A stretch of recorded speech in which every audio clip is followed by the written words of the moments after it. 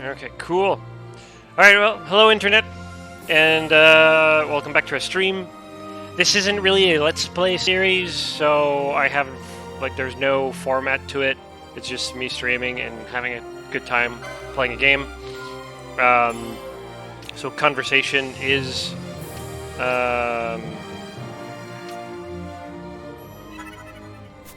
welcome. I know that I have... music. Okay, so I have been musing with the idea of continuing a Let's Play series in a stream format, and of course I've been debating whenever or not they should include chat, or I should see chat while it's happening. At the same time, if I don't see chat, how do you moderate that? Suggestions are welcome as well on that front. I might just do a stream and completely cut off chat so that you guys just see my reactions live, but I do like the interaction with people as well, so I don't know how that's going to work out.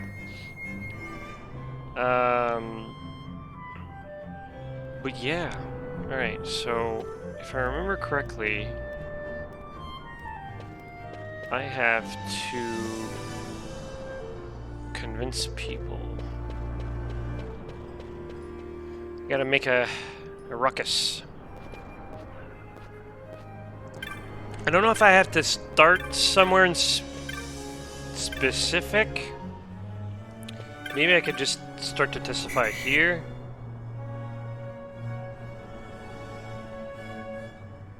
You're arrested. Who's saying that? Oh, this guy. Okay.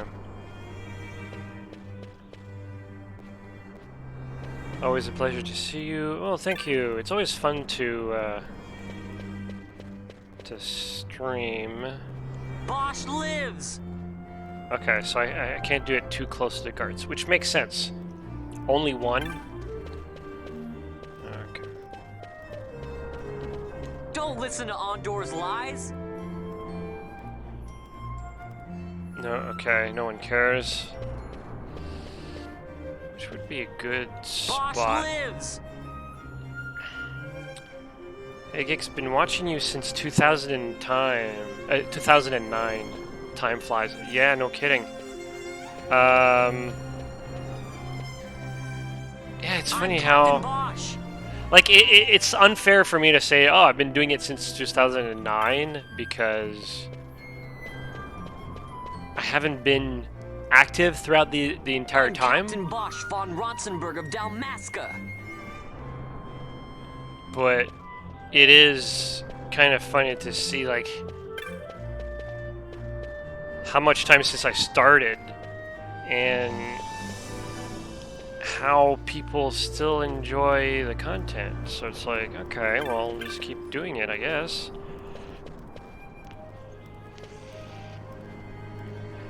Can I testify just about anywhere? No, I'm curious. I'm the Bosch von Ronsenberg. Yeah, that makes... Oh, that's... He's gone from the horse. Okay.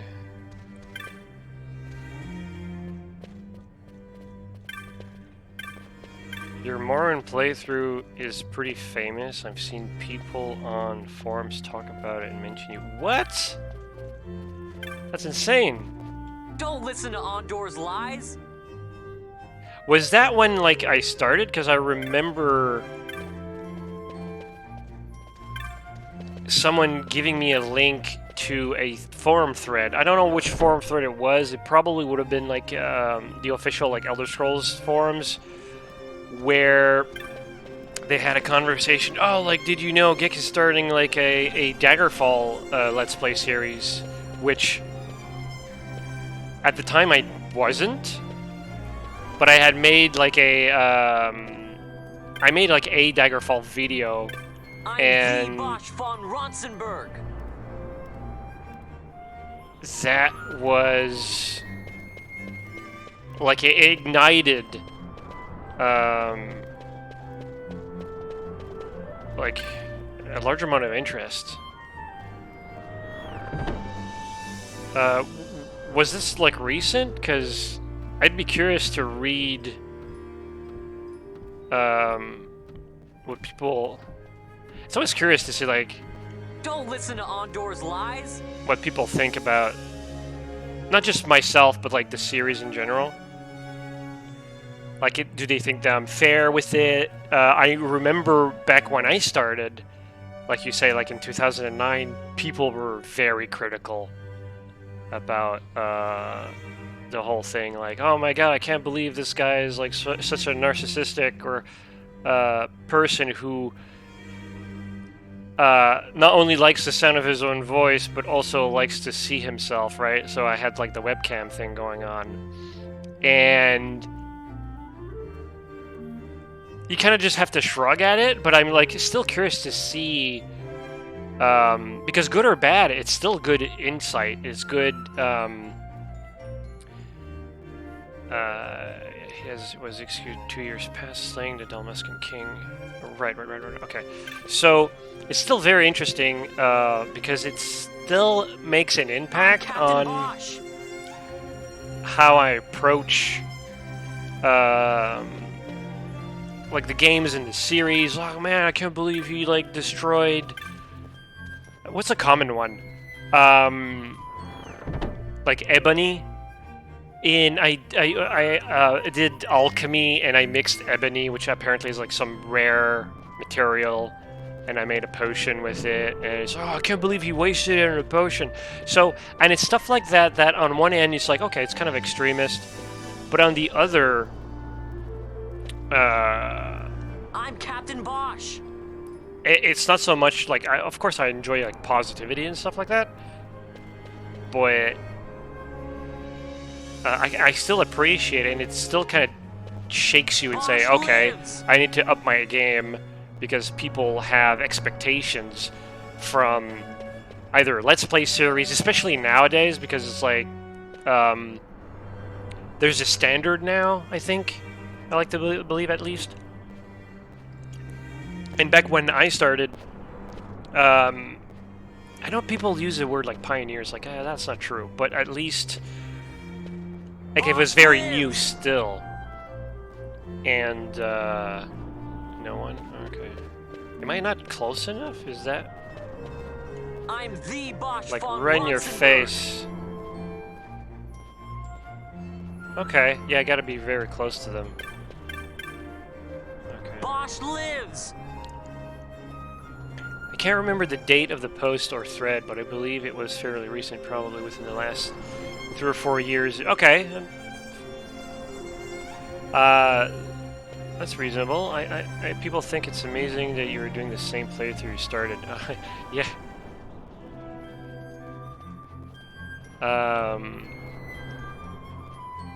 You seem to get pretty positive responses to your Morrowind playthrough. Yeah, I'm more so than Skyrim. I know there's a huge appreciation for Oblivion. I think it's a soft spot for a lot of people.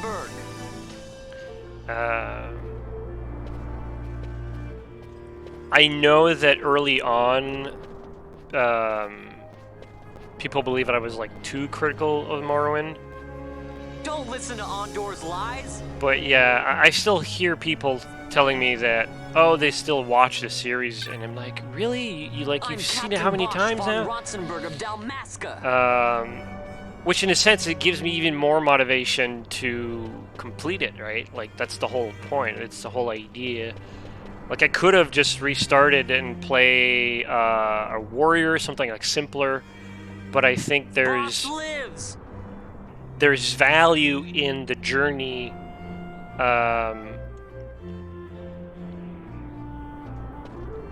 You know, of like the whole struggle and being able to overcome it. And I think I'm the Bosch von Ronsenberg. I'm such like a bard in the sense that I love like imperfect characters and I love a good story. Now, I wouldn't necessarily do something not necessarily fake it, but like do something that would be out of the ordinary just for a show, right? But I still like to prioritize something that's like entertaining, and I think there's entertainment in the commitment to it. So yeah. I can see how it can be hard to go from Oblivion to Morrowind.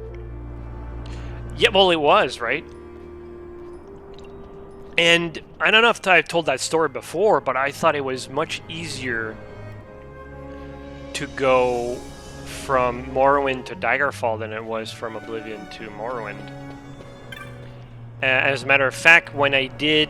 I think like the very first time I tried Daggerfall was for like a 1,000 subscriber...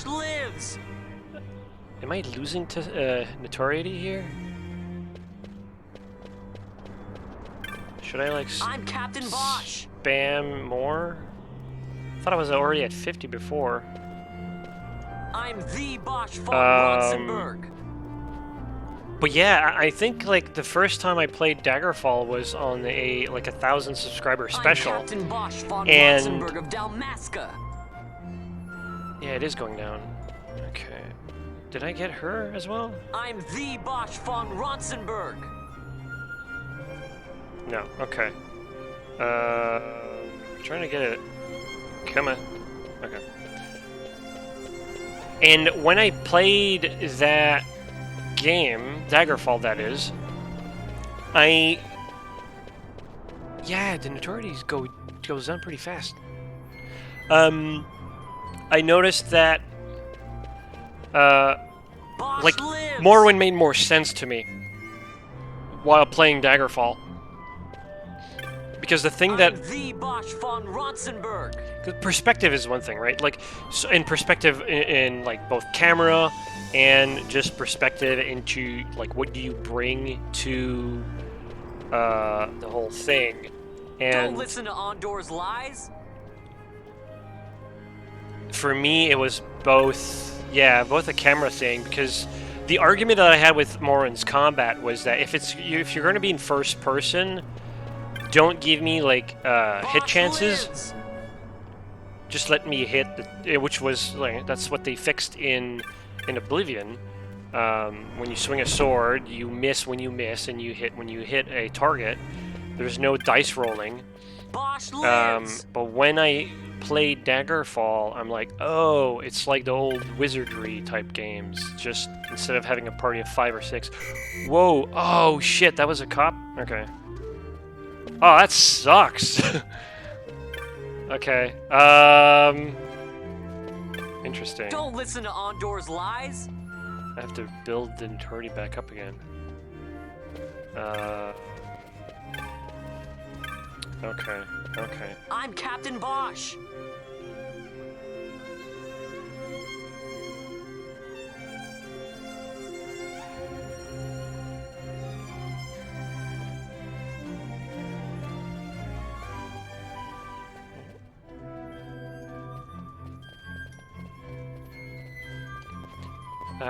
Have you ever messed with Daggerfall? I have not. I know people keep telling me about it, which I appreciate. But as far as I know, I have very little interest in... No, let me rephrase it. I have a huge interest in Daggerfall, and I really enjoy the idea of being able to play it in a functional state. So, you know, the whole promise of, you know, they'll fix all the bugs and all that stuff. It'll look better or it'll perform better. Like, that's also kind of appealing. Where I kind of lose interest is the idea of playing something that's incomplete. Bosch lives.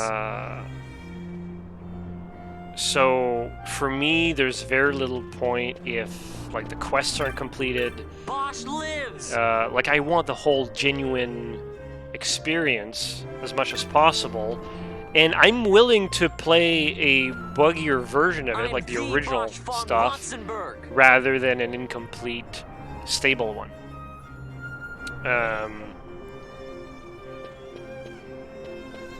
But at the same time, I'm Captain Bosch. If there's other games that I could play that are both complete and stable, then I have more reasons to play those games, right? So Unity, not Unity, but Daggerfall, even though on paper it's like quite possibly like the one where I would probably like the most. Don't listen to Ondor's lies. Okay, they don't care. It's also the one where it's like I feel like I shouldn't play it, or it's hard for me to warrant playing it because of all like the frustration of like the bugs and stuff like that. So one day, once Daggerfall Unity is complete, you can bet that I would be one of the first ones to download it. I don't think we're there yet. I'm Captain Bosch von Rotzenberg of Dalmasca. I'm Captain Bosch von Rotzenberg of Dalmasca. Are you kidding me? When I accidentally stumbled upon your impromptu stream of Morrowind, where you were trying to find the harbor. Best stream ever. I don't remember ever streaming Morrowind. I'm Captain Bosch. But that's interesting.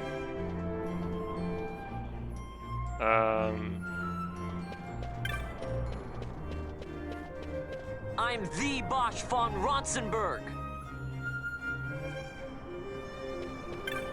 Don't listen to. But yeah, like I remember back in the olden days, where I would. I'm Captain Bosch. Criticize the game for what I believe it's like its obvious shortcomings, and it goes back to what I was saying about like the criticism that I would receive, because I fully understand the mindset of, you know, you love the game, you see someone play it for the first time, and if they could only understand the things that you understand, you would know that they would appreciate more.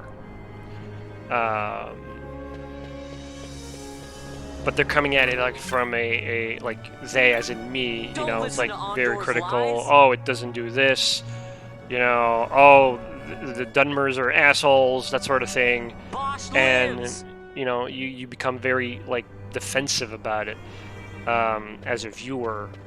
I'm the Bosch von Rotzenberg. And it's stuff like that that allowed me, when I read it, those comments, I eased off a little bit on that because I understood where they were coming from. Bosch von Rotzenberg. But I still like to give. I think streaming is easier because then I can have a conversation rather than. I think I eased off on the commentary of game design, where I would say like it would be like not open mic, but like I'm the only one who had as a voice, and it's like pre-recorded, and it's like, okay, well that's the video. People are going to have to, you know, take it or leave it type of thing. For stream, if I have like a controversial like opinion, then there's conversation that can happen, and that's the approach I decided to take when I started live streaming way back. When did I start streaming? Maybe 2011-ish.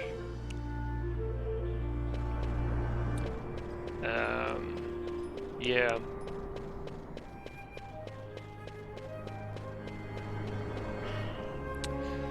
Well, you did when you got stuck in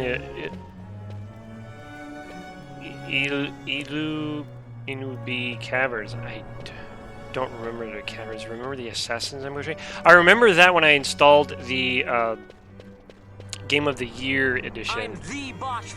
Because I figured having the game on Steam would help. Because I only had the CD-ROM of the original game. I didn't have the expansions. So I figured, oh, if I get the Game of the Year edition, I'll have the expansions. And that came with its sort of problematic problems. So, yeah, that was a frustrating one.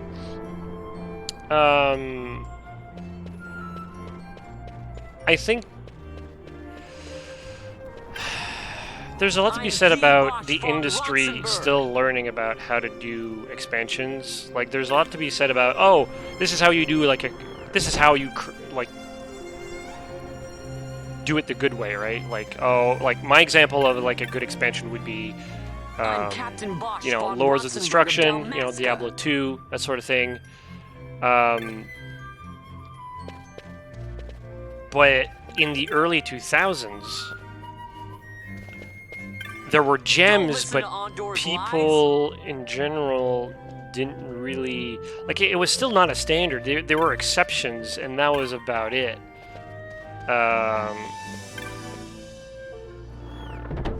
Man, this meeting game is kind of difficult.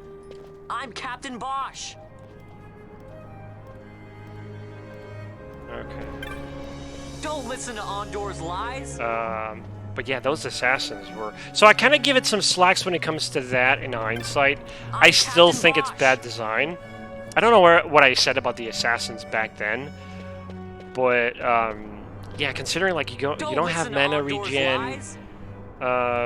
you kind of have to abuse, kind of like Neverwinter, where Neverwinter Nights, I mean, where it's like, oh, you can rest like in a dungeon, right? I'm gonna push the rest button as often as I can because mechanic-wise, like that's the most optimal way of playing it. I'm Captain Bosch. Because nobody likes to lose, right? I never really appreciated this idea, so I kind of prefer Solasta as a game because of that, because you couldn't rest anywhere. But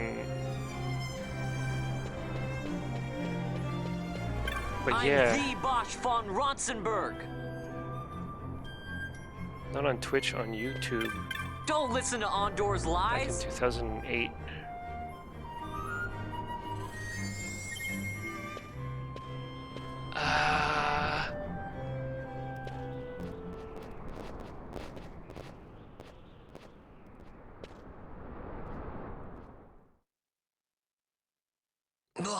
I uploaded it. This is the one, Amaro. Says he's Captain Bosch, he does. You would sooner pass for the king. I knew he weren't no captain. That was a mean trick to be playing. If a trickery it ended, it would end well enough. But why this boy? And why Captain Ronsenberg? An explanation is due, and I will hear it. The Empire's hounds grow passing bold indeed. A shame if they learnt the Marquis trafficked with the likes of you. Agents masquerading as guides, a hideout at the back of a tavern? Not exactly earning high marks for originality, are we? Now you've done it. Wait! So Bosch von Ronsenberg does yet live.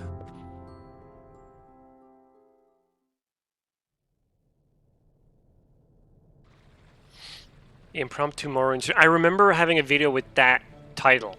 I just don't remember streaming it at all. So Vaughn really is all right. I didn't think I'd ever get to see him again.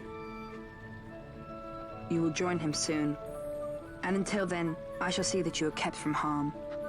Thank you. I am troubled. The Rabanastre Imperial Why does he Guard not appear to have emotion? overstepped their bounds. I intend to speak on this with the Consul. What? Vane Solidor, the Consul, is my brother. The first duty of the Consul is to maintain order in Dalmasca. My brother is not one given to failure. Perhaps things aren't going as well as they might be, but give him a little time and he will put things to rights. Be not troubled. My brother is a remarkable man. He frightens me. Why? First emotion, I've heard him all He day. is your brother. It's just, you don't understand how much we lost to the war. My friends, my parents. So you fear the Empire?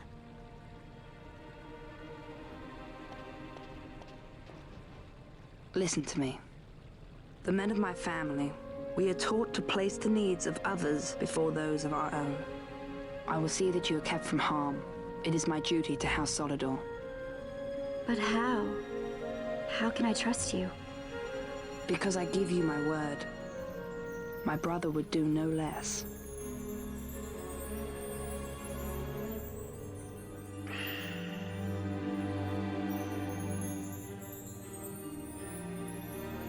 I knew there must be more to it, but to find you at the end of this tale? To see the Marquis's face when he learns of it. I should like nothing more. I would meet him and see for myself. How say you, my lord? There is little to be said. I shall arrange a meeting with the Marquis. That's an We shall interesting looking expect you at the character. estate.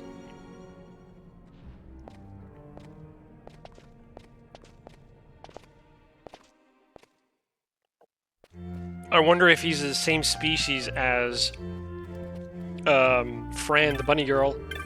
And I say that obviously it's not the same like animal, but I do know that in anime or manga, I don't know if it's like a specifically like a Japanese culture thing, but I know that in a lot of manga and anime, they like to have you have your humans and you got your demi-humans. And the demi-humans could be like whatever mix, you know, from furry to girls with cat ears, that type of thing. So now I'm kind of curious to see if this guy is, or may not be the same species as, like this dude, for example, or Fran, and so on and so forth. But yeah, I remember last time we were playing. Someone was mentioning that they didn't enjoy Vaughn's, like this guy right here, this voice actor. But for me, it's gotta be the little kid. He has such a monotone voice. How's the story? The story so far, I mean, I think we're still in the setup of it.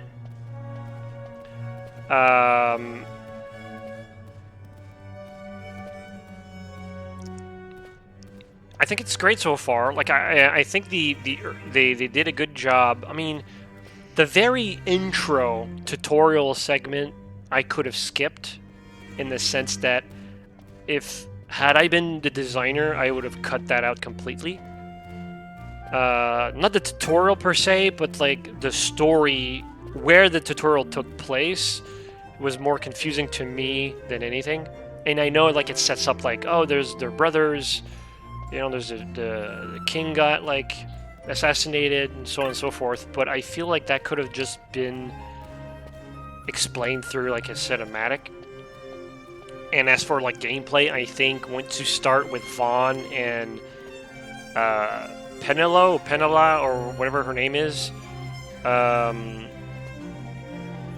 think that's where the game really starts to kick off, where it's like it's a good setup, right? You're spending a few hours not going on an epic journey, you're just doing chores essentially. Not boring, I would say, although there are some passes like it's like, okay, like if I were to do this in real life that would be boring, but like in a game format it was still relatively entertaining. But it's got like the standard, oh, you killed rats and so on and so forth. But yeah, I think it's fun. Aesthetically, it's pleasant. Music is great, and characters are not annoying, which is number one for me. Although, I was going to say about the story, and I'm in the predicament right now, is that it has a habit. It only happened maybe 3 times, including this one time, where you end a cinematic, and the cinematic is very open-ended in terms of what you're supposed to do, that I'm not sure what I'm supposed to do. So what I'm going to do is I'm actually going to look at the map, because I'm going to get a hint. Time to finish up here and go see Andor.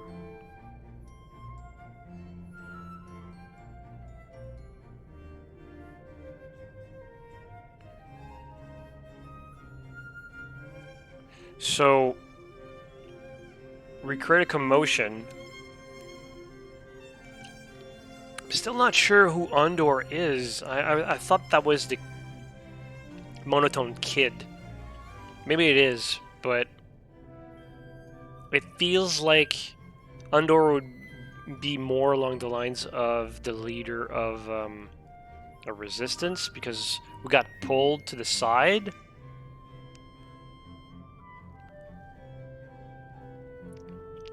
So there's bits of the story where I'm not following as well as I think I should. And that could probably be because of, like, I'm also reading chat and I'm interacting with chat, so there's some attention that's being siphoned away from the game. And, you know, it's like, I'm a dumb American. I just play Diablo and kill monsters. So I don't know if there's a bit of that also. But we'll see.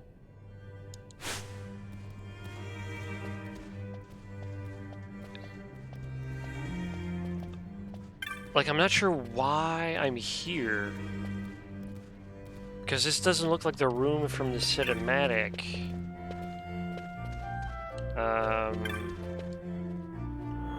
Oh, is it because I was here? No. Yeah, I was not here at all. I thought maybe I was here when I was trying to, like,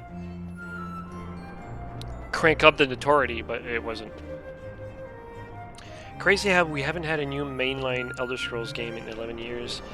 I mean, that's what happens when, you know, developers, the same developers are busy with other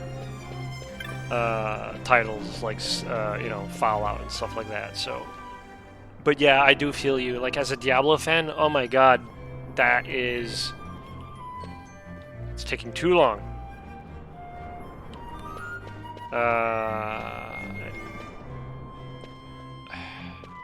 Although I'm at a point now where I'm not convinced that I'll have a good Diablo game as I like them. You know, the Diablo 1, Diablo 2, I don't know. For Elder Scrolls, I feel like I have more trust in the developers, you know, regardless of how Elder Scrolls 6 will end up being, or even, like, say, Starfield, I think that I would still enjoy them.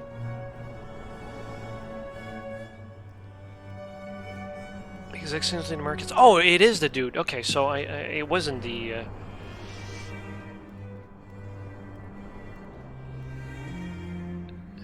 So how did me spreading rumors about someone who's dead bring attention to... They felt like resistance, from what I gathered from cinematic. But they have connections to get me an audience with the Excellency? I'm confused. I hope Starfield is good. I don't have any doubt that it's going to be good. I think the only thing that could potentially bring it down is people expectations on... Okay, so there's 2 levels when I think about players' expectations. There's people overhyping a certain game and they think like, oh my god, it's gonna do, like, it's gonna cure cancer, it's gonna, you know, it's going to do the impossible. But there's also that level of expectations, like, what if Starfield was just as good as Skyrim? Right? And now in hindsight, we think, well, Skyrim was great because it's been on for like 20 years and you keep remastering it, right? But like from like the original release of Skyrim, like a lot of people criticized it for many things, like, oh, they took away some things and whatnot. A valid point, I think a good valid point is that Skyrim felt very much like you go in a dungeon, you clean it, you loot the dungeon, and then like you wipe the enemies in there, and then just kind of repeat. And they're probably not as unique as, say, in terms of dungeon design and stuff like that, as Oblivion.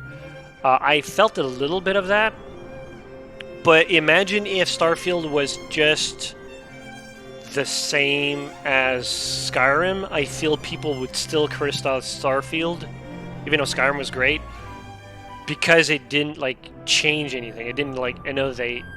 It didn't push the tech forward or in any way. It's just like Skyrim in space, right?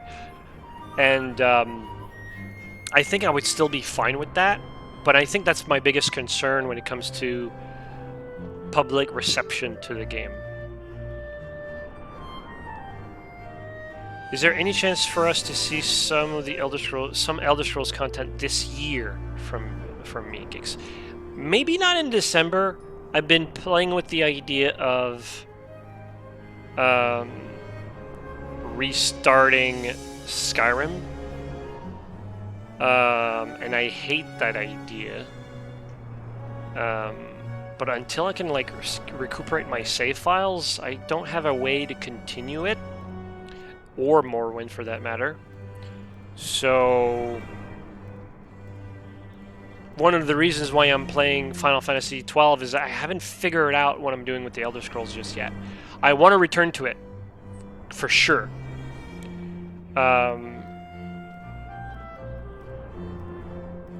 I don't think that playing Starfield is what I want or is what people want. So I don't know how Starfield's gonna fit in, but I do know that I want my Tamriel. So I just need to figure that out. But it'll most likely be in stream format because it's much easier for me to handle. So I'm more inclined to do streams more often than like hit record and making sure that I have enough hard drive space and having to, you know, go from one computer to another and then do editing and all that. Like I'm past that point. So yeah.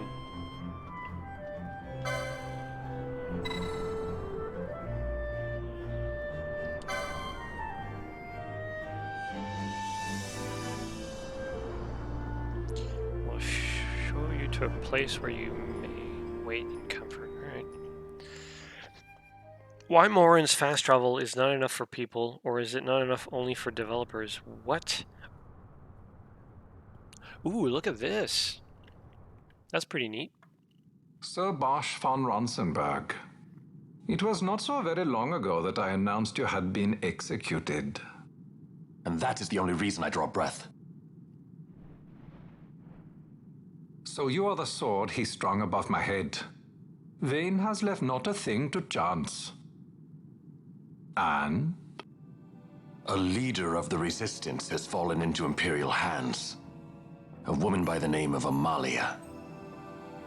I would rescue her, but I need your help. This resistance leader, this Amalia, she must be very important. I mixed my characters up. Okay, I know what's happening. All right. Would you let us see Larsa? He's got my friend with him. I'm afraid you're too late. Lord Larsa's cortege has already rejoined the Imperial detachment. I am told they will depart for Rabanastre upon the arrival of the fleet this eventide. Because this guy is still technically Dalmascan. He's just in ropes with the Empire. That's why we had to grab attention to him with like rumors of this guy's survival. Okay, makes more sense. I thought we were having an audience with like the main Empire dude that like seems friendly and all that stuff. Didn't make sense to me What are we though. waiting for? You to calm down. Captain Ronsenberg, surely the exigencies of position are not lost on you. Why, indeed, you should find the enemy's chains an easy burden to bear. Wait. Sorry. Can't be helped. Summon the guard. Such a calm way of saying it. They are to be taken to Judge Geese.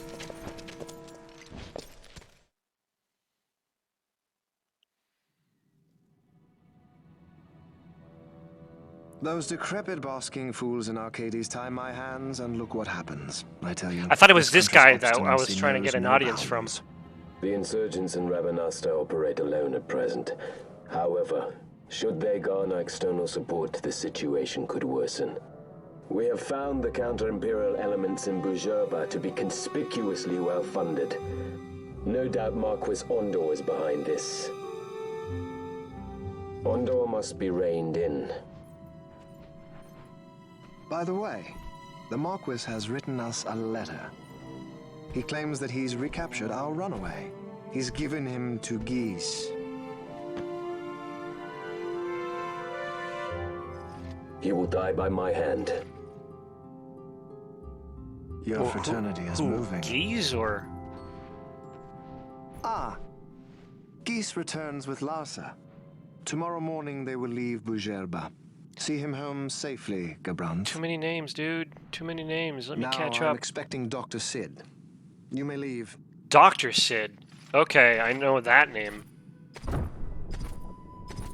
We must see the real thing to be sure. Nabadis taught us much. He's got glasses too. Of course he does. They'll be off chasing after shadows, the fools. Yeah, he's a Sid. The reins of history back in the hands of man. Ah, Vane. You seem to be enjoying your job as consul. I was kept waiting fully 2 years. What news of Arcades? Our honored members of the Senate. Hard at work, as always, trying to find a dagger for your back. I like him. They are welcome to try. He's very evocative, I think, like in his expressions, his mannerisms, body language. I like when characters have that.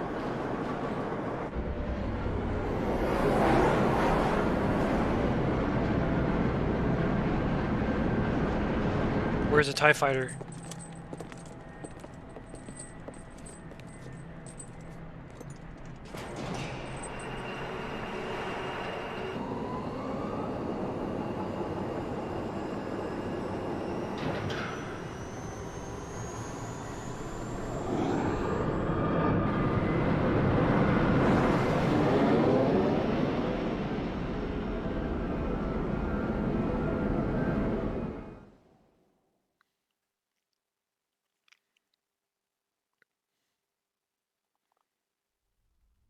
Okay. The prisoners, my lord! In the bridge? You guys are nuts. Or at least I think it's the bridge. Majesty. Slap him? Yep. After what you've done, how dare you? You're supposed to be dead. Come now, come now. Have you forgotten your manners? This is hardly the courtesy due the late Princess Ashalia Benargin Dalmasca. Princess? To be sure, she bears no proof of her former station, no different than any mean member of the insurgents. The Resistance. His Excellency the Consul asks the ministry of the dethroned royal family in restoring peace to Dalmasca. Those who foster instability and unrest who claim royal blood without proof, they shall meet their fate at the gallows. There are no exceptions. I will not play puppet to Vayne. King Ramanas entrusted me with a task. Should the time come, he bade me give you something of great importance. It is your birthright, the Dusk Shard. It will warrant the quality of her blood. Only I know where to find it. Wait. You took my father's life. Why spare mine now? You would have me live in shame. If that is your duty, yes. Stop being so stubborn. Keep on like this and you're gonna get us all killed. Don't interrupt. What? Vaughn, that stone. It was in the palace treasure. He had it in his hands the entire time? Splendid. You've brought the stone with you. This spares us a great deal of trouble. Don't give it to him!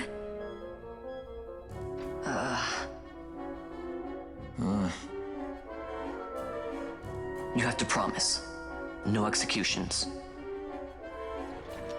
A judge's duty is to the law. Take them away. My lord. Lady Ash is to be quartered separately.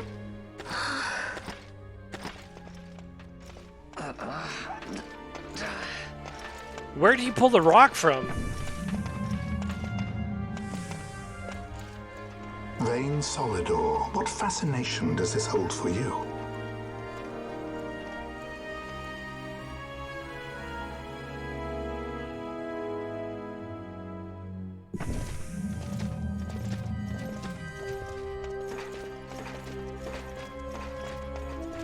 So you were carrying it all along. The Fate's jest.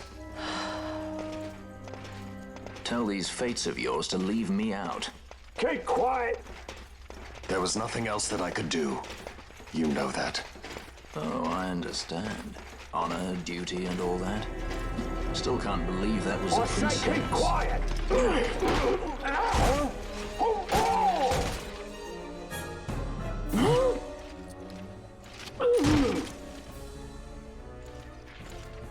They do it so casually, too. Who the hell are you? The Marquis has been busy. Not lightly did I beg his aid. Listen, it's been a full 2 years. I alone have kept Her Majesty safely hidden. I doubted friend and foe alike. I could trust nobody. You did your duty, and mine for me. I'm getting her out. I need your help. Of course. Sure.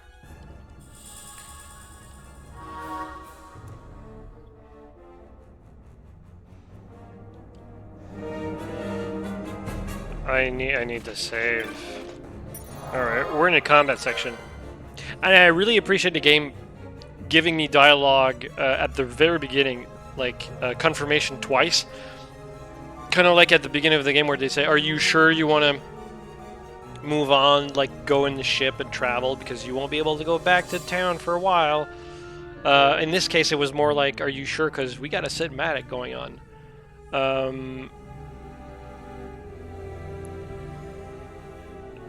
Yes. Oh, to a new file? Interesting. Fine. I'm fine with the 2 saves. But now we're back on gameplay. I would very much like some clarification on what you meant about Morin's fast travel is not enough for people.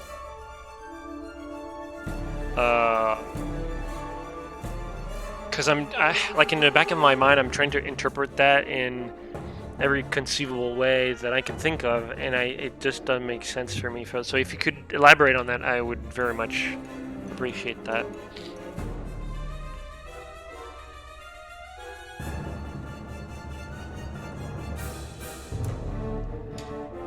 Anyways, let's see.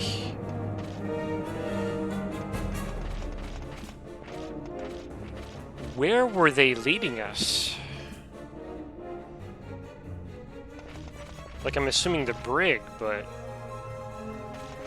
there's nothing here.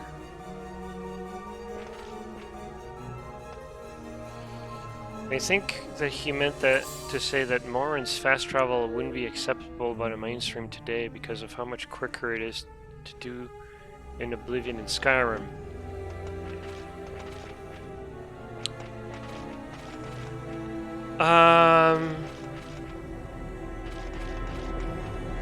Yeah, that makes more sense.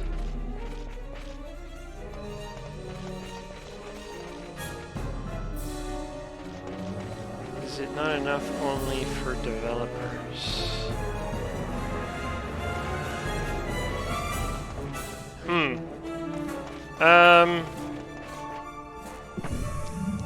I like to think that there's a gray area here.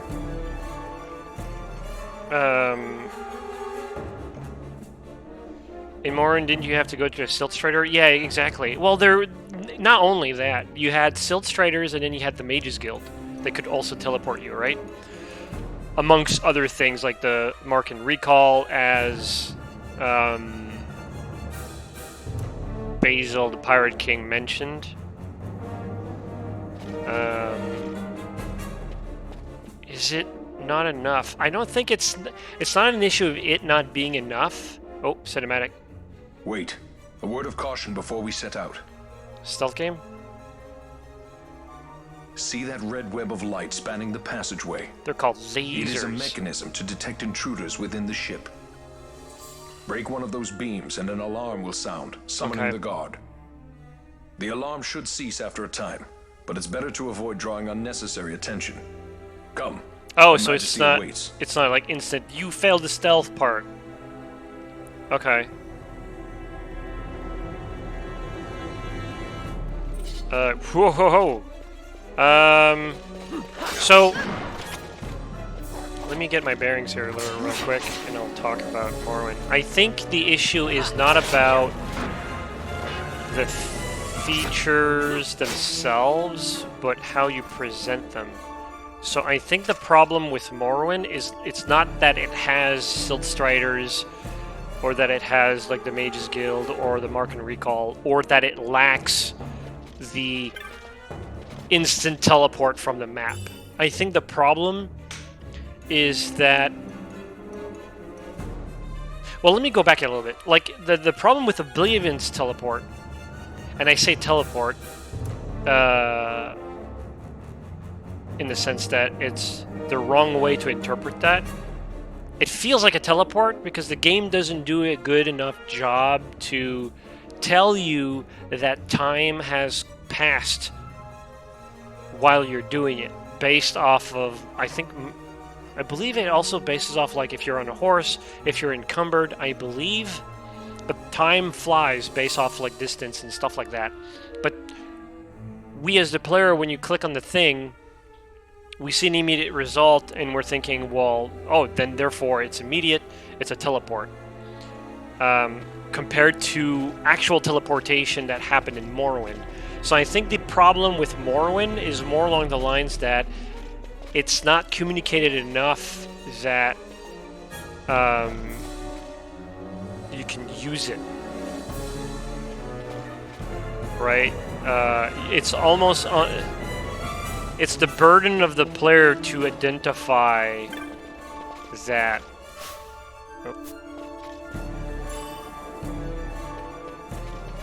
The teleportation systems exist, right?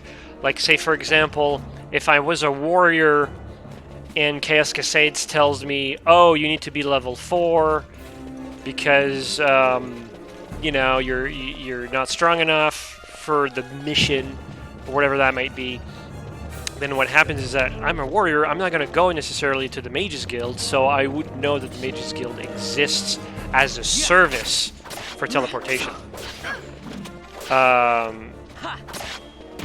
And stuff like that can kind of impede your perception of, like, what's available. So when you think about conveniences, that plays against it.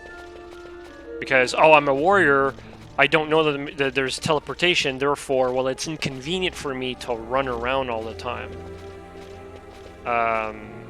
Or I only have the, is that a door? No.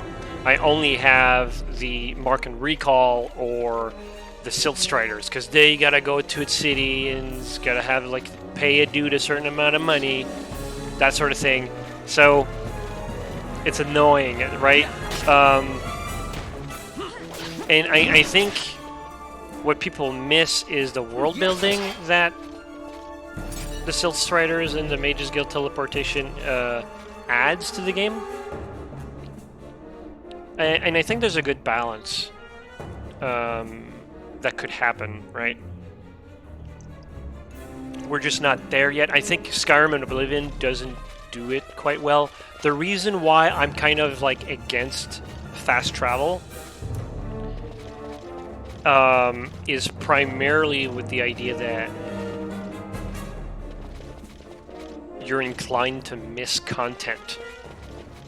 All the little nuances and stuff like that. You can still do the main quest, and you can still have a great time doing quests, you know, doing the Mages Guild and stealing stuff from the Thieves Guild whenever you're in town, what have you.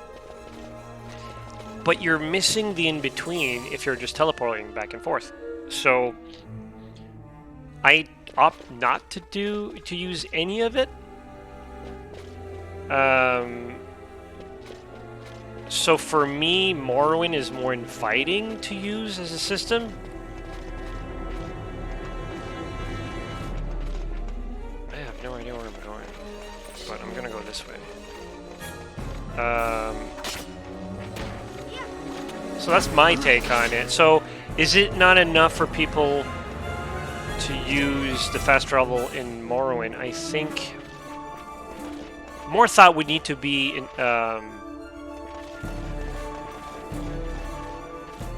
taken here in order to find like a good solution.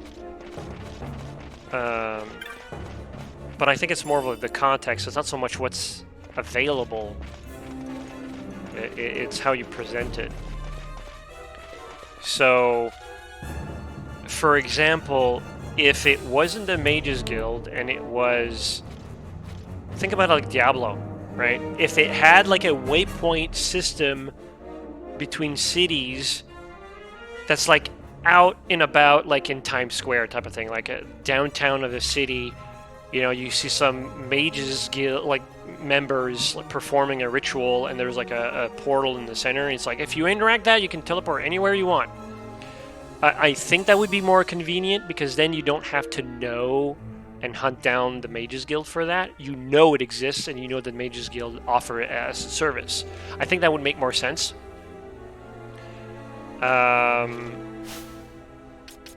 That would probably be my first approach to that. Can't believe she's Princess Ash. Does she have a Pikachu? Okay, so where am I? Next to her portal. This is exactly where I need to go. Interesting. I could go from here, but I would need to go around and then down again. Or I can do this entire thing, go up here, and then go straight.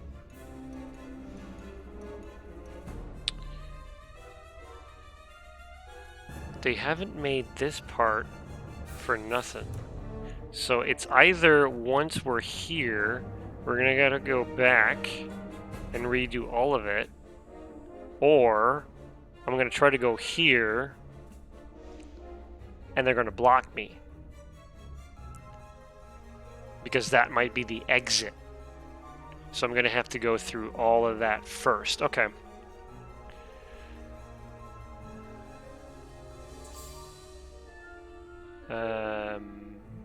I only really fast travel in Bethesda game if I'm going on a selling spree. Yeah, which makes it like, well, whatever works for you, right? Like, it's not...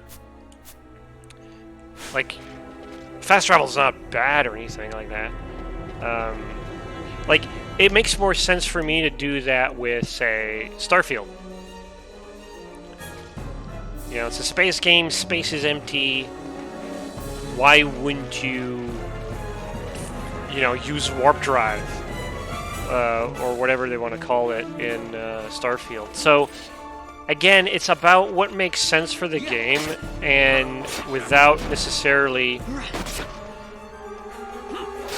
making it harder for the player to understand what they can do. So from that point of view, the straight up click to teleport on the map is easier for the player to do. So that's why that's in the game. I think, if anything, I think they only overreacted with the quest markers. Because, to my understanding, they got enough feedback that people were lost while doing quests in Morrowind. So they figured, oh, we're going to help them out, we're going to do a quest marker. But I think for a lot of people it spoils the game for them. And the inclusion of the quest marker is kind of like a knee-jerk, oh, we gotta fix the problem. You know, instead of writing better dialogue or assuming that our dialogue is good or bad, we're just gonna put a quest marker, right? And I think it's a safe way to do it.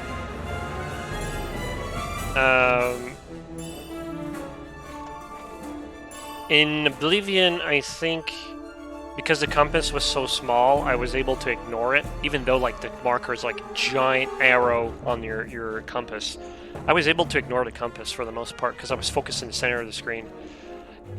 With Skyrim, I think they kind of forgot to tell their quest writers or scripters that people could play it with quest markers off, and I felt like a lot of the quests required you to know where the quest marker was. And that's a problem.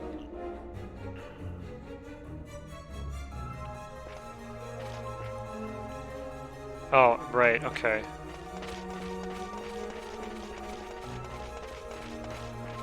And that's why I can't open this, can I? Oh, I can. Huh.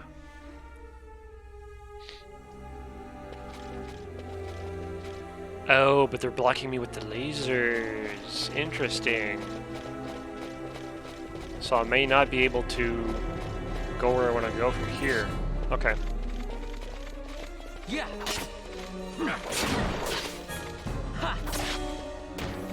Okay, I gotta find a way. I'm gonna let Bosch or Vossler to aggro, because I feel like the enemies attack. Maybe they do have like gambits. I mean, they have to. I mean, it would be stupid to not have enemy encounters without gambits, because that's their entire AI system.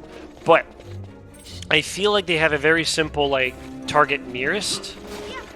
So I wonder. Whoop, that's bad. Okay, interesting.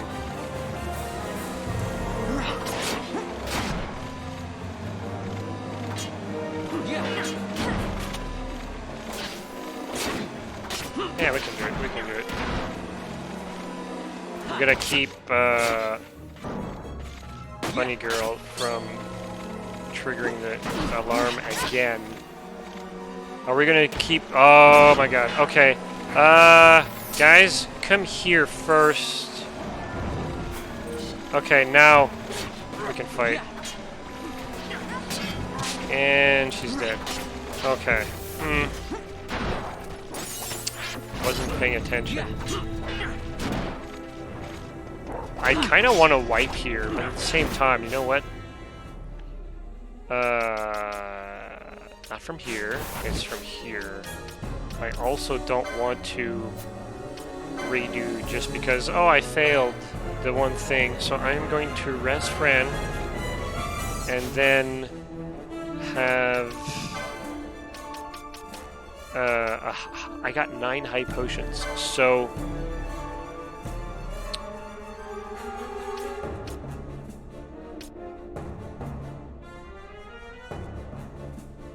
You're weaker. And Did I not? Okay, I'm gonna... And I'm dead.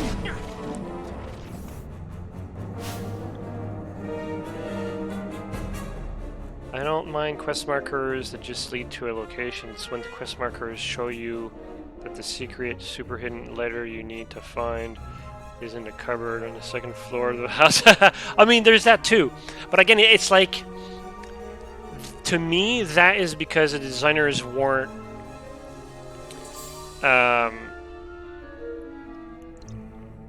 confident in their writing ability. You could have like amazing writers that just don't know how to write for gamers.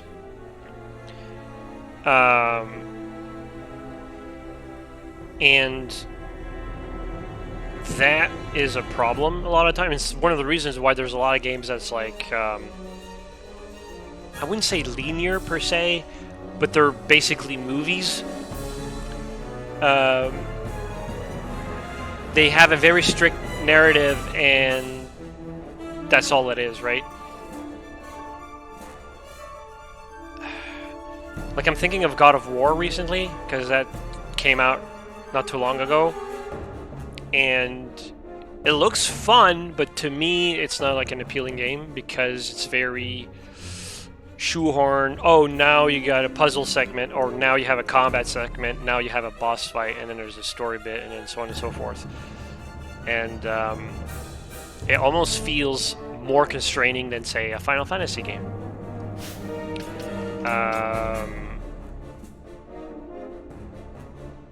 Okay, so I am going to let Fran do her thing. I am going to use an item here on himself. Okay, cool. And then you are going to get him up.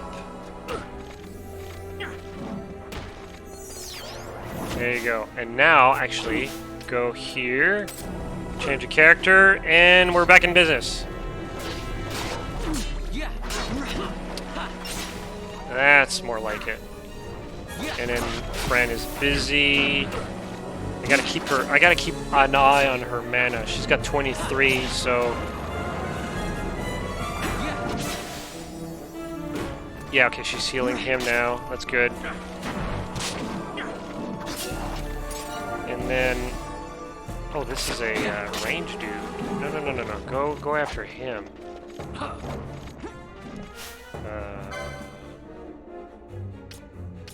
Yeah.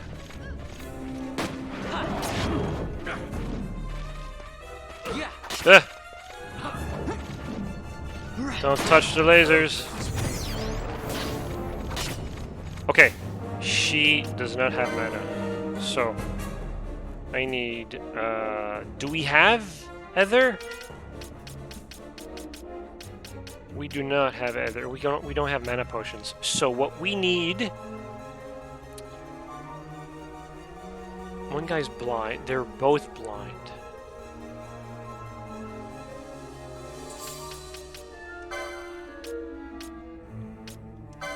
Yeah, at least heal him. Oh, don't. Come here, come back here.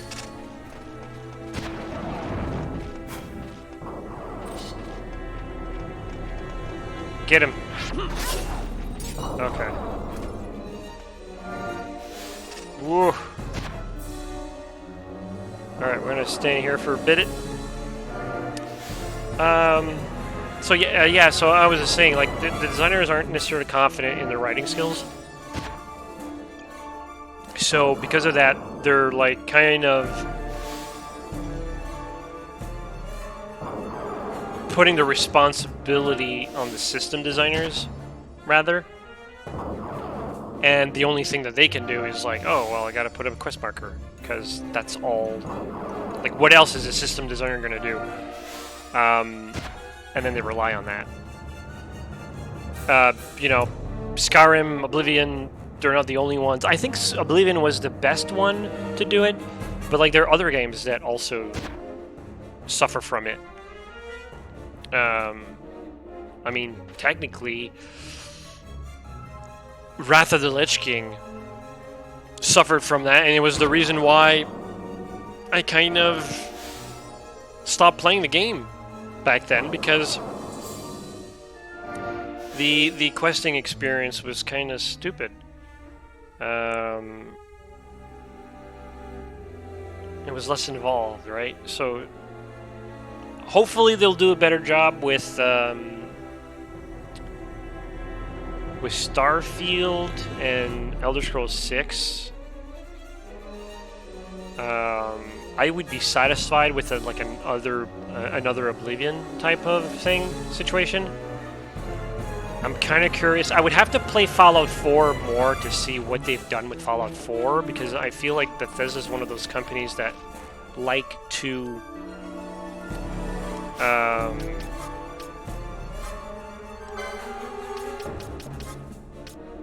iterate on their previous games.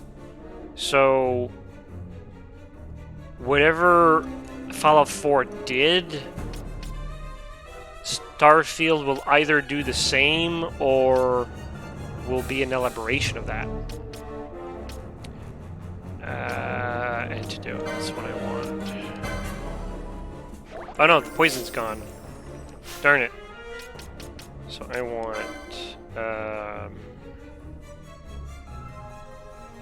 eye drops.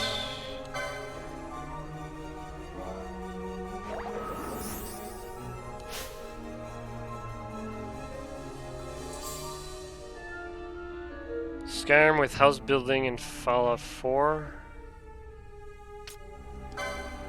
Not sure what you mean by that. Or what the context is. Why does my controller keep going to Fran? Is there something wrong with my D-pad? Can I do it from this joystick? No. Okay, so it's just a D-pad. My D-pad is... I'm using a Switch Pro controller. And I've had it for 4 years now, jeez. And I think the D-pad drifts, if that makes sense.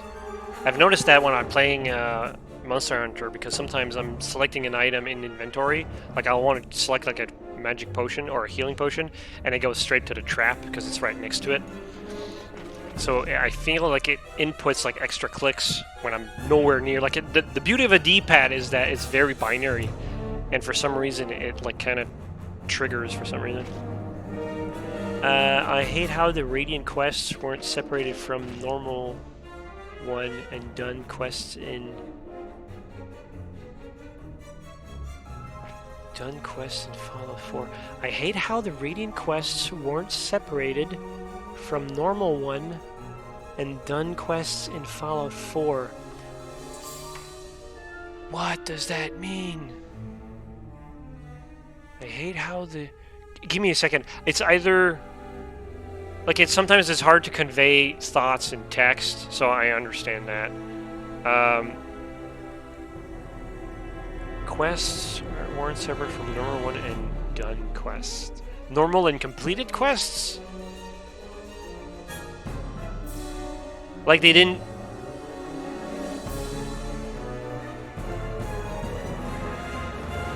Like, they didn't segregate it, like, in a list of... Like, it was just all in one list? Or is that what you're thinking about? Or the system of how the Radiant quests were designed were the same between...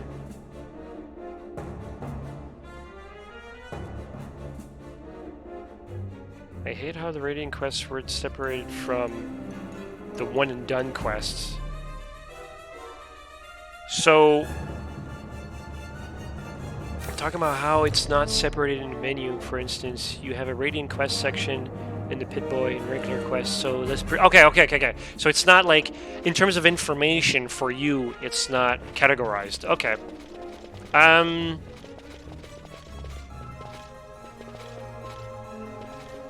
Sorry about it. Sorry, it took me a lot too long to figure that out. I can understand that. In my mind, and this is like, again, I haven't played Fallout 4 for too much. I still have it though. So I would be curious. Wait, am I trapped here?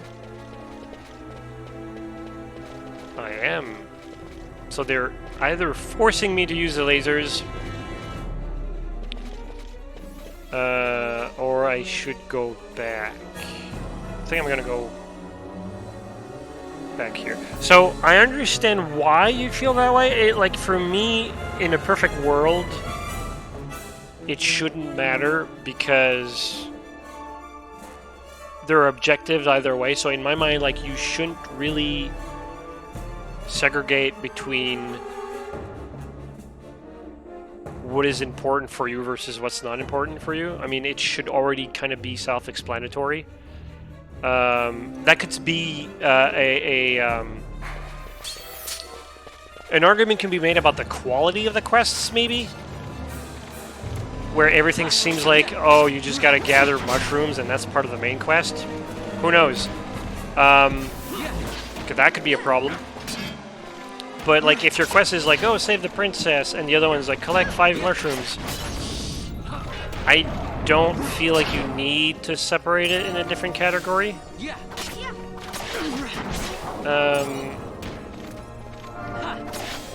Because it should already be segregated, like, in your mind.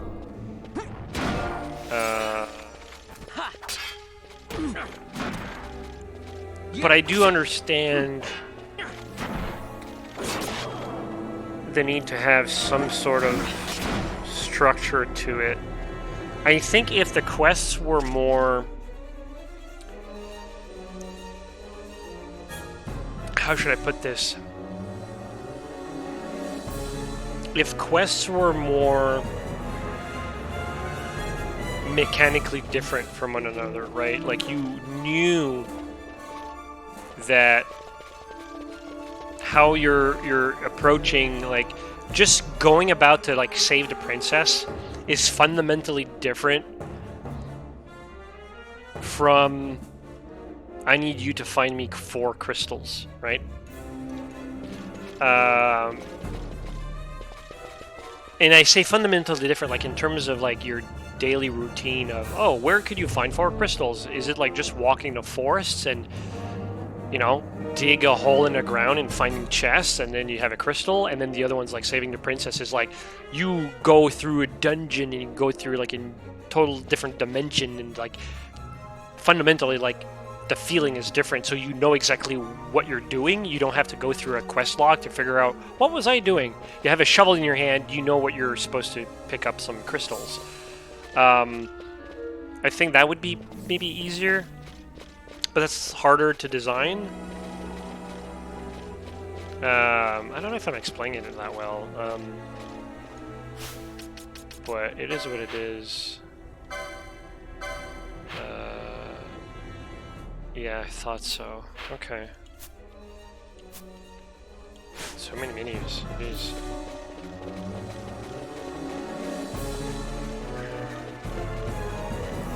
This doesn't look like a door, though.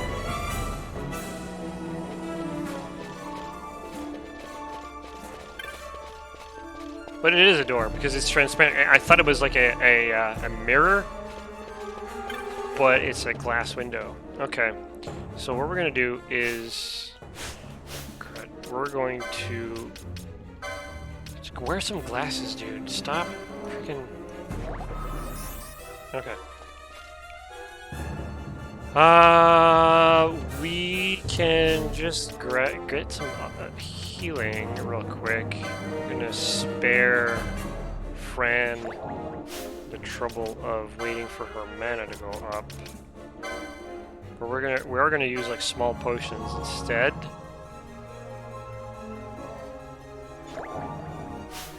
I should probably do that with different characters so that it's faster, right? So if I tell her to use a potion on, say, like that, she does it quickly or faster because, yeah, okay.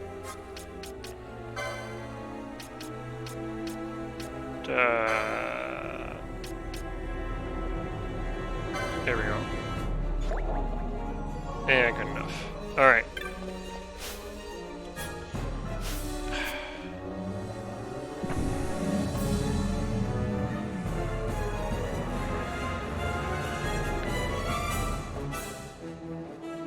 Story time.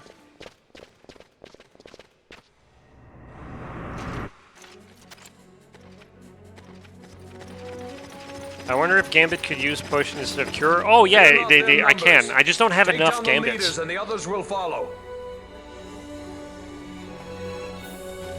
We're surrounded.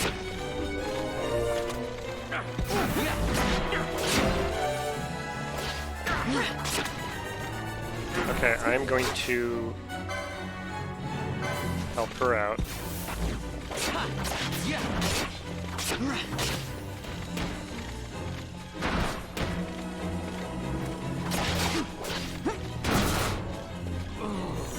No. Alright. Oh! He got backed up. Okay. Interesting. I thought he was dead. Let's see. I'm going to use... Might as well just use all the good potions, right? He's got the attention of this guy. 2 guys. So yeah, you deserve it. And then... Man, this music's good.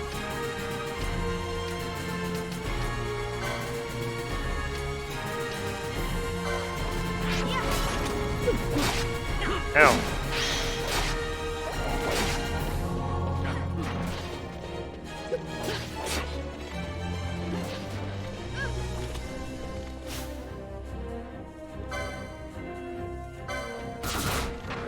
What? Okay, I need to learn how this, like, combo system works. Because sometimes my character will do multiple hits in a single strike. No, multiple hits in a single attack. And, oh. Thank you. Like, this, right now, I just hit him, like, 5 times, 6 times. I have no control over that. So it's a hit rating for sure, or it's like a crit, or... Oh, I was wondering, I can't move. Oh, that's cute, the arrow in her mouth.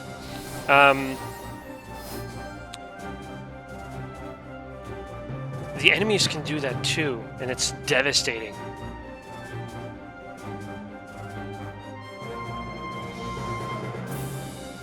Oh, I understand what you mean. If a Gambit could use a potion if you're low on health, low on mana, I don't think so. But what you can do, you wouldn't be able to plug it this way. So let me show you. And this is what I love about. It's almost like, it's basically programming. So what you do with Gambits is that, say for example, I go with Fran, right? She's got enough of, right? So what I would do here, instead of saying if no mana and ally is low on health, what I would do is I would go here and say, like, say for example, I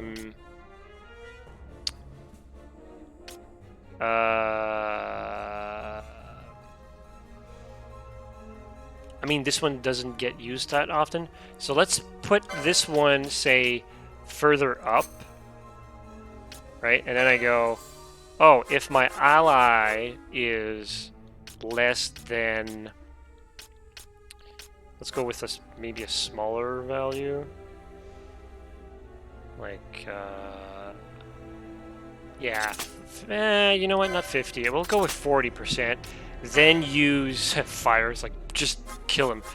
Then I can tell her, you know what? Use a potion. So what's going to happen is that originally she's going to cast Cure first. So in theory, all your enemies or all your allies are going to be healed. But then she's going to run out of mana, so she won't be able to cure. So she'll go with potions. And this is how you set it up.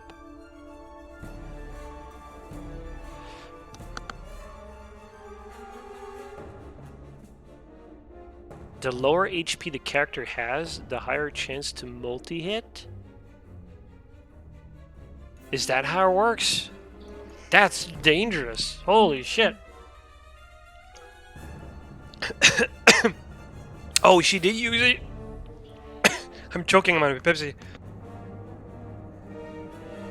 She did use a Phoenix Down, so the guy did die. Okay. She was quick on that one.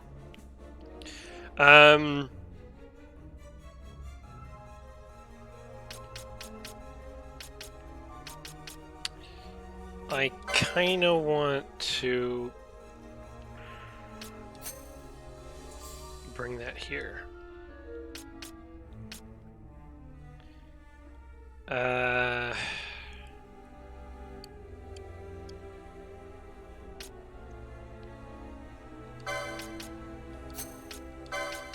makes more sense.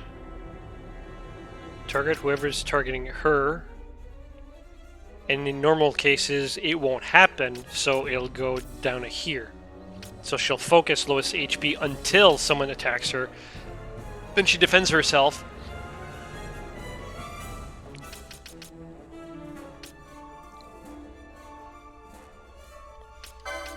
So like this.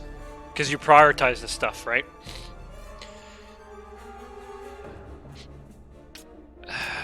Yeah, I think that makes more sense. So she's set. Maybe put Ether above use potions. No, because that what would happen then is that she would chug. I know what you mean.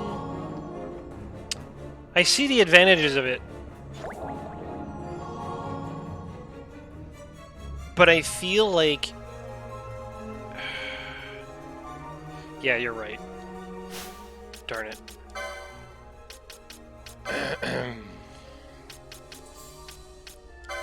You are right. And she won't have any anyways, and therefore she uses potions. Yeah, it makes way more sense. Okay, so...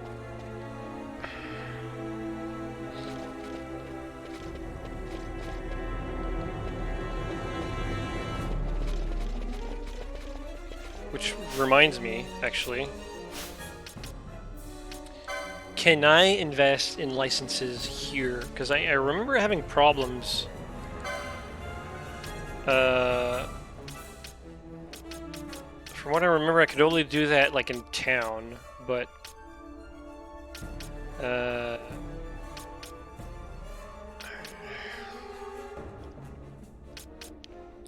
okay, what is it in this area? Ninja swords. I don't care about swords. What about... I mean, if he's get the Courier spell, he could probably also heal after dealing damage. That's not a bad...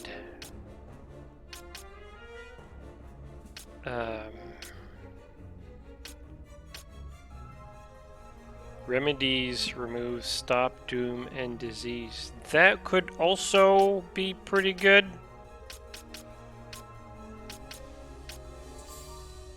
Okay.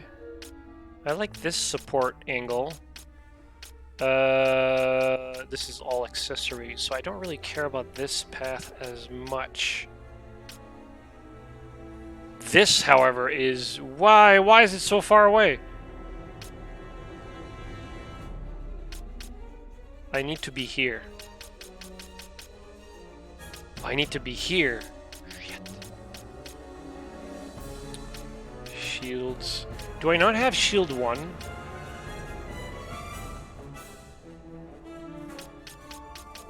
Because I have a shield. I have an extra shield. What is it? Armor? I have a leather shield. And I'm assuming that that's... Does it say licensed? Yes, it does. Shield 1. Yeah, it's shield 1. So that means that... Whoops. I'm missing... Where is shield 1? This is all Gambit, but like I'm playing the guy, so I don't need Gambit on this dude. Where is... Do I already have it? Where the frickin' hell is shield 1?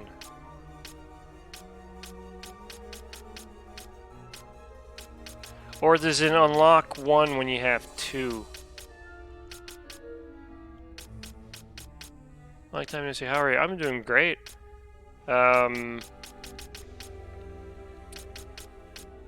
Okay. I feel like that could work.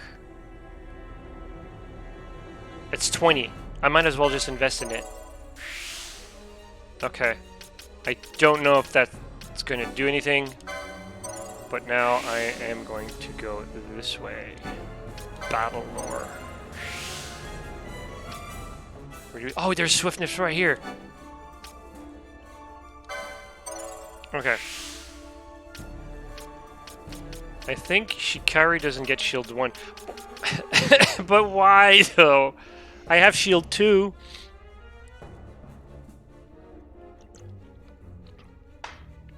I think, like, I don't need a bigger shield. I just want a shield. Okay, I don't care about him. She needs... gambits. What are the other possibilities? Sleep. Sleep is good. It's so strange for me because I don't consider myself that much of a Final Fantasy fan or enjoyer, but I know the games enough to understand like what the spells are, with some exceptions. Like I didn't know what Doom did, but Final Fantasy is such like a weird beast.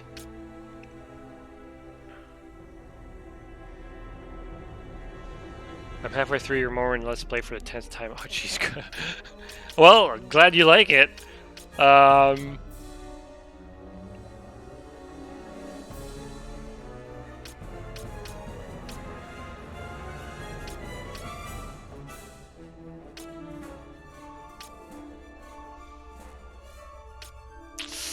Alright, I think I'm gonna have to invest in that direction. Yeah. What about... I mean, the spells are here.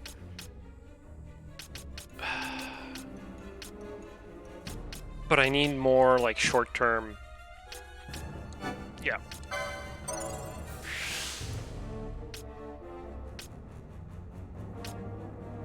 Oh, it's not gonna work out, is it? Yeah. Oh, no. Alright, so... next time, for her, embark, you have... I mean, technically... does he have... White Mage-ish? How do I know what he can and can't do? How do I... Party? If I select him, nope. Status?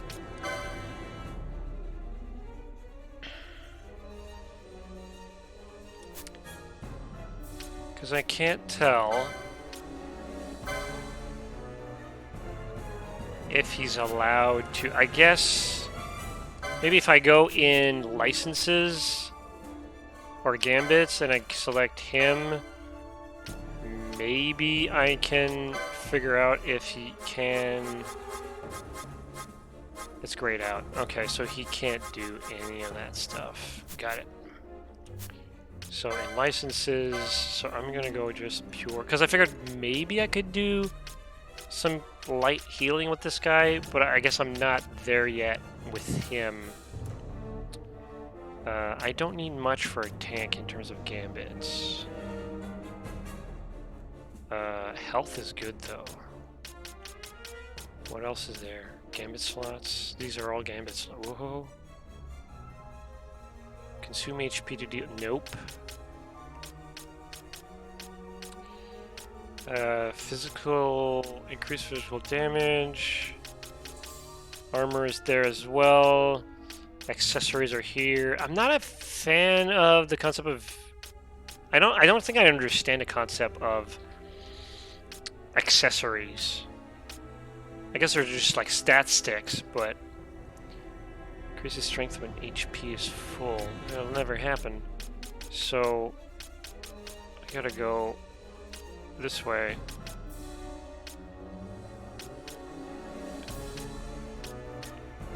Yeah, I'm gonna go this way. swords. You can see them on the far left and bottom license board. You can see them on the far left and bottom of license board.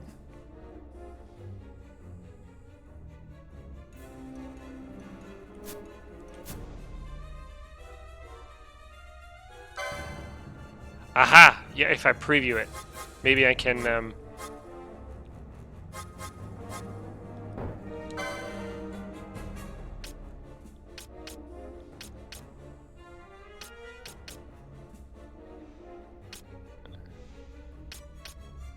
He can sort of, but he doesn't have cure. Oh no, he does. Oh no, it's not unlocked. So okay, interesting. A little finessing, but. And that's it. Everybody's like pretty capped. On the night board, there's nodes that aren't connected to the main board.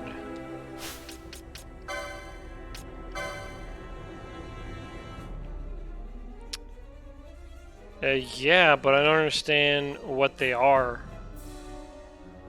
And they're all empty for this guy.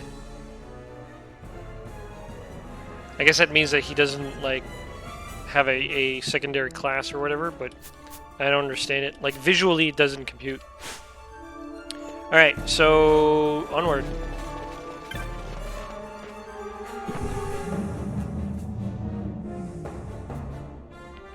Look at them, 2 of them are white magic, but how do you know?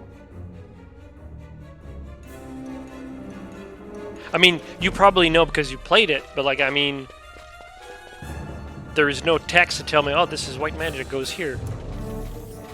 Is there?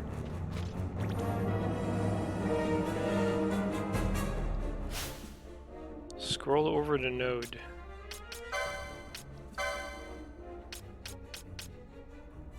Oh, you do know it.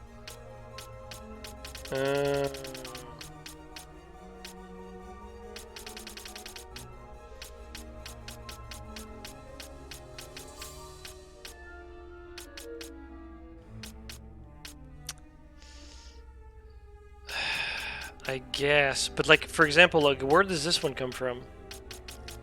Or where does this one come from?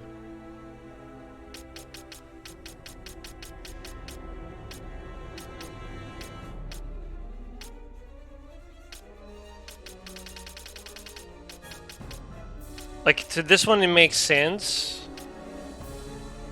in a way, but again, like, it starts with magic 8 and 9, so I don't. 7, 6 is there.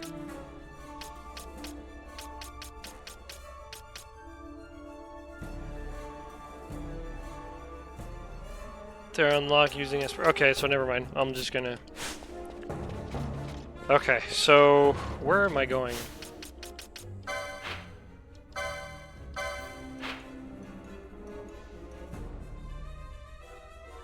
Did I just accidentally go backwards?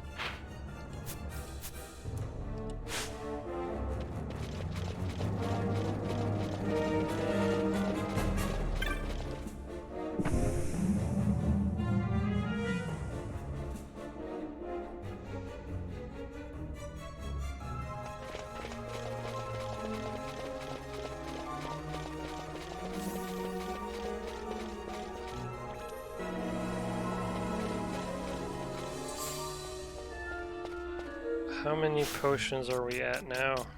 Wait, it's easier to check it here.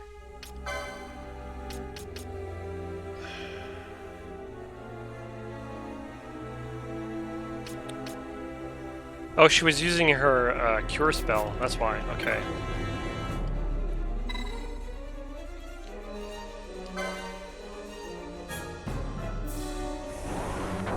Okay.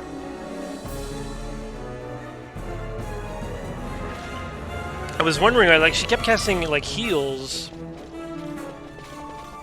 And I thought, wait, is she using, like, potions all this time?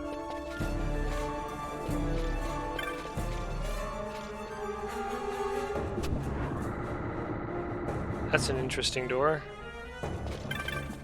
And you're a salesman, and you got all your wares in your cell.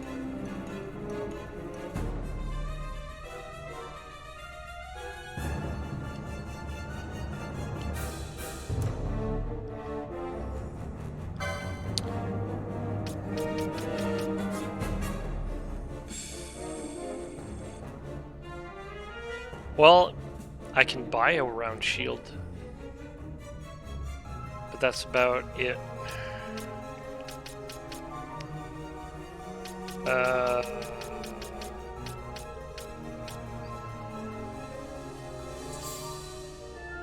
This is slightly cheaper, so I'm probably gonna go with the bronze. Immune to poison and sap. That's what the accessories do. They're not stat sticks, they're resistances. Okay. Lesson learned.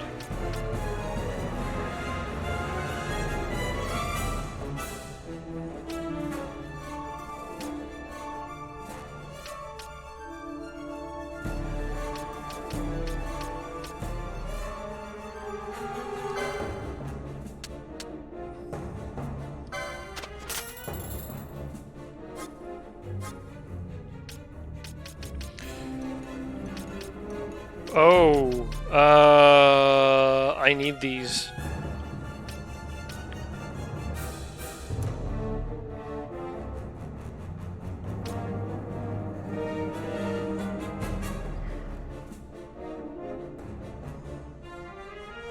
Prevent all foes. Time magic.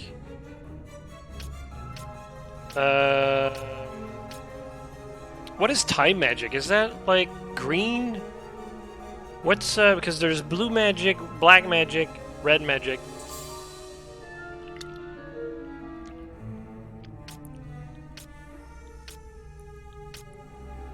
Is time magic its own separate thing? It doesn't have like a color assigned to it? Remove blind from one ally.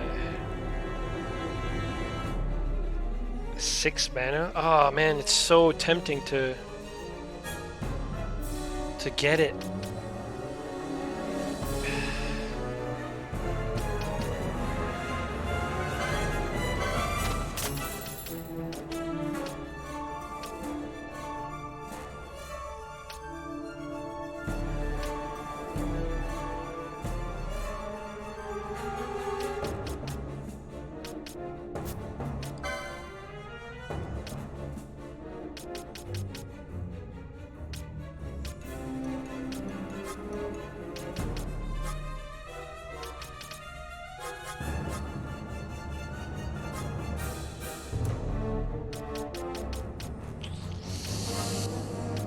Alright, this is where I got quite a bit of these. So how many? Okay, so I'm gonna just sell 7 of those. And I'm gonna keep an amount. I wonder if they're meant to be sold completely. This is just trash. But I'm gonna keep some of them because I don't know what they do. But I do like the money that I have right now, so alright, I'm gonna buy. I'm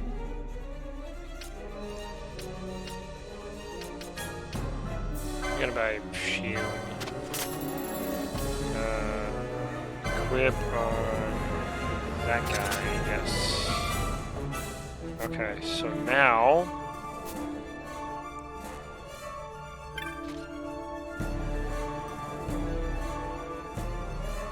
yes, Time Mage is its own class. The best spells are haste. But it's called Time Mage, it's not like Green Mage or Blue Mage or whatever, because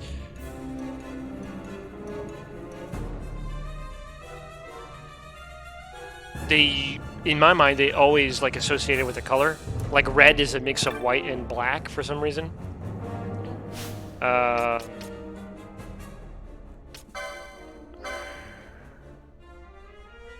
I got that done. So what about, can I just optimize her? Alright. Gambits.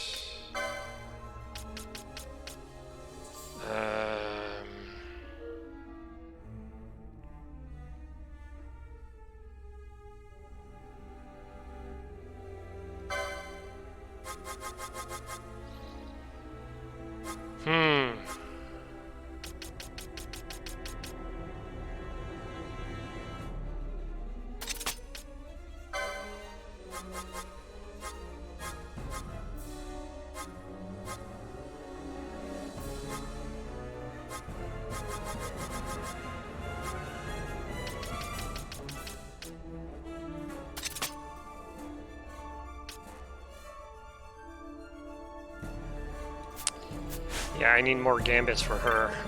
For sure. She's a busy girl. Alright. Why is he losing health? Or did he not have enough health to begin with? Oh, there's a save point right here.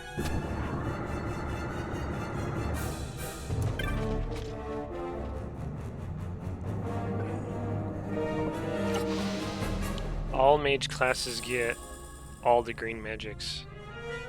I have no idea what that means. Save. Yes.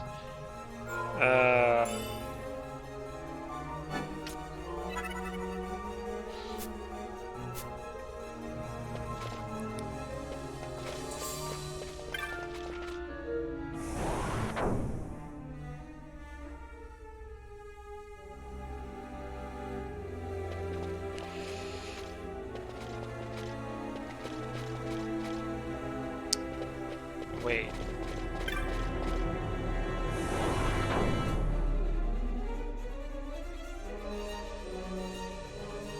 Oh, interesting.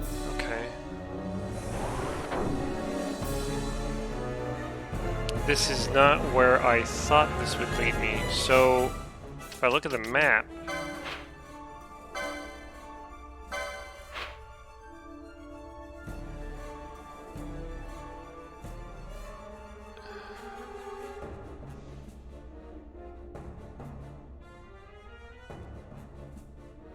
right. Okay, well, I'm done with this, which is kind of misleading, so now I just gotta go north. Okay. I keep forgetting that I have a map directly from the controller. I just keep going into menus.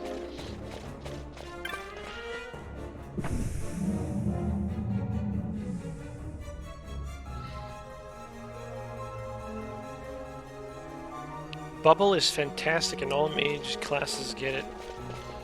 Really. Well, these guys were in a hurry.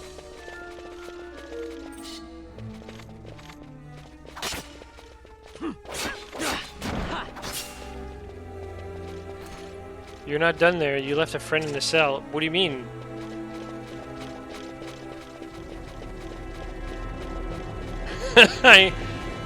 It was the merchant, and then there was the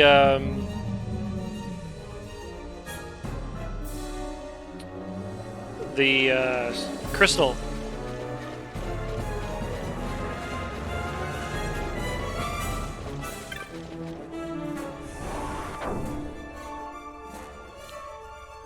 The doors so yeah, I went there.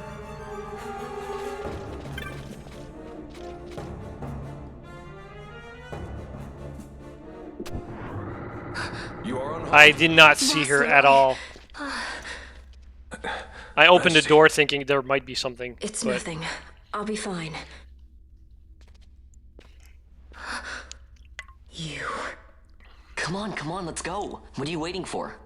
Panelo's still out there. We should hurry. They won't be long. We will talk later.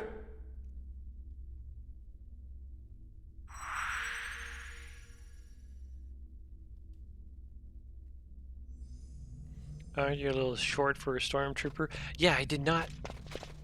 Where was she? Oh, she was like, I was looking this way. Okay. Vaughn's more buff than... In terms of arms, I think they're the same. I don't know. They feel very similar in terms of like buffness.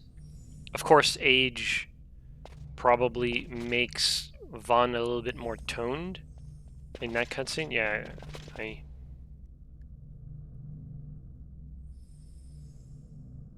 I see what you mean. It's not like so much that the definition of the muscles are visible, is that he's basically got thicker arms.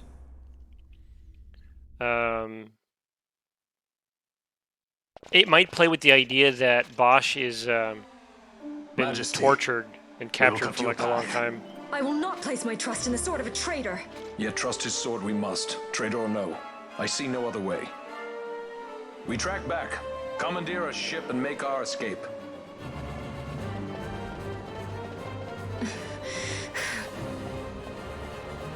Her Majesty cannot abide weakness, least of all in herself. We must make her confront the reality of our plight.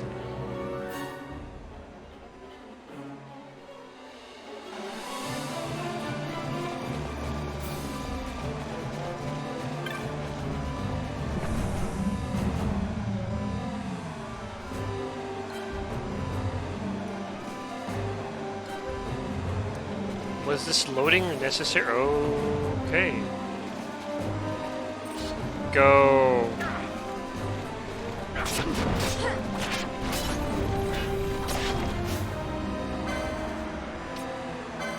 Attack the puppy.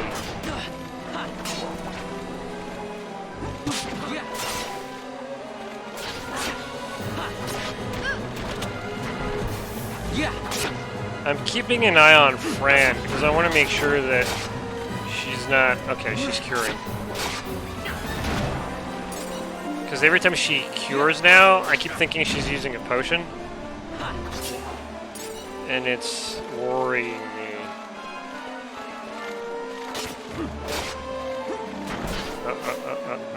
No you don't.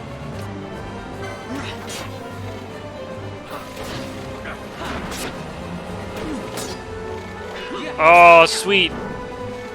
I didn't even notice I had a shield in my hands. I thought it was just going to be like a stat, but not like a visual. Interesting. I kind of want you to attack the other guy, though.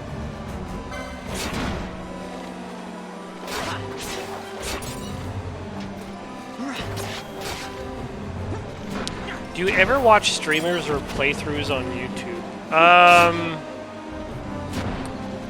Playthroughs, no. I do, on the rare occasions, watch streamers. One that comes to mind is like Variax. Yeah.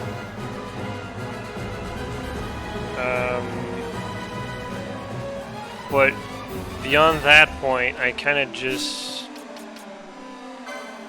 Like, it's far easier for me to watch them play something like for Variax, I really enjoyed watching him play Blood Bowl. It's much entertaining for me to watch something that doesn't necessarily involve like a storyline.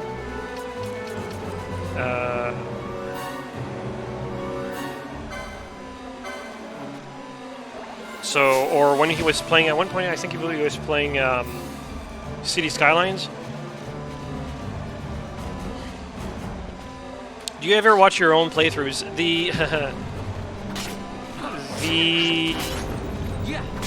There used to be a time when, remember annotations?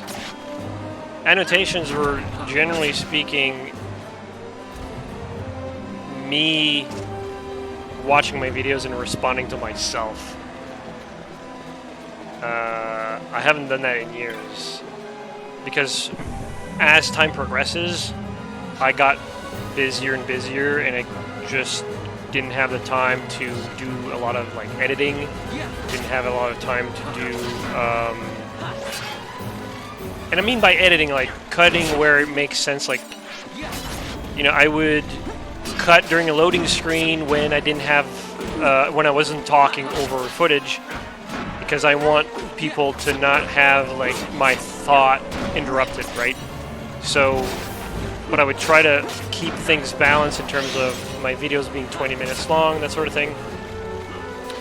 So I would watch them to make sure that, at the very least, I would cut in the right moment. And, but yeah, nowadays I just can't be bothered. If you think I'm not creating enough content now, imagine if I had to put the effort to edit. And I think that's kind of why live streaming has been a lot easier for me.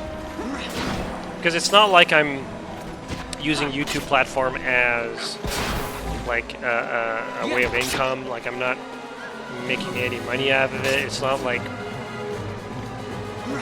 I'm not pulling any ad revenue or anything like that. So there's less incentive for me to use a platform over another. Except for the convenience of me just pushing a button and not thinking that people watching have an expectation of what the content is going to be like, right? In a sense, like when I'm streaming, you're most likely going to, like, you know, have me ramble about random stuff. You're going to have me talk to the audience a little bit.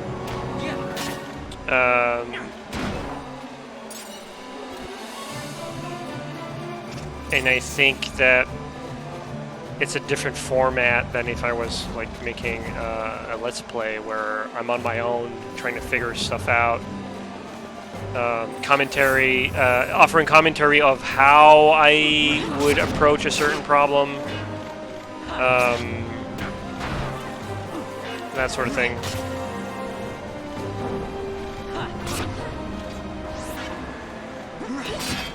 You remember half of my annotations? I mean, I don't remember any of them, I just remember that I did them. So, come here.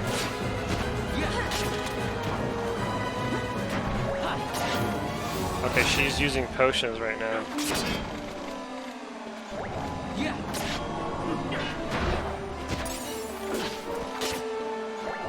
That's fine. How many are we at now? 32. Okay, well, we're good.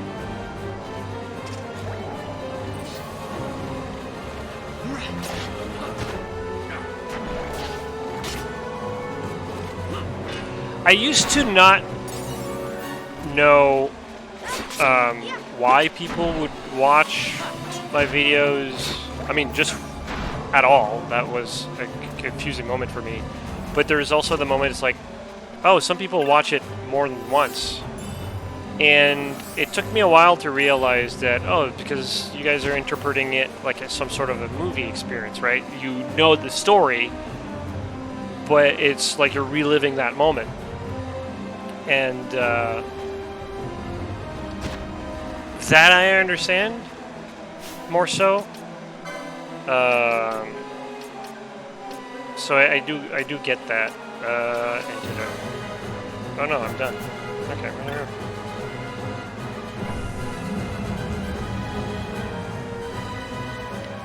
Earlier, I watched your thoughts on ESO vids yesterday. They were cool. I wonder how well it aged. I would have to watch it again and see how well that my thoughts aged.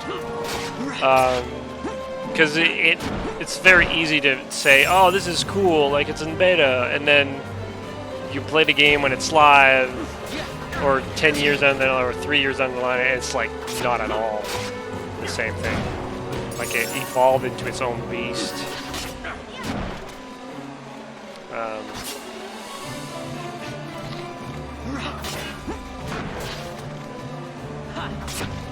Quite a few people do rewatch. Yeah, I see it in a comment as well.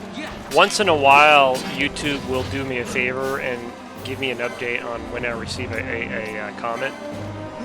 And it'll often be like one of those, oh yeah, I'm watching it for the 10th time, haha. And I'm almost afraid to reply because I don't know what to say to that. But I do get it. And I'm glad that it's like still there on YouTube for people to enjoy.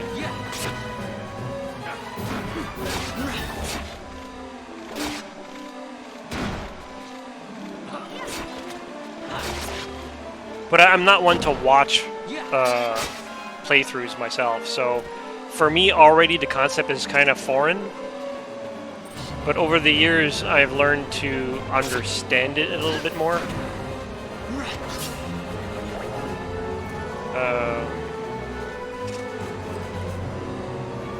Wait, this way.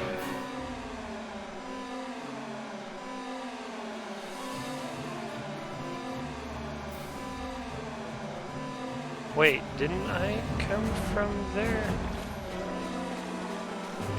Maybe I missed a switch.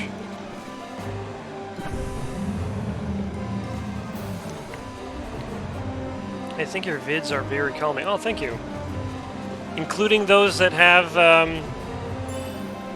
giant, like, prisoner alarms. Oh, it's the same. I knew I was in the same location. I just didn't know that. Okay, well, the map is a little misleading, but that's fine. Is that a dead end? Yeah.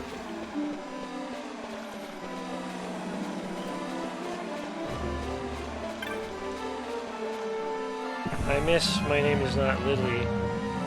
He just disappeared one day years ago. That name sounds familiar.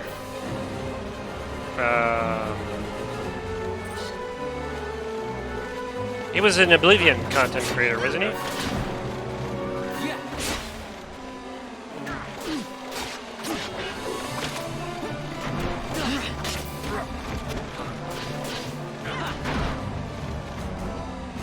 You guys and Varix were part of a group. Were we though? I always thought that. I think we were like categorized because we did similar content, and because of that, the audience kind of just carried over from one YouTuber to another. I do remember moments. I think one of my favorite moments was actually just interacting with Variax. You know, we played Magicka together, and I might have come a little too strongly for his taste, though, because for me, when I play games like that, I tend to be a little bit more mischievous. So I do remember killing him a couple of times, where I think he's a little bit more methodical than I am, or by like methodical in the sense like he knows the games better and will not necessarily play by the rules, but he'll use the mechanics the way they were intended.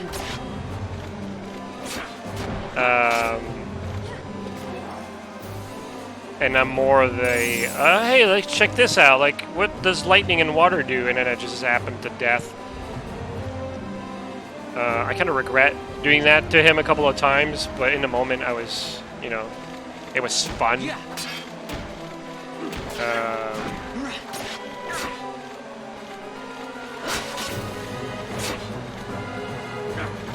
think. Oh, he got married. Oh, interesting. Good for him. But yeah, that could change your lifestyle quite dramatically, so I do understand that if that was the case.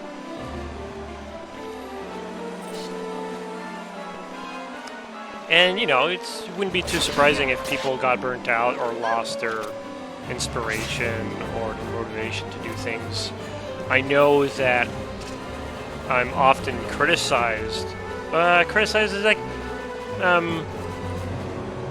been accused of playing, you know, feeling that way, when for me it's more of a matter of convenience than anything. The amount of time I'm willing to put has lessened over, like, me wanting to play and, you know, narrate or do commentary has never changed. But my time allocating towards it did. And the counter-argument would be, to that would be, well, if you still cared, you would still find ways to make the content. And it's a half-truth. Oh, we're just okay. We're exiting where we used to. Okay.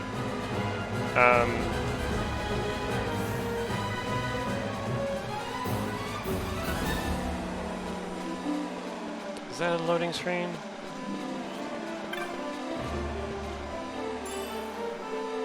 Do you play any games when you aren't streaming or playing them in videos? I do.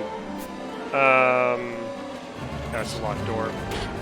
I like when they do that. When games do that, it's like they present a layout and then they change it on you. They close doors. Yeah, I play Monster Hunter a lot. I'm a huge Monster Hunter fan. Generation has grown on me. It's probably my least favorite of the series, but I still play it from time to time. But I definitely like play a lot of Rise. Monster Hunter Rise Sunbreak is amazing. I finished the story like a long time ago, but I'm still like doing the end games and the updates and stuff like that. Gunlance is fantastic in Sunbreak. I fell in love with the weapon again at Sunbreak, but at the same time, like I'm basically a hunting horn main now. But yeah, like I played like Divinity Original Sin. I played the early access of like Baldur's Gate 3. On a more daily basis, you know, I prioritize like playing with friends more than like making videos. So I still play like New World. I play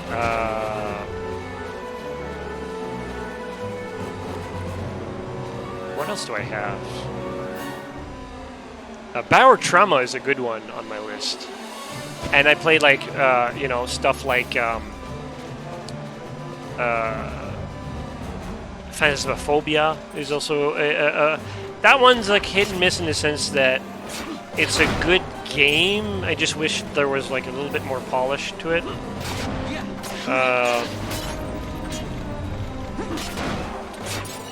But yeah, like the more bite-sized, like roguelike type of like Bauer Trauma, I'm really enjoying. Elden Ring, I've beaten it like 3 times. Let's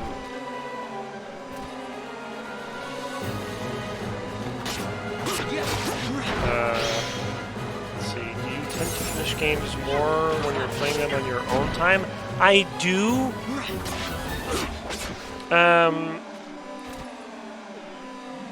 And it's kind of like why I'm very little bit more pickier on like what I stream or what I do. Like for example, I would have finished Skyrim and Morrowind like decades ago if it wasn't for the fact that I'm stubborn and I want to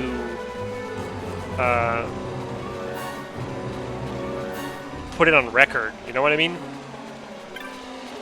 I know I'm a slow player, but I'm not like that slow. Like it's the fact that I have to do the whole like video thing that makes it a way longer process.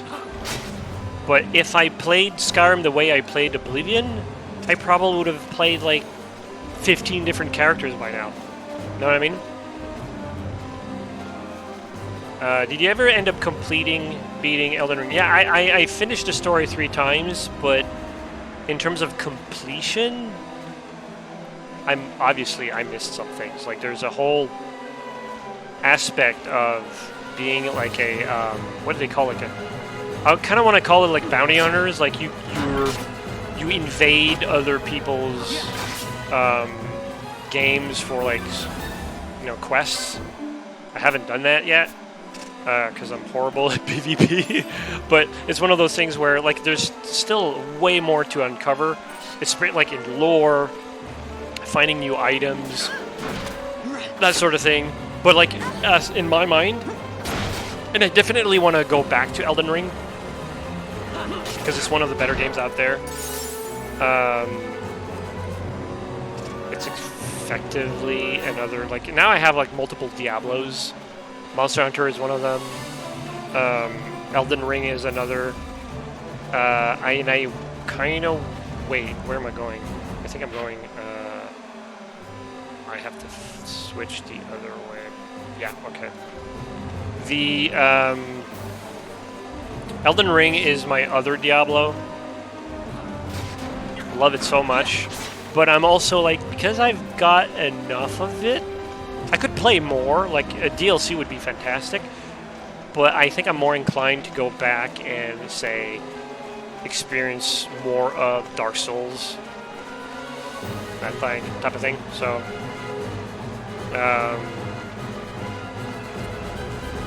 but yeah, I tend to try to keep a smaller library of games. It's nearly impossible these days. I finished Xenoblade Chronicles 2.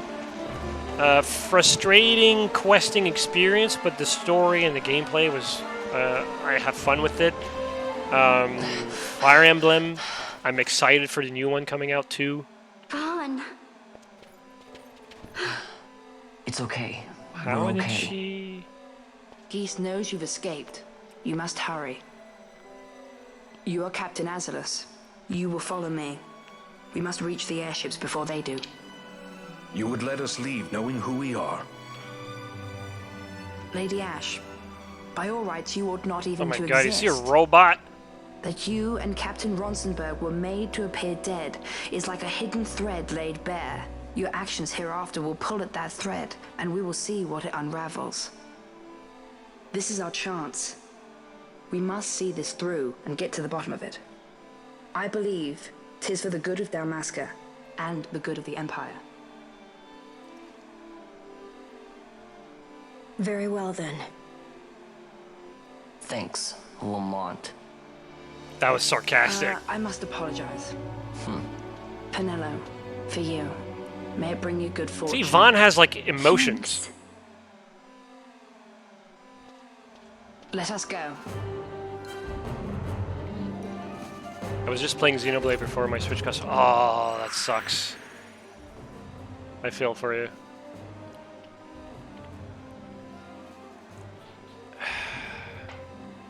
But I like the idea of, like, the family in the Empire is still trying to do right by the people of Dalmasca. That's actually kind of cool. But there's no emotion coming out of this guy.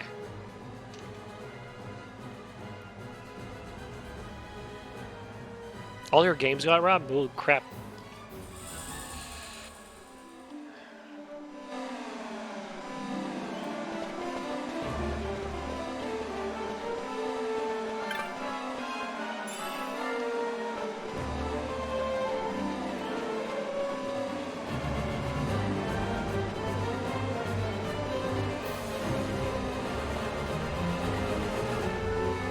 Have you ever do Bloodborne? I have not. I was interested in it. I prefer like swords and sorcery rather than like whips and guns. But I was interested in it because of the way like they did like procedural dungeons, but apparently it's not that great, so Such a great shame. I opt out. I must confess, I thought you the one who would help us restore peace to Dalmasca. No matter, we hold the proof of your royal lineage. A maid of passing resemblance will serve our purposes now. As for you, my dear, the Empire requires you no more!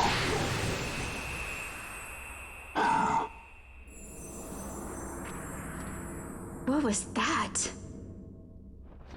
The Nethicite. Why do you have it?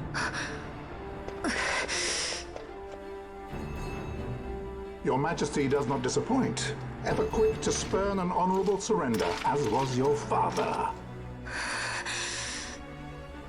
You know nothing of my father!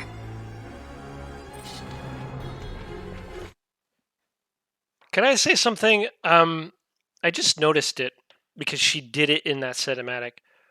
I'm actually quite impressed by the voiceover in this game and the storytelling and the cinematography and all that. But it's a Japanese production, and I'm so glad that they didn't go with the tropes of having a reaction be audible, like the what, and there's barely any of that in this, except for this one little moment where she got angry and she started running towards the Justicar, I think he's called, like the judge.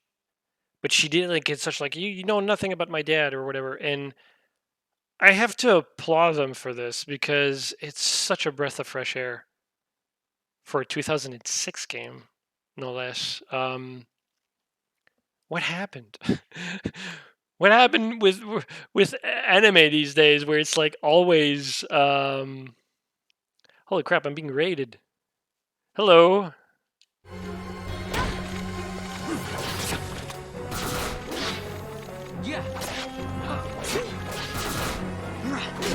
Welcome. We are fighting in the final the fantasies, and I want that guy. That's exactly what. Whoa! Nope.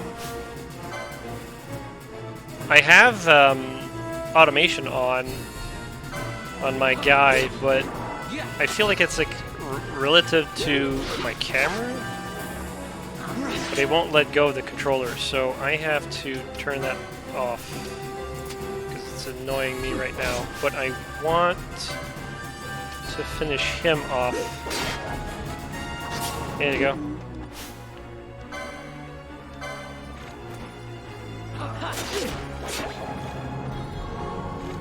I'm playing Tales of Arise and it's full of yeah, that gets me on my nerves. Did we lose people? I just noticed that my party is 3 instead of 4.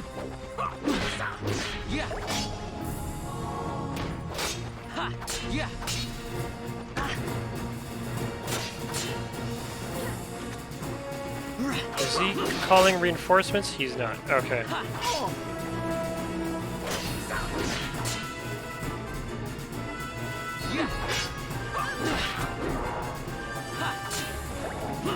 So, can I just let it go and... Oh, friend is out of mana. Okay.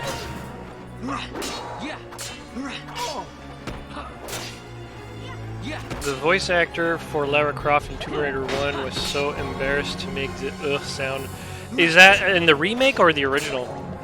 I say remake. The, excuse me. The, what would you call that? Reboot?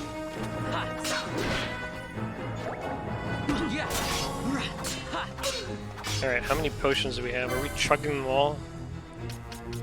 We're still at 32, so we... Oh, wait, she's using the high potions? No, it says potions. Okay. We're using the 80s. Oh, real 90s one. Okay. She was embarrassed by it? I mean, I guess, like, yeah. I can see that.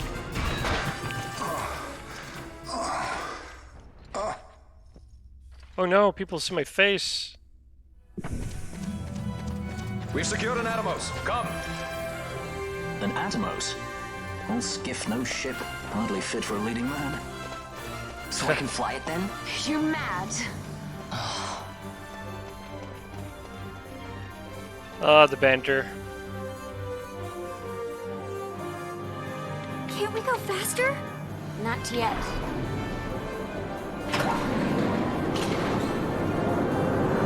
Yeah, it's not the prettiest of ships, but it'll do. It's effectively a Millennium Falcon. They passed. Has gone too fast. They'd have noticed.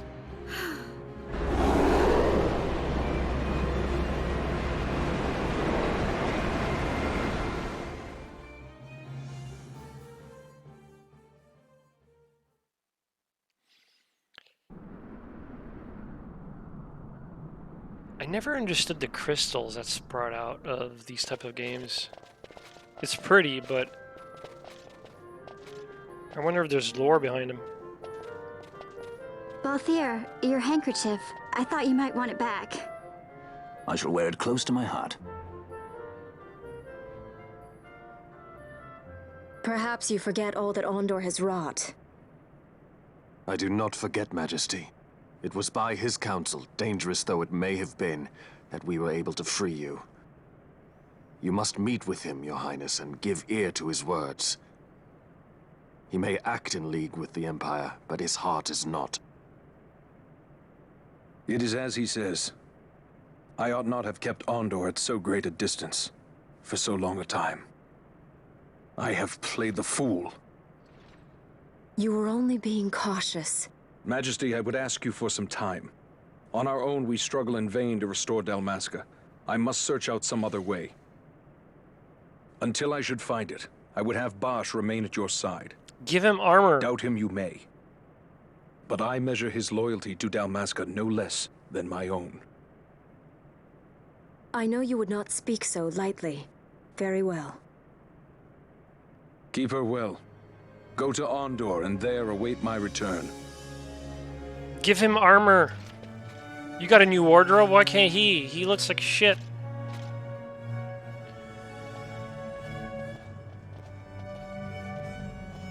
Crystals tend to have power. I guess this explains the Warrior Light in Final Fantasy 1. Maybe. I mean, I understand the concept of, like, oh, crystals have power and they're... No, it's effectively, like... It's the power source of that universe.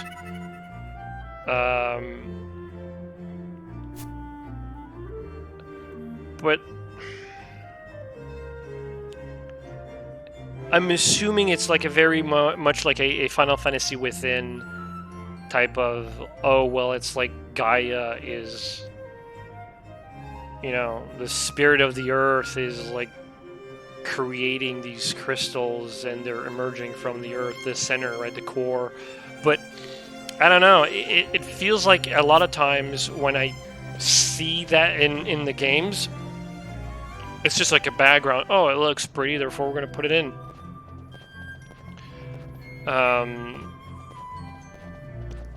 It almost feels like it makes you ask questions more than getting answers. And that's the part that kind of bothers me a little bit.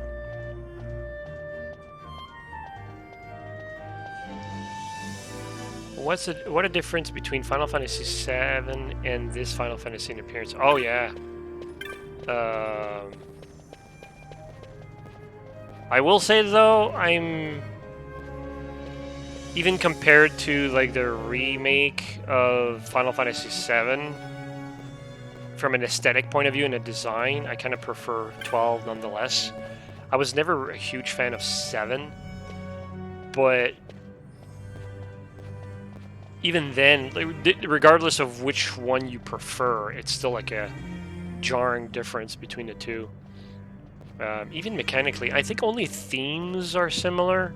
Like, oh, like you have like ether, high potions, you know, sleep. And I say themes like as from a mechanical standpoint, right? Like crystals are the save points, that sort of thing. You got white mages, black mages. Alright, so now we're back home. Are we?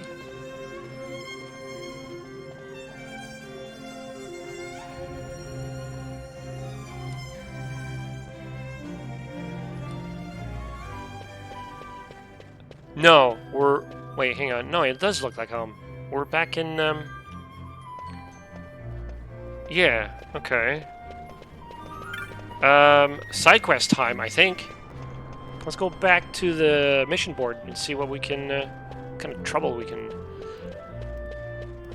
Because I'm looking at the time, and I'm thinking... I don't want to get invested too much. No, wait, where are we? Oh no, we're still in the, that other town. Okay, so we're not back home. Got it. So where are we? Oh, we gotta... Okay, well, close enough. Another cinematic? Are you prepared? Yeah.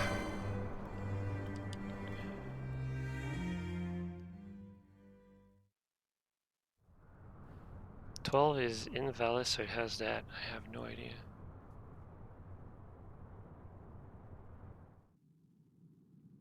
Keeps reminding me When Vossler of... learned my father had been killed the night of the treaty signing, he returned to Rabanastre, there to aid my escape. There was still time before Vane's reach extended too far. We thought that you could protect me. However, when I then made the announcement that you had taken your own life, I must have seemed a model citizen of the Empire. The announcement, you see, was Vane's suggestion. Of course, at the time I was reluctant, but I could not perceive his reasons. Now it is clear he meant to drive a wedge between us. Halim, we are past all this. Boucherba must stand with us. We can stop Vane.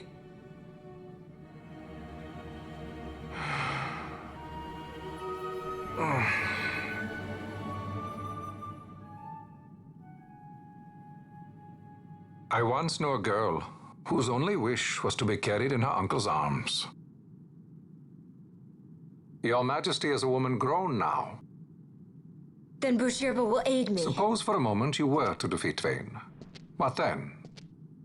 You cannot simply rebuild your kingdom with the only proof of your birthright stolen. Without that, the Grand Kiltias on Bo-Omises cannot and will not recognize your Majesty as the rightful heir. You may yet be a princess, but without proof of your identity, you are powerless. You will remain with me. We do nothing till the time is right. I cannot just wait. Then what does your Majesty propose we do? I like this guy. Uncle Halim.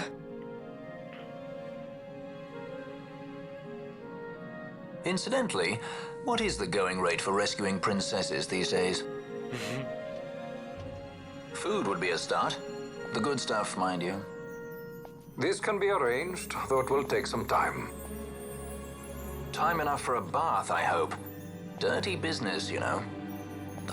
Best bring a change of clothes, too.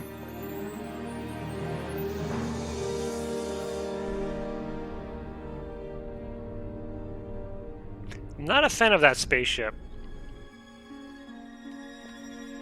Or airship, whatever you call it.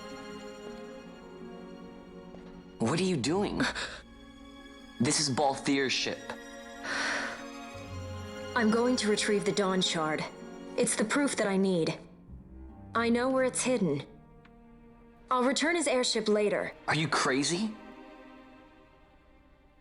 This is something that I have to do. Not only for myself, but for all those who have fallen. I will not be made to hide. I'll fight alone if I must. You still have Bosch, right? Besides, you can't just go around stealing people's ships. What are you trying to do? I'm trying to concentrate. That's quite enough, Your Majesty. What do you think? A bit over the top? In my line of work, you never know when something like this might come in handy. I'm trying to concentrate. What does he plan on doing with that? I'm leaving you with the Marquis. You can't! Trust me, you're better off staying here. Suppose you kidnapped me instead. You're a sky pirate, aren't you? Then steal me. Is that so much to ask? What? What do you have that I would want? The Dynast King's treasure. The Dawn Shard is but one of the riches that lie waiting in King Wraithwall's tomb. King Wraithwall, you say? Kidnapping royalty is a serious offense. Yeah, I was gonna say, like, It it's won't your do head. much to lower the bounty on your head. How much is the price on your head these days, I wonder? Allow me to escort you in Vossler's place. Will you be joining us? What? Are you kidding? I don't want to stick around this place. Then I'm coming too. Penelo? Don't leave me here. Of course not. Then it's settled. We should leave before the Marquis realizes she's missing, like proper kidnappers. Yay, we got a full party now. Ooh, pretty. Imperial March.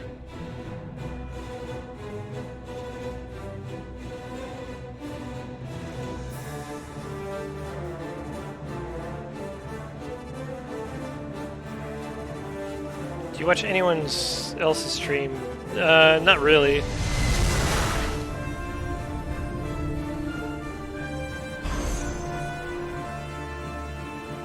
I make very few exceptions. Arthas? Now I'm comparing this game to every other game that I've played.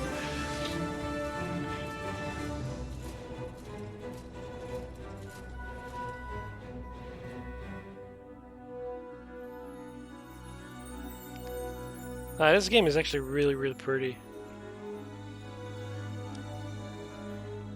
Dr. Sid, does this set Draclaw?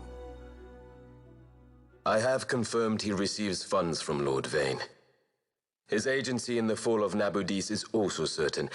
Yet, with Judge Zecht, who led the assault, missing, the truth remains difficult to ascertain. The long, cold years have clouded my eyes. I cannot see my own son's heart.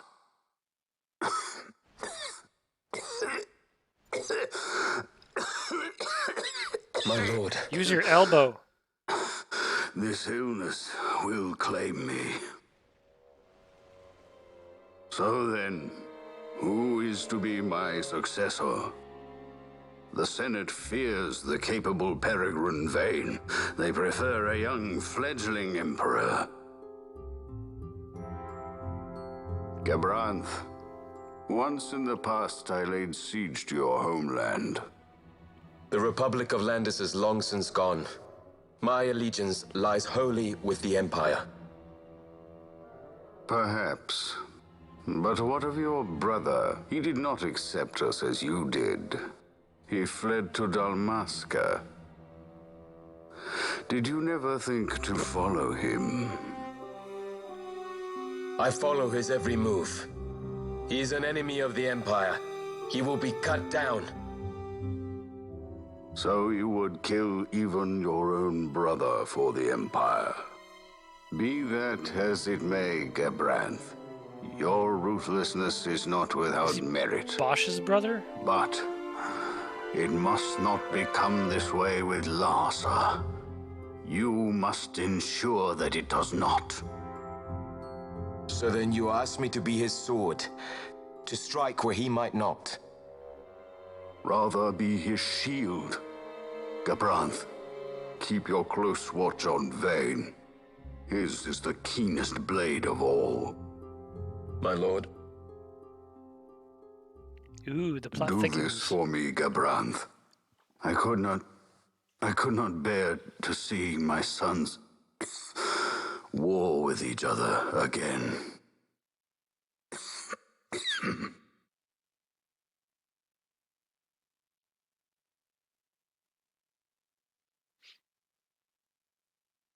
Are we done with movie time? Nope.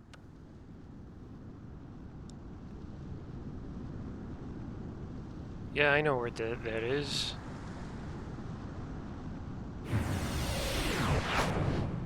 It's a play on Bird of Prey. This come in handy often? It's tough being popular. Wouldn't want any admirers dropping in while we're away. So it's Star Trek now? Well now, that's as far as she goes. We'll be in yacht from here onwards. Across the Sand Sea, to the Valley of the Dead, and to King Wraithwall's tomb below.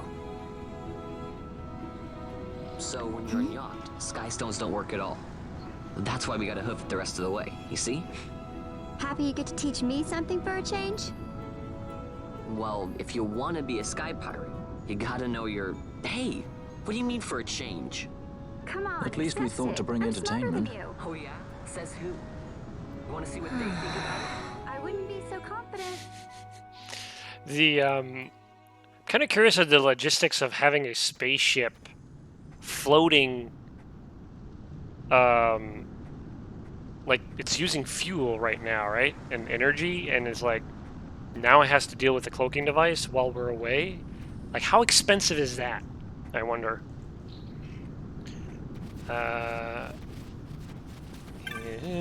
Crystal. Even the original version of Final Fantasy XII still holds up. A lot of PlayStation 2 games released late in its life cycle holds up still graphic. I mean, that's kind of true for any console. Like, if you think about the end of the NES life cycle, like I think Mario 3, like that was also like a giant leap. It's just because at that point developers were able to like squeeze the most out of it, and it's kind of unfortunate that console generation, specifically consoles, they for some reason, and I guess it's money, I suppose, but their life cycles are too short. And I'm glad that the Switch is lasting as long as it does right now, because I'm loving that device. And I don't really care too much about like the graphical power of it and stuff like that. It has more strength than most people give it credit for. It's easy to say, oh, this game runs on 2 FPS, therefore it's the console's fault, but really it's usually the software. Considering like back in the day, we used to do way better with far less, so why is it worse now? It's because we're just pushing it without even considering optimization and all that stuff. And they didn't really have enough time between for a console, like say for example the PlayStation 2, right, to really let it fly with the best of its capabilities. So the end cycle of any console, like the last few games would probably look like amazing on it, but was that like the most that it could do? There were probably a few tricks that it could do even more that we never got its full potential, right? So, and then it goes to PlayStation 3. Now we have to figure out that architecture. It takes more years to figure that out. And then you're quick to move on to the PlayStation 4. And I'm hoping that eventually we're going to get to a point where graphic fidelity will just stop. Ooh, I love the sound here. It just like...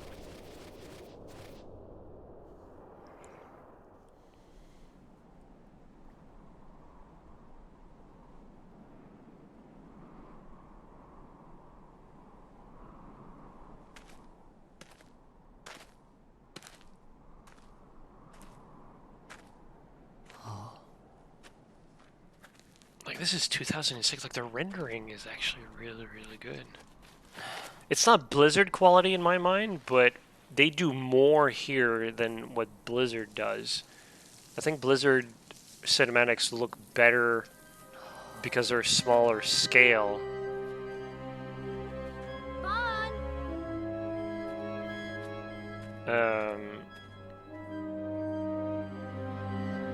But no, this holds up. And I wonder if they had to re-render it. Where exactly is Wraithwall's tomb?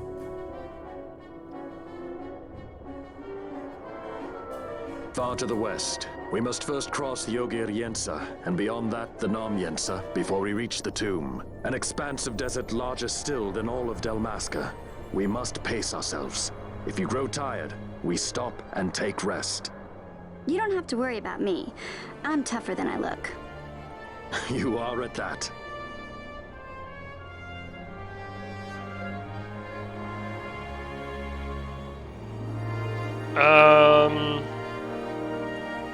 What is my party?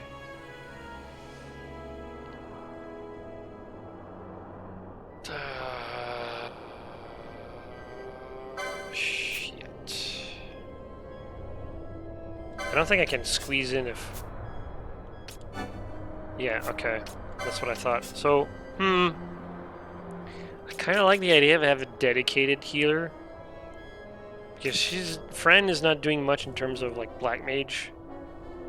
And it's not fair on her. Like, she's got, like, way more mana. So, I like the bunny, though. But I am going to... What about... what's the license on...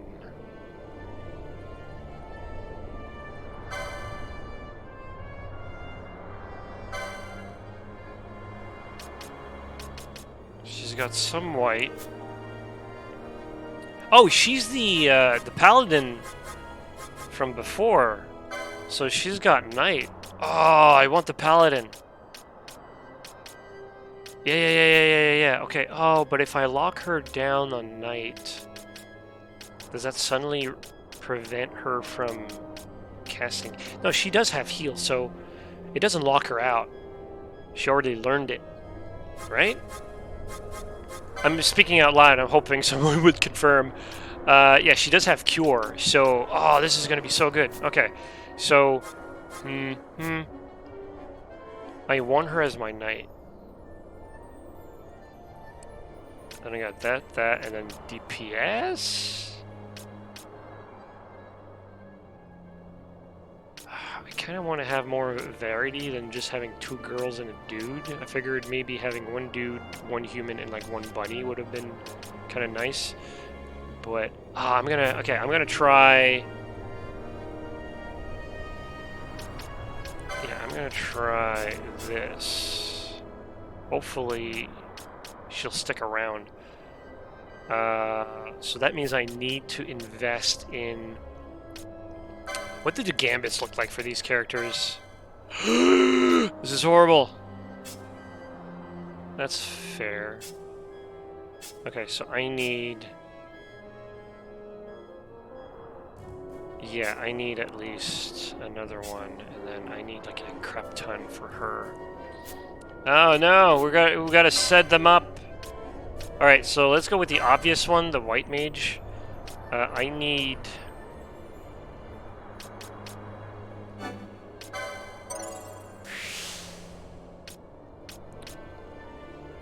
Yes, please.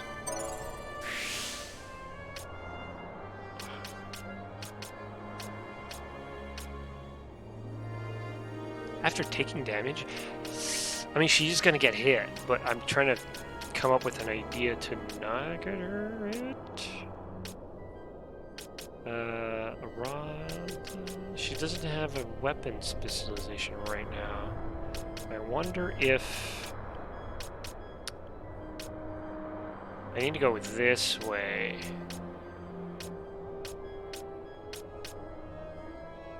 Green magic, interesting. Okay. Green is like...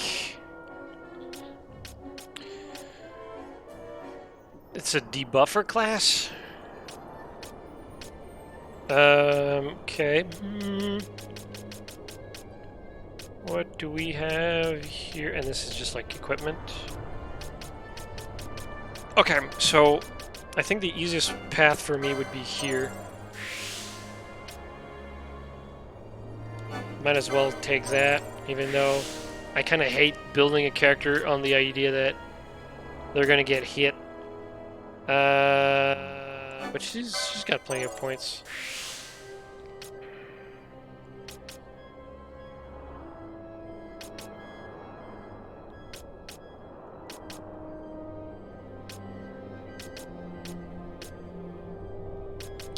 Where's your mana pool?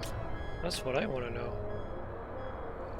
Okay, so 25. So I'm gonna go here. I gotta have my gambit. Need one of these. Okay, so I'm not inclined to give her green magic. I'm assuming it's green because it's the late. Well, it literally says green magic. Okay. Gambit slot. Green magic. White magic. I mean, might as well. Oh, I can't unlock that yet. So, Gambit.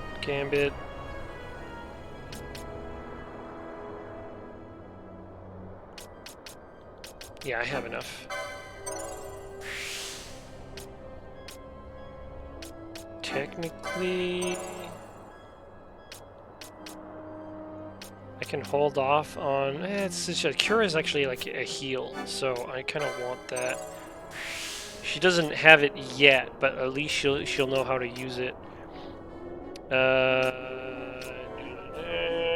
Where's the mana stuff though? Oh. Okay, that's where it is. So I want... I mean, that's a cheap one, so let's grab that.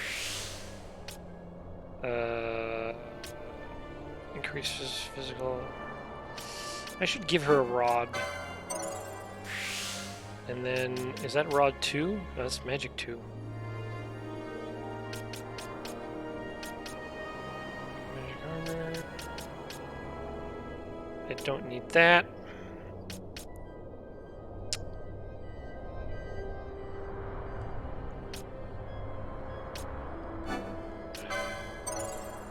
How far is it? Right there. So I want this one and that one. And then, yeah, alright.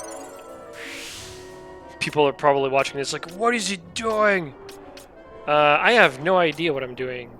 I like to think that I know what I'm doing.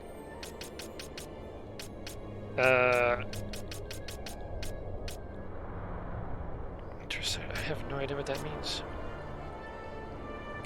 So how many do we have? We have 2, 3, 4, 5. We need more gambits. Which one's the cheapest? I'm just gonna go with the cheapest gambit slots. What is that? Oh, you know what? Each character can obtain up to 3 quickening licenses from those available on the board.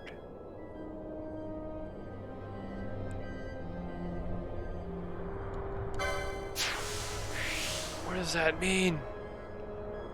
New mist ability. The character can outperform quickening under the mist command. Each character can learn up to 3 quickening. Sure. We'll figure it out once,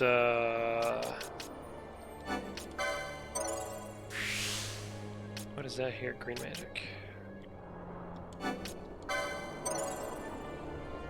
Okay, last one. 45. What can we do with 45?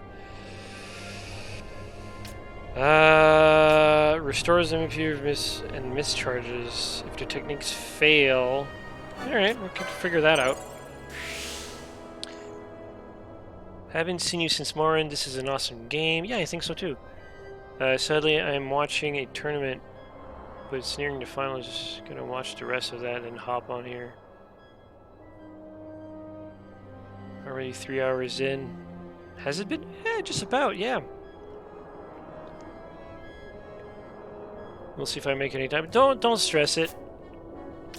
You know, the stream, even if you miss it, it'll be there. Am I done? Is that no? Why do I not get like previews? Or is everything to? No, I could technically buy this. Did I mess something up? Okay, there we go. Power up. Alright, so I'm going to... Sure. Okay, so she's done. And for you... Does it make sense to have 2 knights?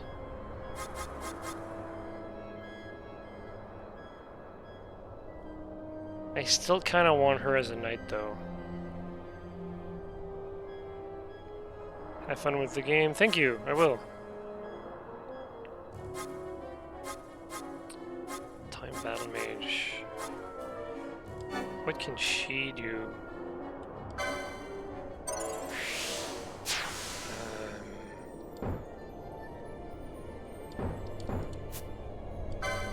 Okay.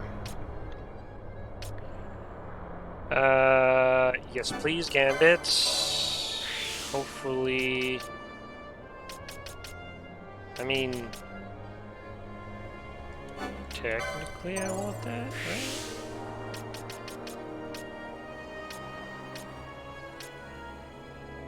Increase defense when HP critical. Yes, please.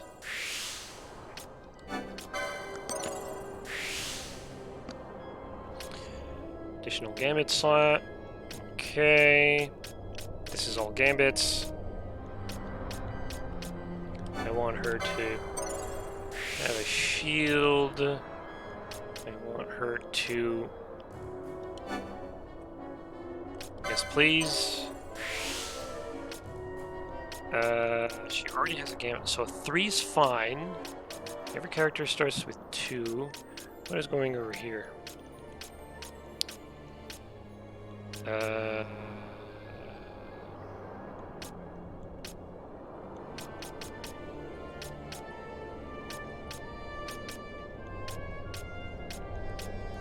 Doesn't hurt to have first aid. Broadsword. I'm looking for shield or block. Shield block is right there. Is it the same map as? I guess it is, right? The same map as Bosch. Come on, here we go. It has to be. Defeating a foe.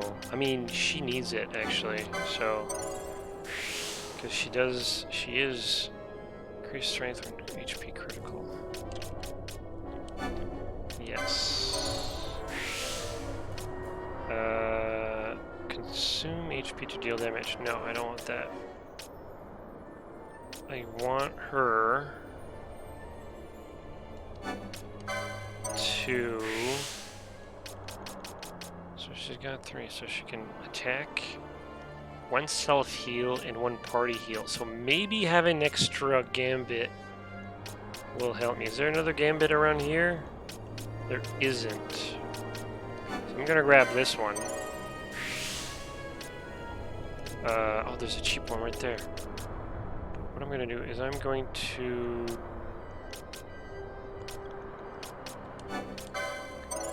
pick that, and then pick that. Ooh, fancy. Is it already unlocked? No. Okay. Because the icon is different. Alright, so I guess I can sort of do that. And I'll leave that for now. Okay, so we've got that done. A lot of, you know, menus and business and all that stuff, but I think if your ally is low, what you need is cure. You will target nearest unless, actually go like this, unless what's her name, Fenelo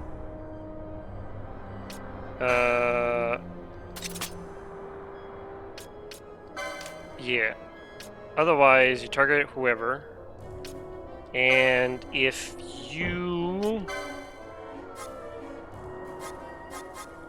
self is orange, if you're having problems, then what you do is first aid. I think that's a good setup for her. And then you, basically her. So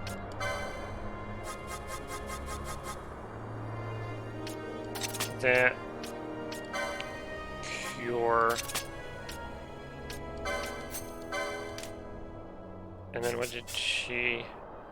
KO is Phoenix down. That's a good...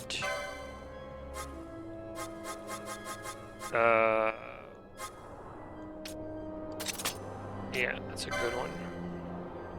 I might have to disable some that uses items though, But I got 15, so that, I don't think that one is going to be that much of a problem. But this needs to be here. Yeah. And then mana, HP, blind.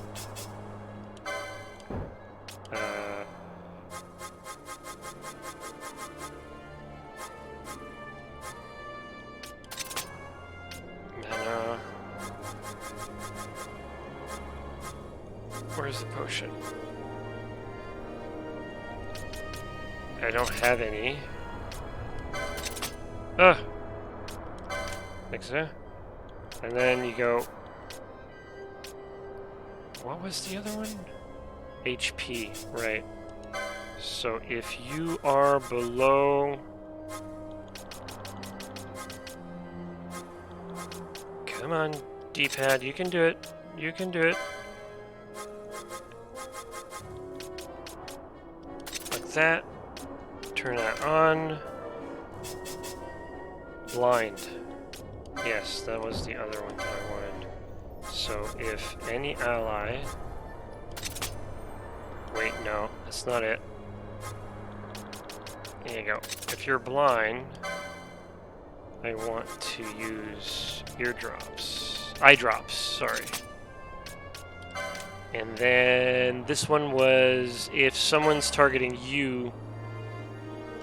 No, wait, this one was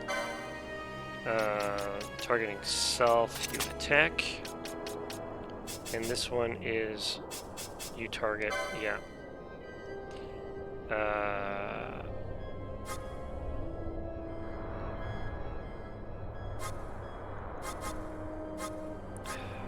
I need one that says like target the caster. Like I would love to have like a ranged DPS that could, like if she could cast like a holy bolt on anything that would be. But I think lowest HP, like just finish off targets. I think that's a good setup for her. And for me, it's nearest divisible, which is a problem.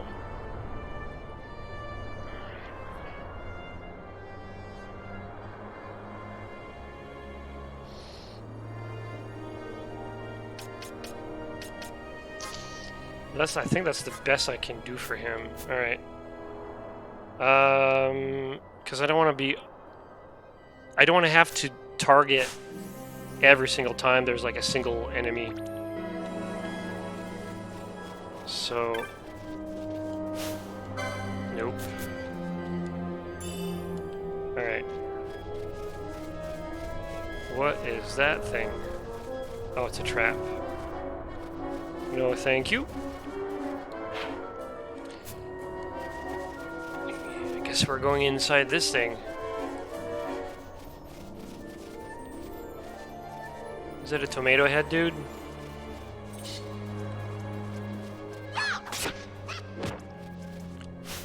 Oh, Gambit's off. I was wondering about that.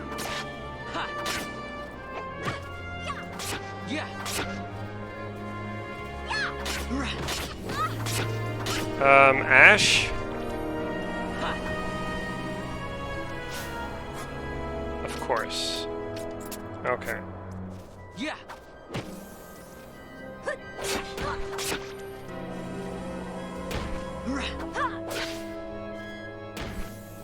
Wait, did I set Ash up? Yeah. I did. So they're both using cures. Got it. Okay. I think that works out. I believe, though, what I could do is... She's first aid at minus 30.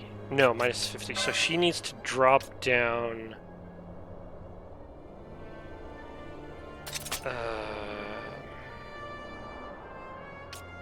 and I think the other one is 70. Yeah, so let the healer heal. I would love to have a minus 20% right now. I don't have it. Okay. I think that's good for now.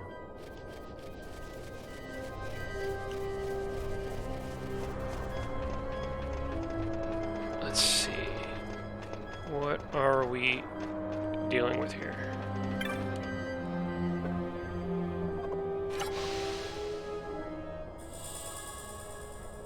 Oh. Okay. I didn't know I had to unlock that. Oh no. It's a maze. What is this? Alright, so what I want is... Okay, so follow the straight line, and then you're lost. Actually, you know what? Just go west. That's all I need to remember. Go west. Prioritized going westbound. Okay.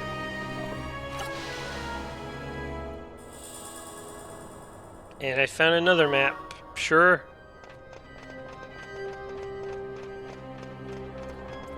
Hey, tomato face. Come here. Wait, it's not a tomato face. What is that? A Alrone? Alrone? Alright. Yeah.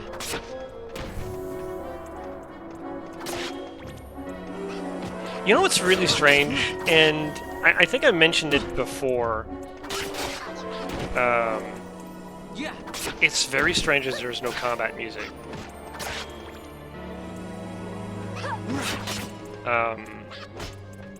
After playing, like, say, Final Fantasy XIV, where, or even like Xenoblade Chronicles 2, where you have combat music. I mean, even like Elder Scrolls does it, right? Like combat music. Is it because they didn't want to annoy the player with like, oh, you're fighting this one tiny little monster, so we're not going to give you like the epic soundtrack? I feel like if you could just...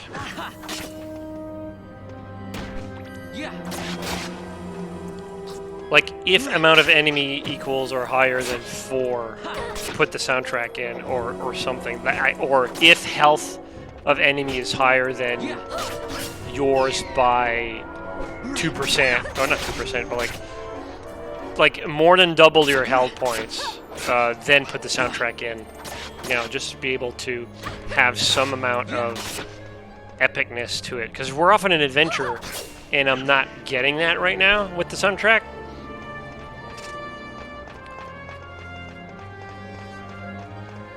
Now I'm trying to think, does Zelda do it? I don't think Zelda does it either. But I think the music in Zelda, like Breath of the Wild, it's not as prominent.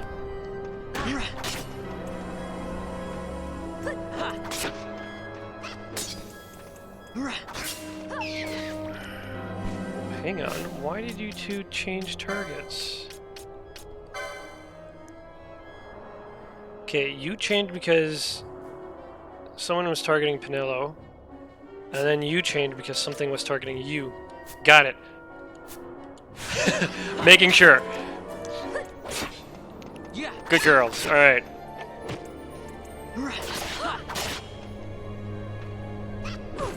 Oh, she's using a sword though.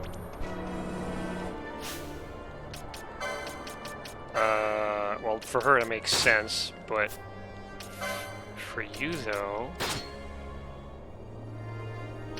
do we not have?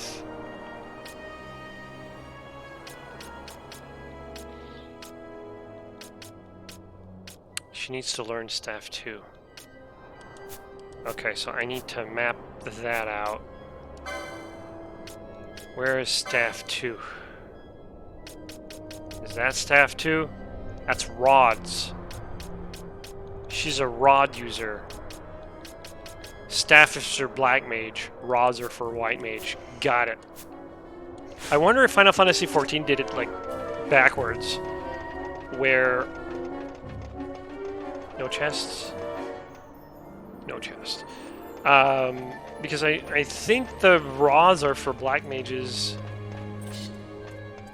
and the staves are for like white mage. I believe that's how it is in Final Fantasy XIV. Yeah.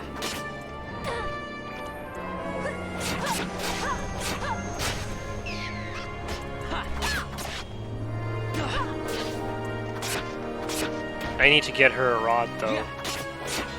Because I don't want Vanilla to be in melee. Yeah. Although right now, I feel like it's... Yeah, I think it's good. Something tells me that melee attacks are quicker. Well, she's got a dagger, right? So I think daggers are quicker than, like, say, a wand. I'm getting that impression.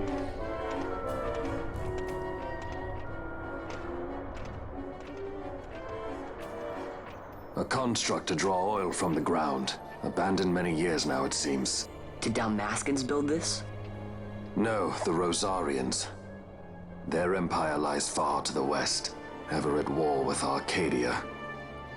Heedless of the kingdoms caught in their midst. Dalmasca, Labradia, Landis. 'Tis the small craft's fate to watch the list of the galleons and pray for light winds. Vossler, why are you here? Imagine my surprise when upon my return to Bogerba, I find both you and the Lady Ash have vanished. I thought you above consorting with sky pirates. Balthier is a man worthy of our trust, and it was the Lady Ash's decision. I am content to lend my arm, as I could not when Rassler died, when her throne was taken. Never again. I will defend her this time. You walk the Knight's path. I'm Batman. The Lady Ash?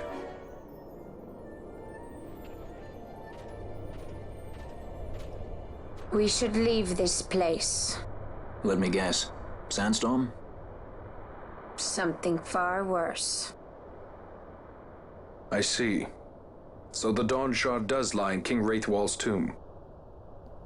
The Marquis sympathizes with your plight, yet the Empire perches as a carrion bird on his shoulder. He can keep whispers of your abduction silent for only so long. Yes. Tell me, Vossler, what have you accomplished? We leave at once. This is Urutan Yensa territory, and they are unfond of visitors. Unfond? That's a weird word.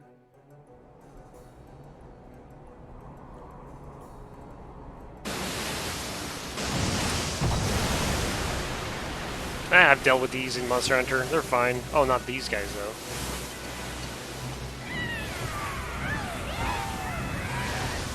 This is such a Star Wars thing.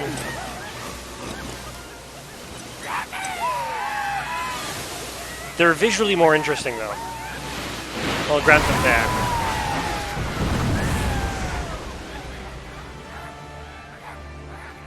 Like the Sand Raiders. Looks like we've attracted the wrong sort of attention. Let's quit this place while we still can. Move! Vossler! Have you found the means to restore Dalmasca? First, we must claim the Dawn Shard. It all begins with that. Do you really need to show that or prove that you're a princess in order to reclaim your land and, like, be free of Empire tyranny?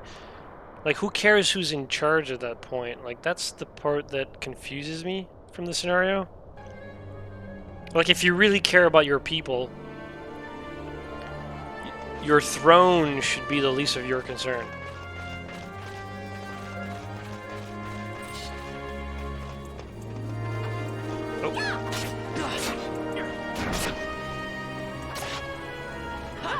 Oh, now we have a guest. It's so weird that we can have like 4 people with guests, but when there's not... When there aren't any, you can only be 3. I would rather have 4 people in my group, and whenever there's a guest, they would remove 1. Oh, you stupid. Well, it's her job to heal now.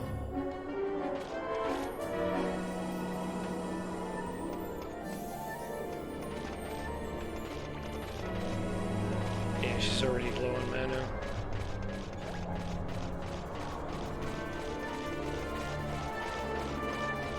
I wonder if there's a way to tell the computer, like, wait here.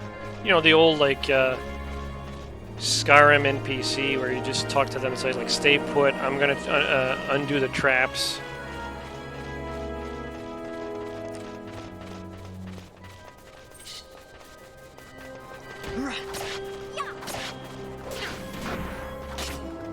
Like, combat music would be nice right about here.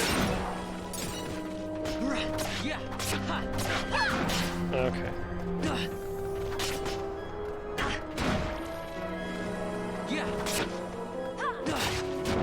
Do those emotes work? I think they're from a channel, but sub expired long ago. I see a emote. Like an emoji type of thing, like it's crudely drawn drink with a lemon next to it. Is that what it is? No idea what it is.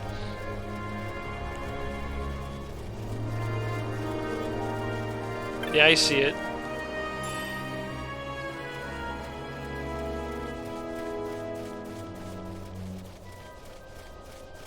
I'm sort of beelining to the objective, but I wonder... Oh no, actually. Alright, well, let me take a side route. Looking for, like, loot. I think the loot so far has mainly been, like, consumables. Which I don't mind, because that means that they're usually potions and stuff. I wouldn't mind... Like, hey, you found, like, the legendary sword, and then you equip it, and then you're badass for a few levels.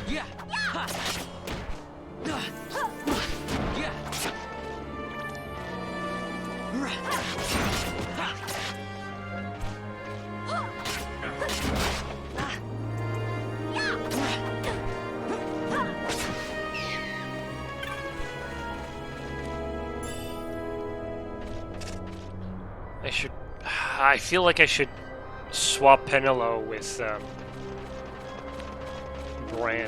Fran, just because Fran is range. I'm worried about Penelo, but I also want her to level up.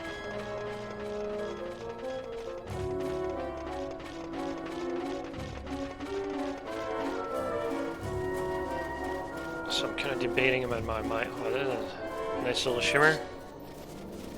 Oh, their feet aren't normal. What is that?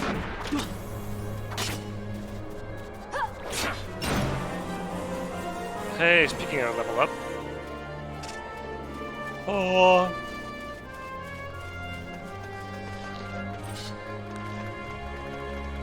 Oh, they have a clock. Watch out. Is that like because they're faster?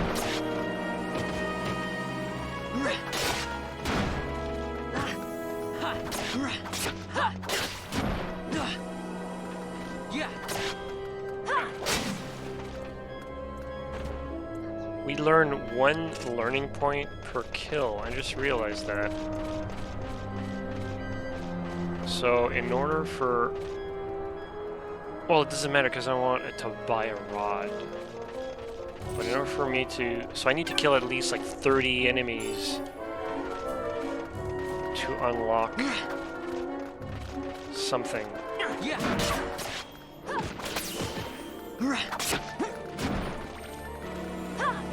Alright, I need to change a priority on Ash.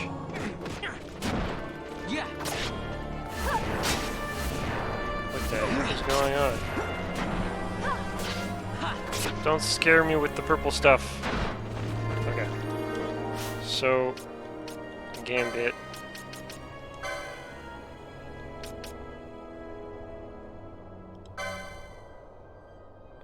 I mean, it's not wrong.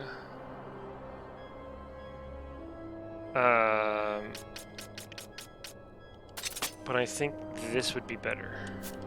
Okay.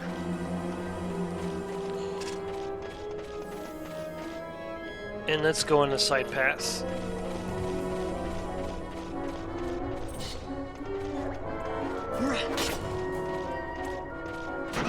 Now I wonder, do I have the better shield or does she have a bit, or do we have the exact same one? No, we don't. Okay, she'll eventually, if she has a worse one, she'll eventually grow into having one.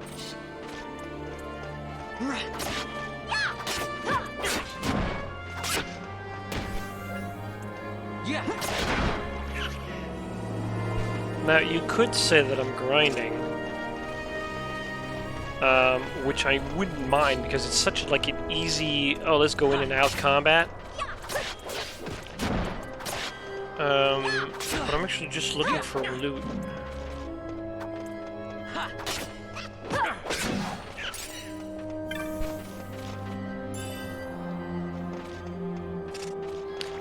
It's also strange that there's like a mechanical structure.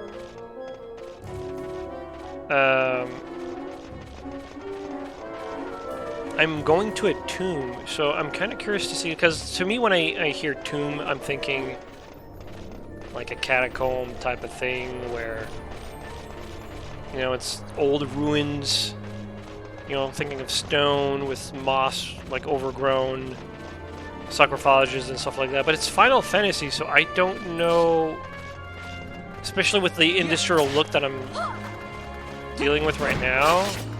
I wonder if a combat music would be so good here. I don't know if I'm gonna get what I'm expecting. Almost feels like a tomb would probably be like some spaceship looking interior. Alright, so I want you.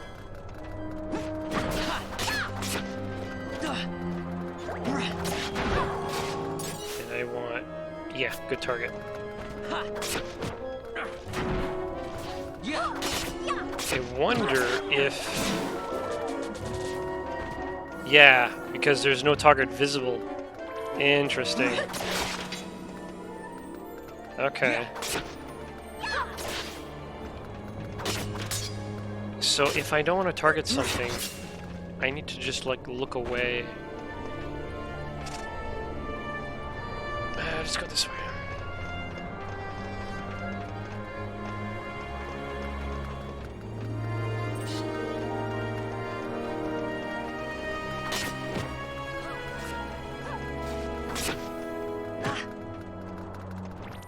Okay. Is Ash gonna heal? Or Penelo using potions? This is a problem. Alright, so... Well, first of all... Oh no, you got the right target. I need to change... Well, that is a priority.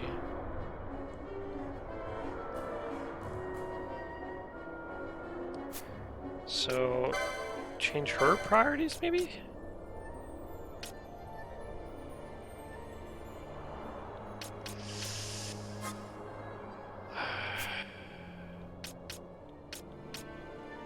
Yes. Give time for the other one to start healing before using a potion. Ah! Heal me.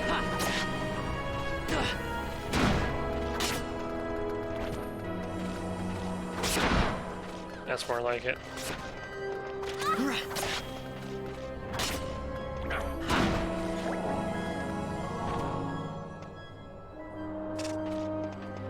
It's interesting because, okay, so here's what's going on in my mind, right? I'm thinking about this. It's like, okay, cool, they got an AI, right?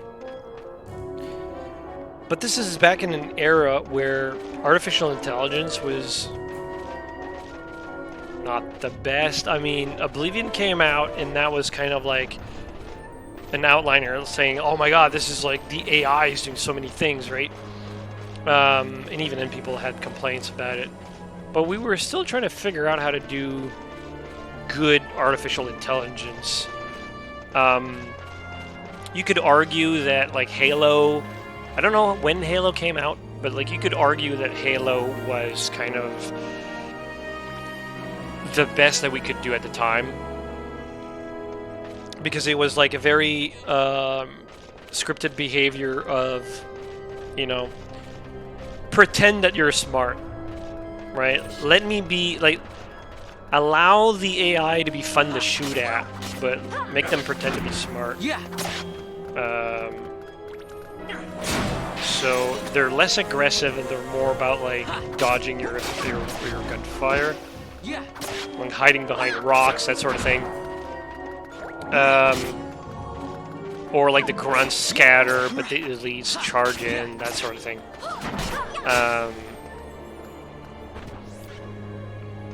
But I'm wondering, like, for this particular game,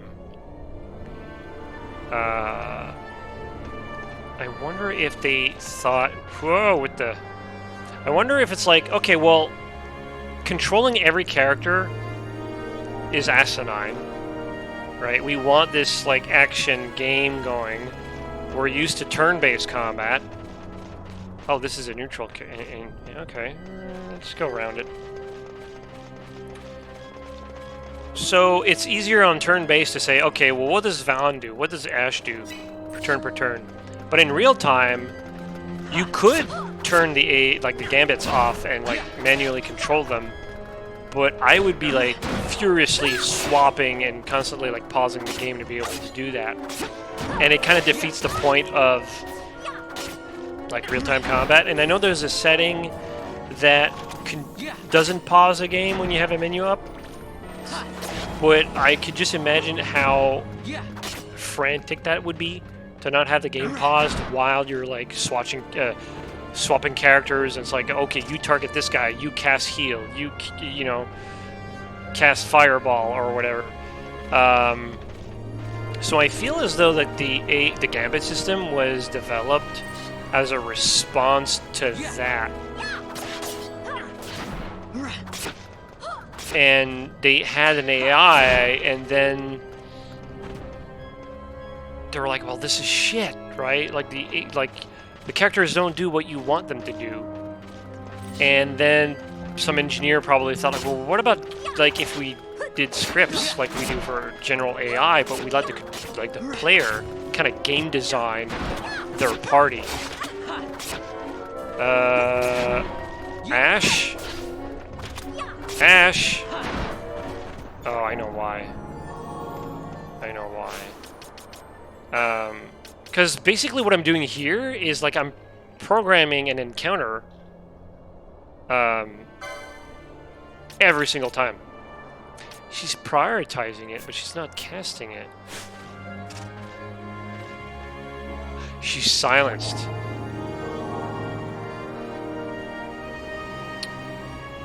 Got it. Okay, so do we have a...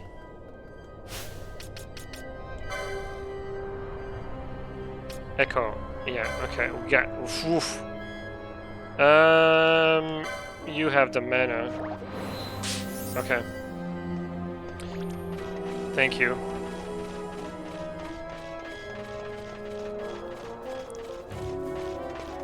So yeah, I almost feel like they developed the Gambit system as a response to... They didn't want to just have the player manually do everything. And they didn't want the AI to do it by itself because it was trash, so they figured, okay, well, let's put the triggers in. And it's working fabulously, I think. If I were to, like, make a system like that, I would probably do and/or statements on top. Please cure. Thank you. So it's like, if ally is less than 40% and, you know, self mana pool is lower than 10%, then do potion. That sort of thing. If they had like an extra layer to it, other than just, here's a condition, here's the solution to it, I think it would help a lot. But I think it still does a great job. And I think what I found was ingenious with it, and Dragon Age also does it, Dragon Age Origin that is, it's the idea that they're plugged into your character build. So if you really wanted to min-max your stats, you would have to like manually control them because you wouldn't have enough slot in your gambit, right? I don't know what it was called in Dragon Age, but I think it's like every few amount of points of intelligence you get an extra slot. So it's like all my characters are smart. Because I love that aspect of these games. Okay. There's a way to get a mini-map. Is it this one? Okay, there we go. Not the mini-map, but like the map overlay.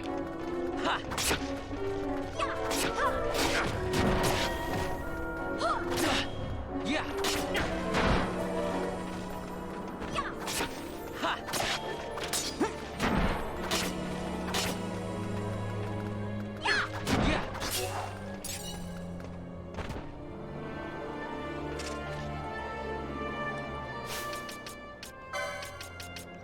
And I'm constantly making an adjustment because I want...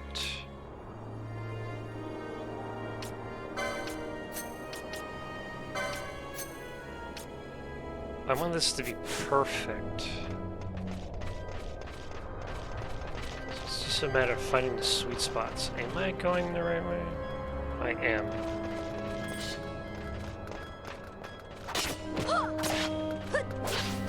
Oh, I think I know what the... Yeah, so if I go attack...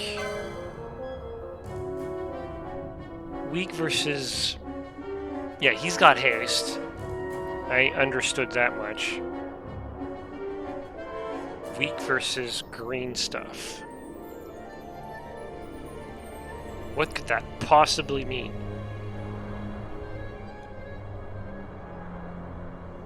Poison would be like a purple thing in Final Fantasy. This is green stuff. Nature? Like, it's not a leaf, is it?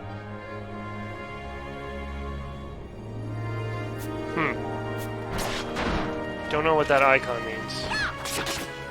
Green magic, maybe? Nah, they wouldn't do it like that, would it?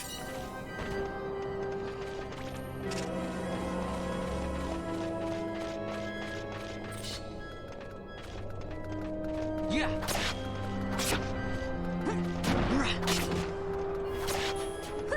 Yeah.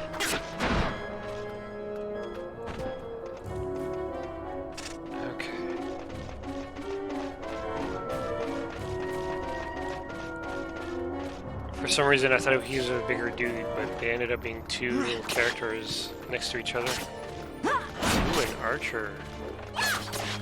Yeah.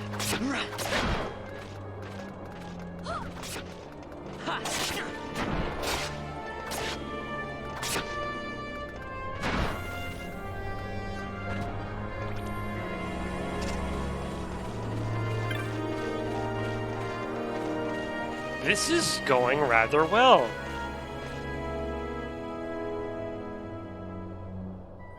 And you know what I just noticed? Because Penelope is...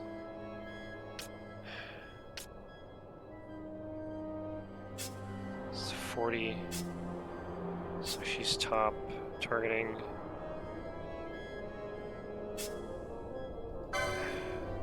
I could sort of drop it. Because I don't necessarily need healing constantly. Because I'm looking at her mana pool, and it makes more sense for her to ease off on the healing. Because Ash is doing really well right now. Whoa!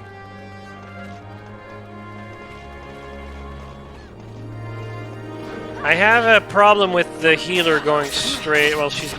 Yeah, she's going to die. Heal. Darn it. Okay. Oh, I'm dead. Okay.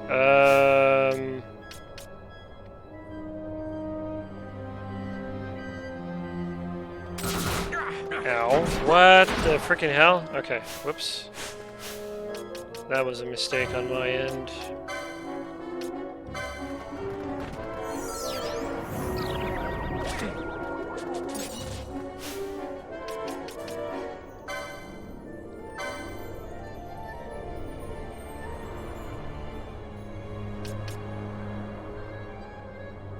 Wait, who did I res?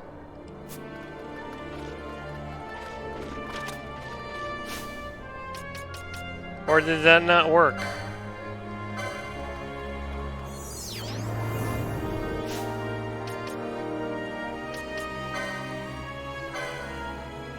Actually, you know what?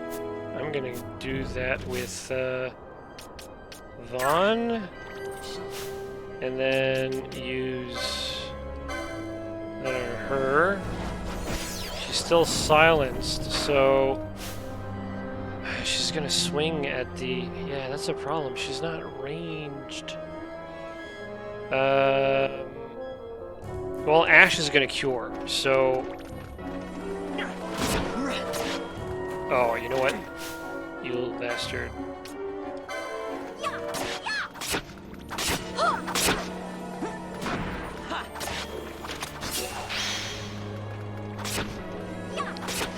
And the reason why I'm not unsilencing or giving Penelo her voice back is because I only have one more item like that, and I don't want these guys to re-silence any of my characters, so I'm kind of waiting for another silence to pop, and then when it happens, then I'll... Her mana pool's rising, so she'll be ready by then. That's my take on it. And Vossler is slowed, which is unfortunate because he was already slow to begin with. Yeah.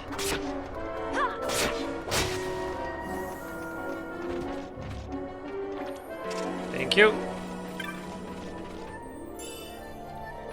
Gold Nino. Okay, don't know what that does, but...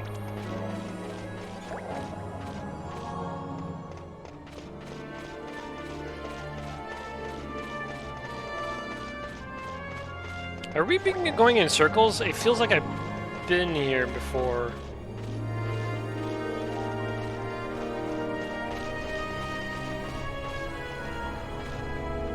Or is there another section of the map that had that? Yeah, it was right there. Okay. Got it.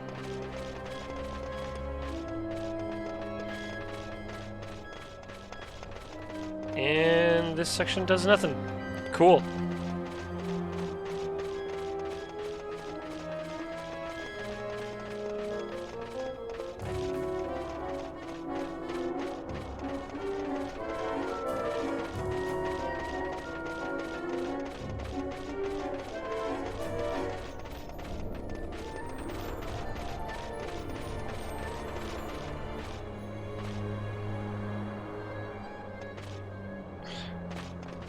I love that that's just JPEG, that little hook there. Because everything else seems to be relatively well modeled. I think the cities were more detailed. Because this is also planes with like transparencies on them. Oh no, wait, it's a box with transparencies on them. Interesting. Huh, I'm looking at the rail. Ye olden graphics. There you go. This is where we want to be. Double check on chests. Alright.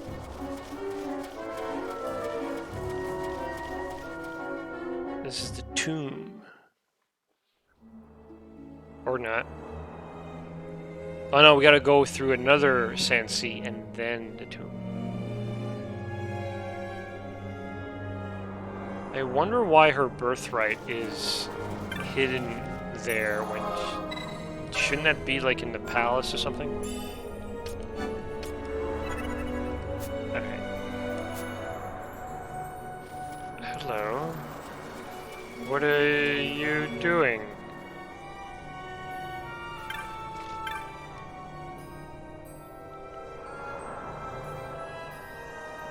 This one wanted help.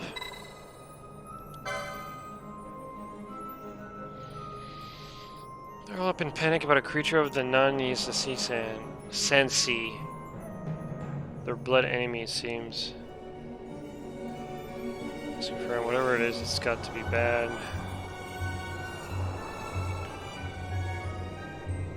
Is that the equivalent of like a quest board side quest? It's supposed to be something like a giant tortoise. Okay.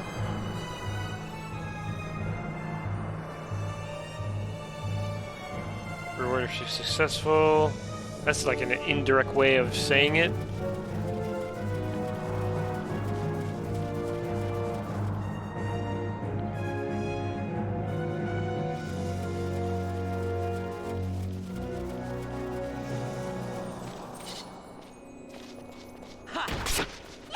So I'm keeping an eye out for like the things that were killing earlier, but now he's an ally.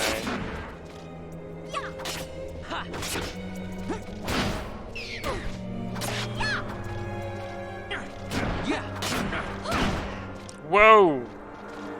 Relax, dude. Okay.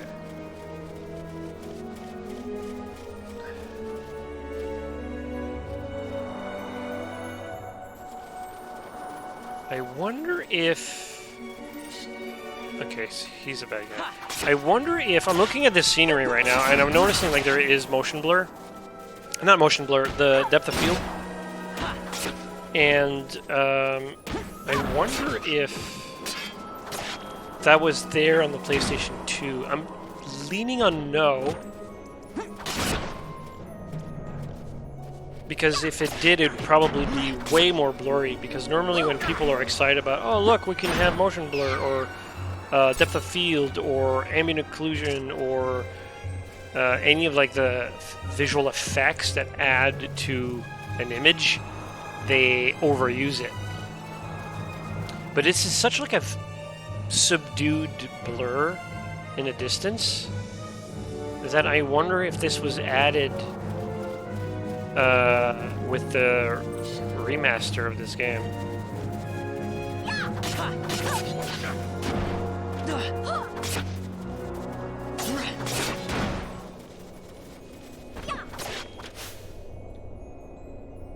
Oh, I thought he was still alive.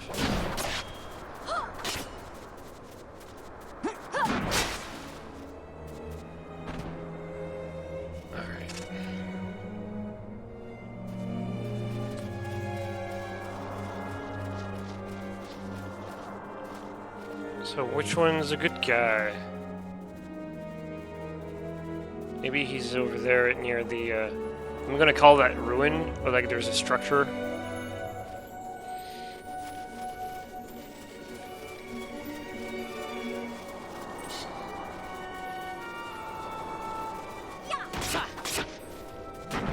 A Urtam.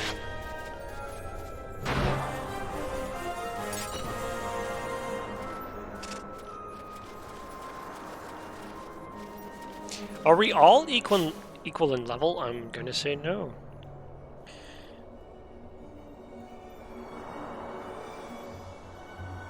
Interesting that Fran and Balthier are... Well, Balthier makes sense because I didn't use him that much. Fran, I expected her to be higher level. Because I used her as much as Bosch, if not more so. So that gives me the idea that when I get to a point where they give me new characters, like for example, Pennell is level 13 for some reason, so she was probably level 12 at the least when I got her in my group, means that I'm progressing faster than the game intended.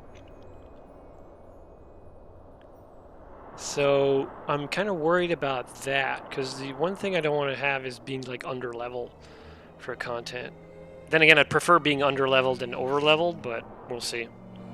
Do you enjoy tactic games like Tactic Ogre? I don't know what Tactic Ogre is, but tactic games, Fire Emblem is what comes to mind. I've never played any of like the Final Fantasy tactics, which I know they're quite popular. I had some amount of interest in them back when they were like brand new, mainly because I wasn't a Final Fantasy enjoyer then, but I figured, okay, maybe not as RPGs, but what if they were tactic games, right? Maybe I would, because I enjoy chess, so I thought, well, maybe if the games would be more enjoyable if they were tactic games. But I never really had the console to play one until 2017 when I bought the Switch, and then it was just a matter of like which game got my attention at the time other than Zelda. Well, Fire Emblem was it. So Fire Emblem I enjoyed a lot. There are some things that I wish they did that it didn't though, but that's more like map variety and stuff like that, and I'm really looking forward for the new one that's coming up early next year. Oh, there he goes. Yeah, one of them... Oh no, that's my own health bar. Oh, there's a Tortoise. Okay, so maybe they're going to be friendly if I kill it. Is there a save point? I missed it. I don't know if that answered your question. No, don't target this guy. Well, technically, I would say target the eater. So yeah, target. No. Okay, girl. Gonna go here. Off. I can't do anything. I can. Right. Everybody target the eater. Target the eater.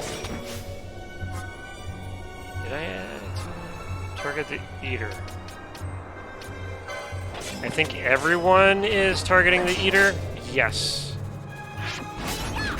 Gambit will be turned on the moment that... I'm not attacking.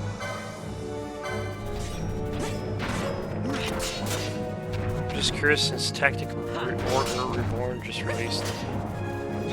Is that like a mecha one? By any chance?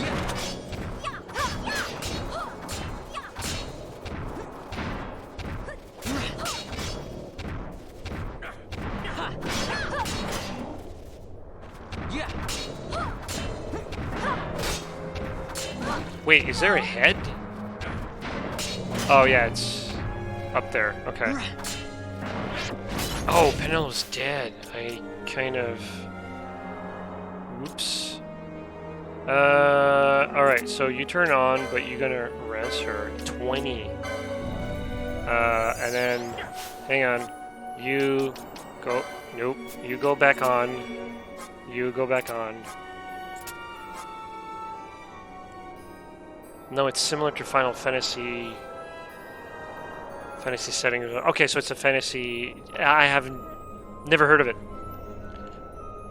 Just turn in. How goes Final Fantasy 12? It's doing great. I'm mostly confused with the politics of the game, but it makes sense, and I don't hate the characters, so... It's a predecessor to Final... Ooh, interesting.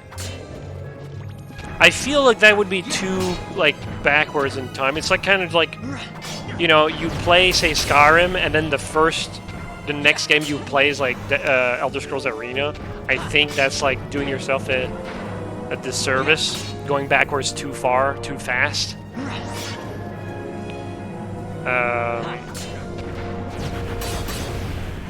Okay, so I don't know how to deal with her then. But she needs the, how do I tell a melee user to not be... I guess don't attack, ever? Would that be a thing that I could tell her? Hang on. That's not it. Oh no, it was it. Whoops. Menus! Don't ever attack. Ever. For now. I don't want you to use a sword.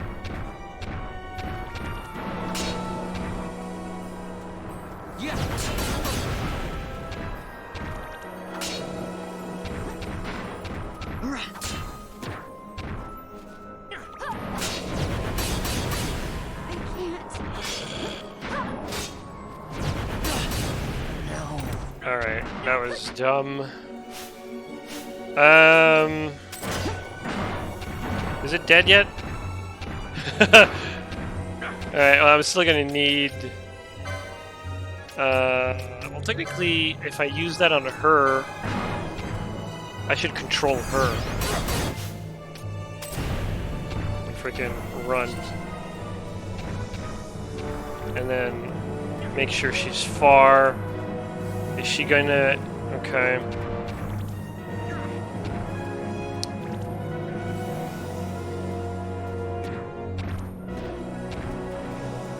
Yeah, that's nice, but I actually kind of... I know her programming, but I want her to res Vaughn. Okay, so now...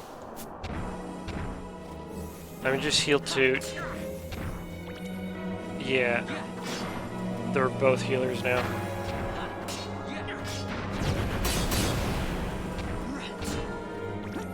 Talk about typecasting my female characters. Yeesh.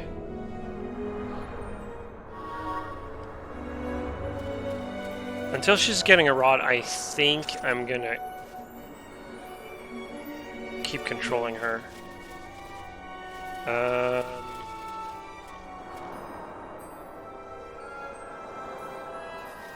I wonder if I messed something up in terms of like quest flow. If it was ever a quest, I don't know. But maybe I'll get a reward here. Maybe they'll say, "Oh, thank you," here, or maybe not.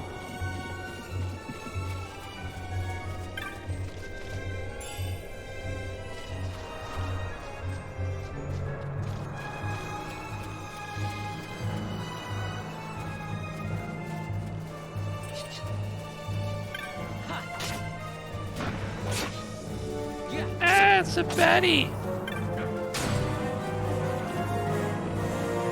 Sweet. It's a big ol' meanie. Where does that lead? Or is that where I was?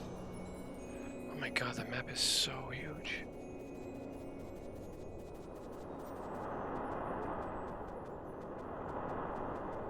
Wow, they really open it up and say, oh, okay, well, we've done the story bit. Here's your dungeon crawler bit. Hope you enjoy. Alright, so we're going this way, I think.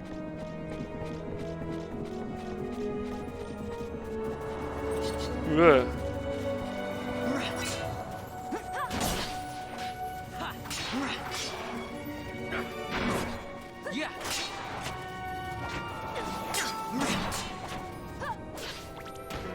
I'm just gonna sit and watch the show, really. I mean, technically she can fight here because the enemies don't really do like AoEs, I believe. Yeah, I think I'm okay with going back with him.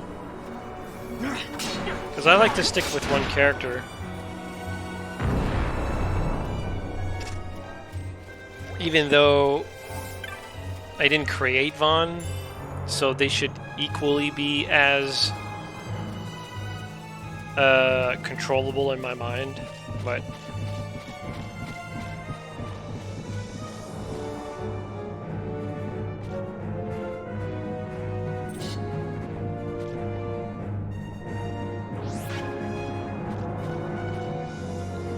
oh, is that what that thing is? That Chaos Emerald is protection. Alright, well, I guess... I figured maybe I could try to aggro one, but that won't happen.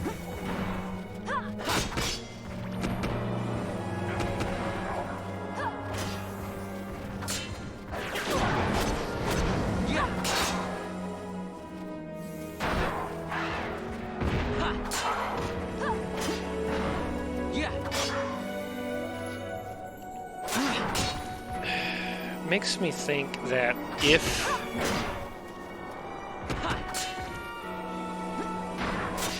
because I'm looking at this game like from a like video game academic progression, stuff like that, and you almost have a third-person presence. Like, you're not really playing the game as much as the game itself is about you watching the combat unfold and making decisions and stuff like that. And I wonder, but because the closest game I can think of to this would be Xenoblade Chronicles 2. And the only thing that's a shame there is the fact that you really didn't have any like gambits in Xenoblade. Would have made combat so much better though.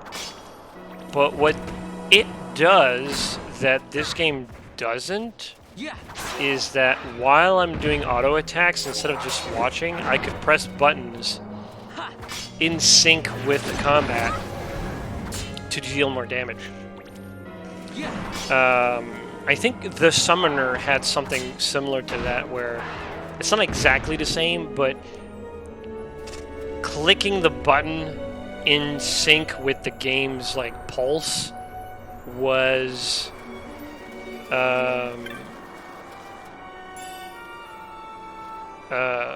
rewarding, right? So it's kind of like playing DDR, but it's combat oriented. And I wonder if that's probably the only thing that this game is missing. Is that sort of like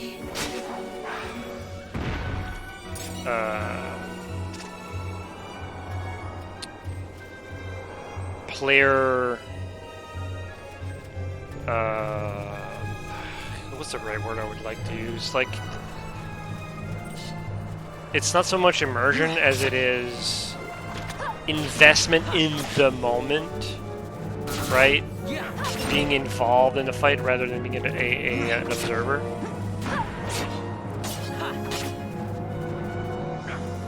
This is a re-release of a PlayStation 2 game. I mean, it's a very novel idea for such an early era game, especially one that has such a content. Well, that's what I mean. Like, I like to look at it from like an academic standpoint, where it's like, where were we in that era, and what were they thinking when they were making this? And not in the, oh, what were they thinking? This is such a bad thing. Like, what were they thinking? Like, what were the challenges, and what were the solutions that they come up with, and why were they coming up with these solutions, right? And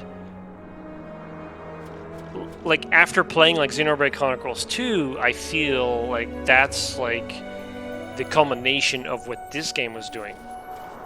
It was kind of like a progression. We kind of lost something in progression as we advanced, but at the same time,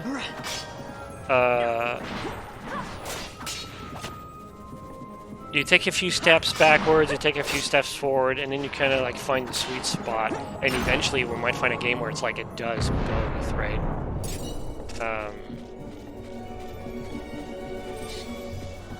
And I can excuse an RPG for not being like hugely into, oh, you didn't press the button in time type of game, right?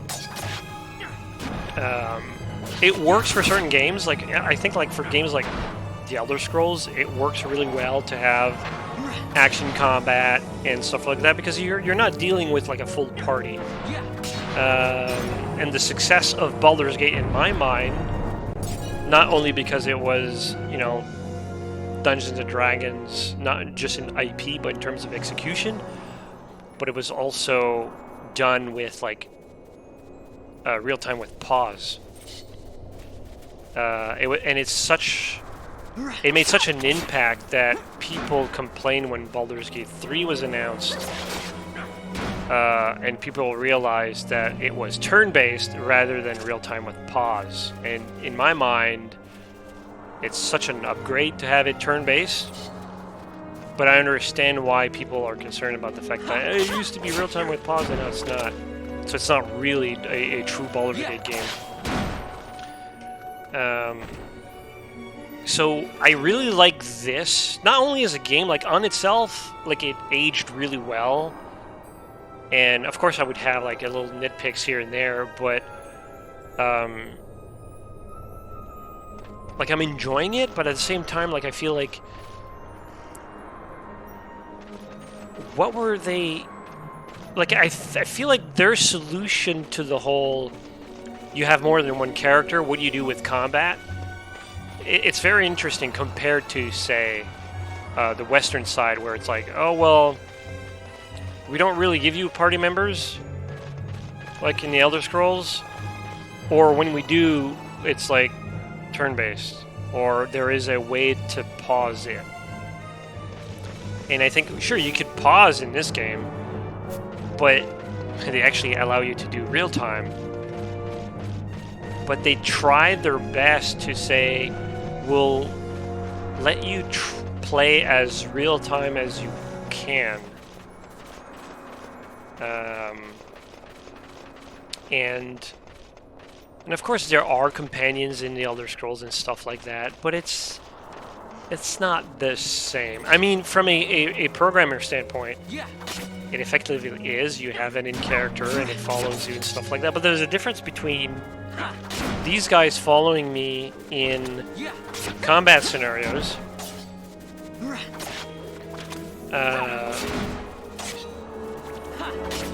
than following me like in town, right? I'm going to go to town and I'm going to go to bar and I'm going to order like a drink and I have my companion next to me, right? They don't do that here. But in terms of combat, it's effectively the same.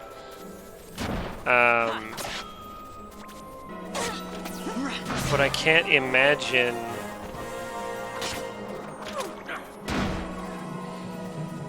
say the Elder Scrolls doing like 4 people, 5 people, 7 people in a party.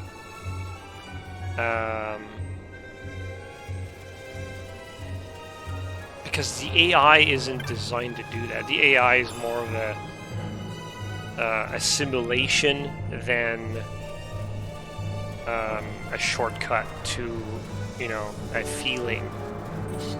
And what I mean by that is, like, the AI in the Elder Scrolls, they're meant to be like their own individual, not only from a conceptual standpoint, but also from execution, right?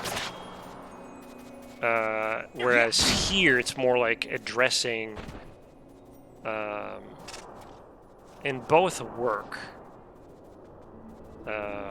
But if this was like Elder Scrolls, like, it would be way bogged down and hard to balance and hard to like go with performance if it was just, you know, a full party of 7 companions following you and looting their own stuff and beating the crap out of each other, like, you know, disarming traps when you're not looking because they're doing it.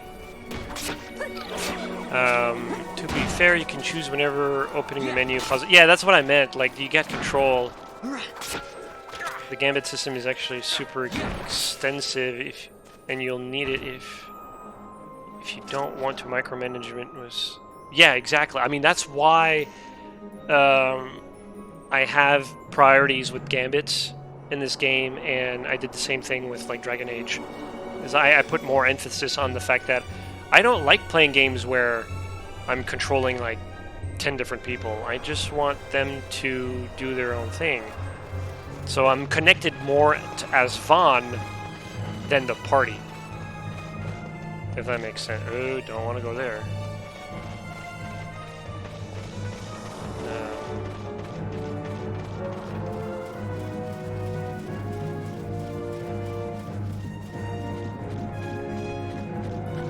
Final Fantasy 12 is good on that. Program with Gambits, manage gear and accessories, and of course class and synergies. Yeah.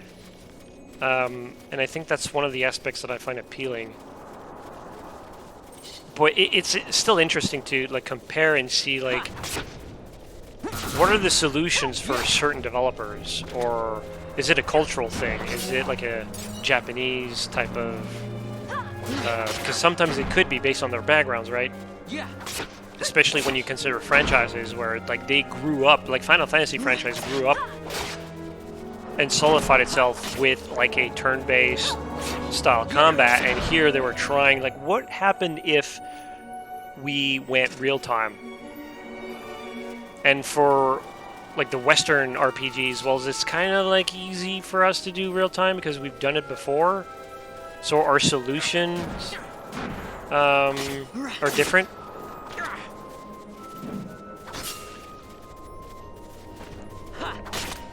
So I really like that.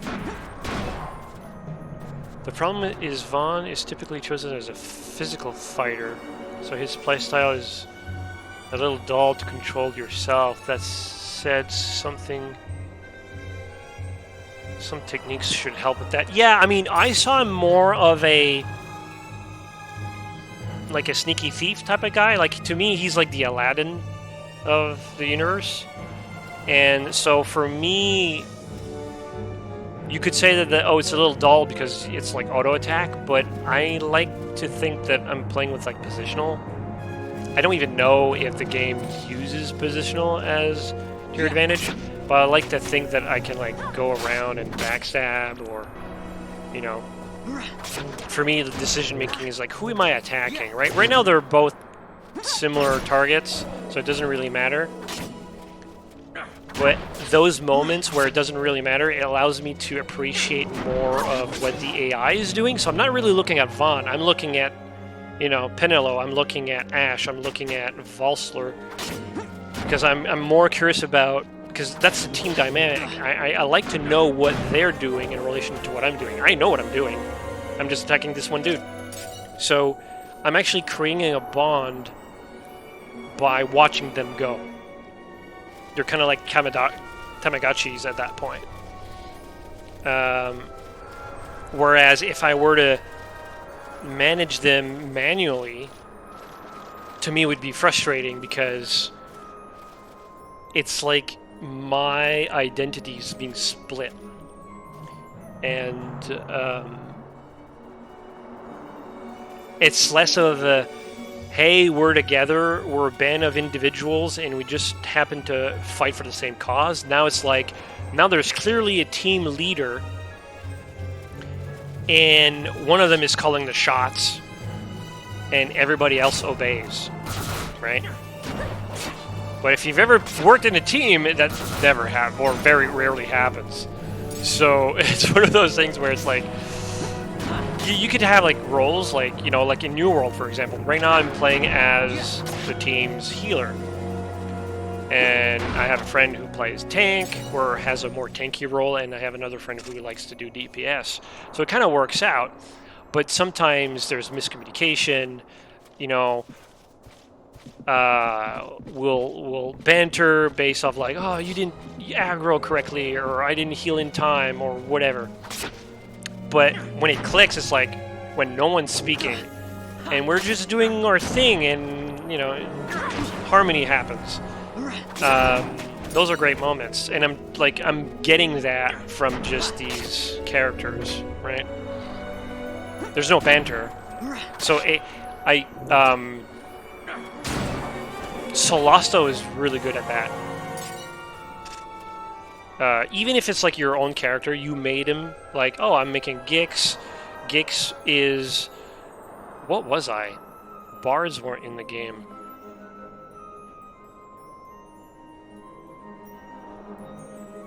What was my character? Oh, I was a cleric. I was like, what the heck was I... What was my character in Solasta? I was a cleric. I made the character, but I didn't have the voice. And what I found appealing with that game is that in combat or cinematics, you can choose dialogue, but you're choosing like a vibe, and your character just speaks their own lines. And it still felt like my character, and that rarely happens when a character already has like pre-written dialogue with a sort of like voice actor and stuff like that. And the banter between the characters, even if I was playing with like actual friends who had their own characters, it was funny because it created a sort of like personality based on their playstyle. It was great. So I kind of wish that these characters would banter in combat.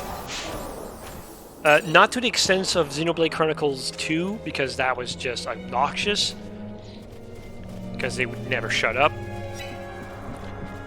But, you know, it'd be nice if that was a thing here. But again, it's like 2006. You know, priorities are elsewhere. What was their deadline like? Could it fit in memory? That sort of thing. So I think what they've done here is really nice. Actually, I am going to attack this guy right here. Yeah.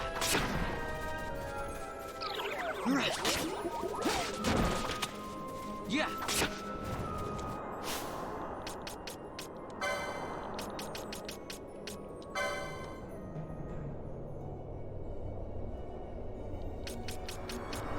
Right.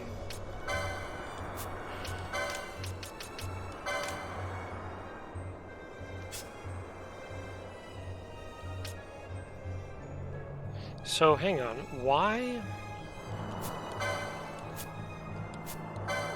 Okay, now I'm confused. So, I switched target.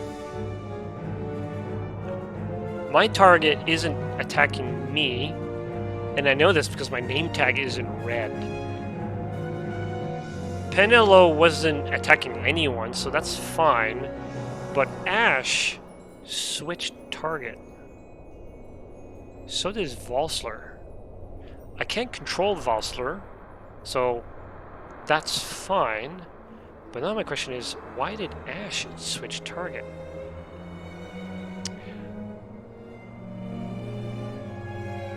Was the target attacking her? Yeah, okay, so somehow the archer attacked Penelo, and they all decided to switch target. Okay, so what I'm going to do is I'm going to go back to D. Oh, it's the last target. Okay, I was like, but they keep switching. Okay. I mean, you might have to manage in tricky boss or mini boss fights, but yeah, outside of it, it should be minimal. Left of gambits. I mean, even then, I would kind of prefer to. Even if it was like super hard, I'd rather not have to deal with like characters while in combat. But like for a boss fight, I could see it happening. Yeah, especially if it's just one target. I think it's fine.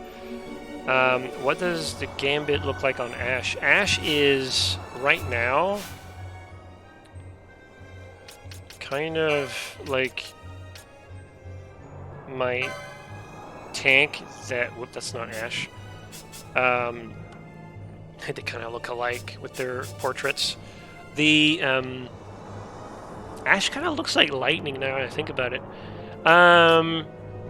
She's kind of like attacking, defending me, and defending Penelo, prioritizing Penelo as a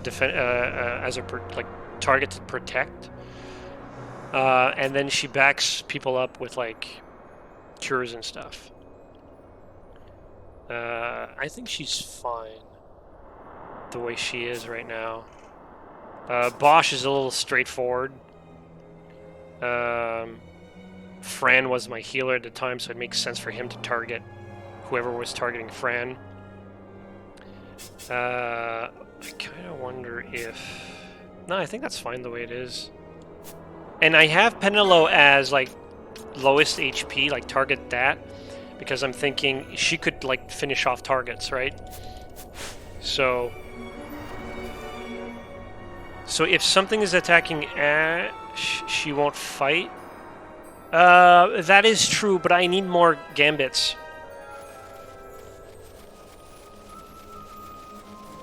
But the way I see it is like, I'm gonna get like.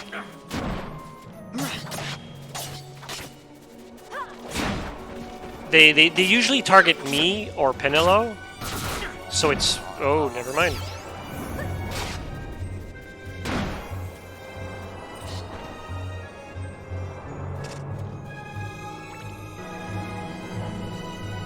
Oh, it was... Penelo could still use Phoenix Down, because that's not a spell, that's it. Item. Got it. I was confused for a second. Like, who rezzed me? Penelo is the only one with the Phoenix Down gambit right now. Alright, so where am I? I could go there to just grind a bit. Is that what I want to do? You know what? Let's clear it. Let's see what's over there. Getting some levels. Penelo is silence, yeah. But that's one of the reasons, like, I don't want to use... Because I only have, like, one item of the anti-silence. So I don't want to, like, spam that. Yeah, oh, God. And Ash is... decent at healing.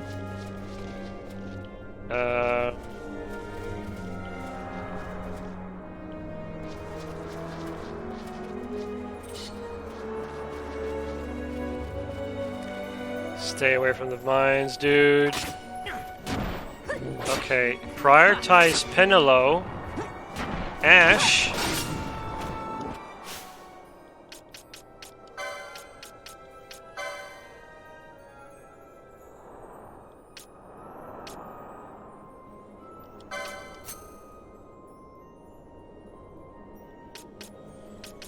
Something's not right with her. I mean, she's not been right from the beginning, and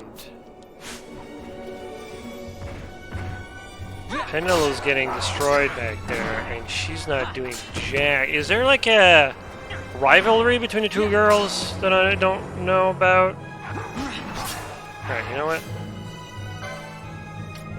I'm just gonna go right there.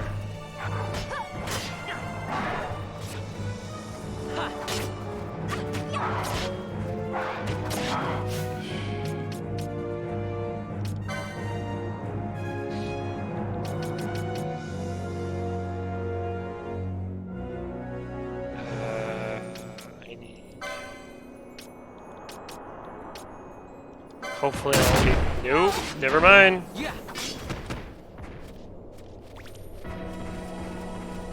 Sure. Whoops. I got plenty of Phoenix down, so it's not a big deal.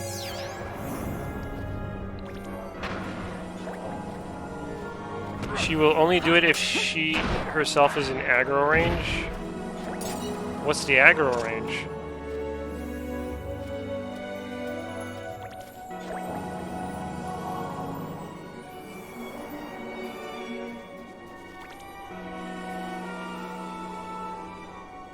Like full team wipe if I don't notice my healer is silenced. Oh, yeah, I can see that because you're expecting it. I knew it, and I have a backup. So it's like, to me, it's not a big deal.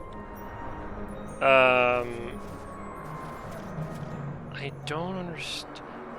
I mean, it makes sense for aggro range, but...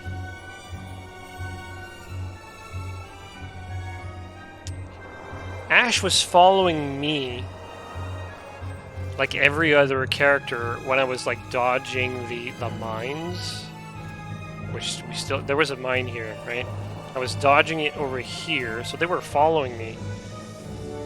She took aggro somehow, and she was supposed to be behind me, so she should have been in range of her, because they're all following me anyways. So she went out of range following me. And that's the part I don't get. And the only reason I can think of is because I was a target, but my priority is lower than hers. Maybe priority doesn't work once a target. I thought of that first, but they actually override each other. So, maybe there's a cooldown on AI for that, but whenever I would like have multiple targets for like Vaughn, he would constantly switch. Like if I went with whoever has the least amount of HP, and you hit one, well, that one has the least amount of HP, so he switches to that. And then if another one gets hit, then he'll switch, and it's constant fighting. So Vaughn has a very basic targeting method. Because it's like nearest visible, and even that sometimes I have a problem like keeping my target. Like they change automatically, which is kind of like what I expect them to do. So right now, Yeah, she charges in. That's the problem. The healer should never charge in because.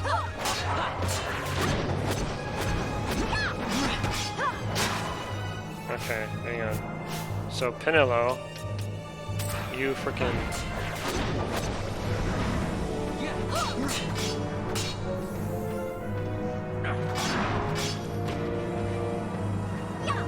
It makes sense that she's not healing though because she's silenced. I don't use target gambits myself. Well, no, yeah, I do. I'm obsessed with gambits. And really, we're aggroing from below? Are they gonna fly up there? Yeah, come here.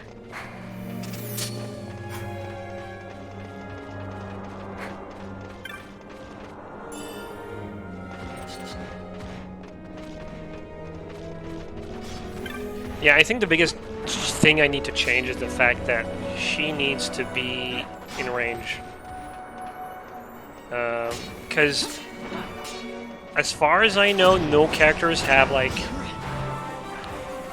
Maybe you know better, but, like, I'm assuming... Do knights ever get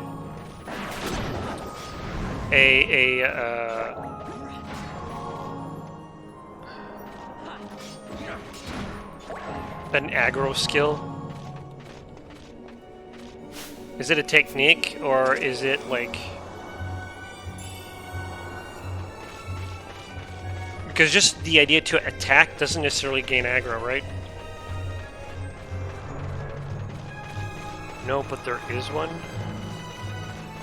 What does that mean? Oh, it's green magic. Yeah, that's... Okay, that's not what... So I have to play in mind with the idea that characters don't necessarily gain aggro.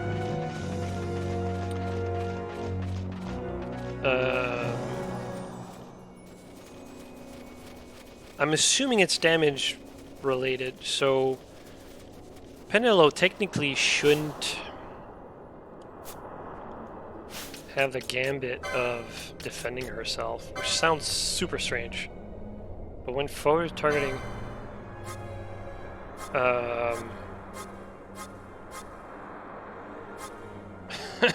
like, just run. Is there a run command? No. I think, actually, for her, the best solution would be protection or something like that. Like she would spam it, most likely. Actually, it wouldn't work anyways, because foe, you would do that on the foe. Blind wouldn't be that bad, though. Not on her, though, on her. But she is... How much is blind? 6?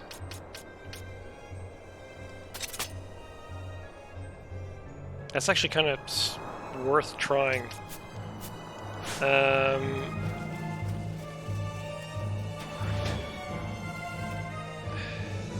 You can get the ability on the knight, and Ash is actually a good fit. It's a cure blind. Oh crap, you're right. That's not... You're absolutely right.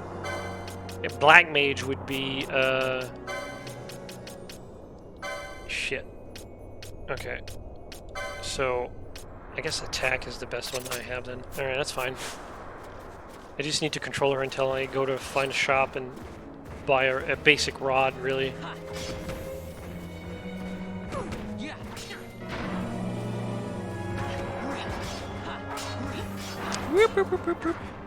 Alright, so I am going to start attacking now.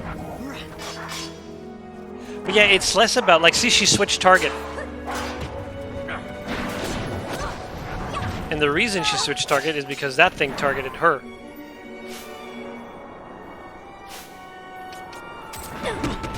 So, come on. Damn it.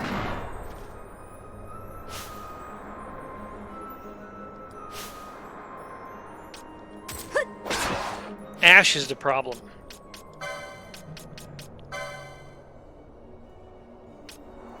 Ash is just not doing her job.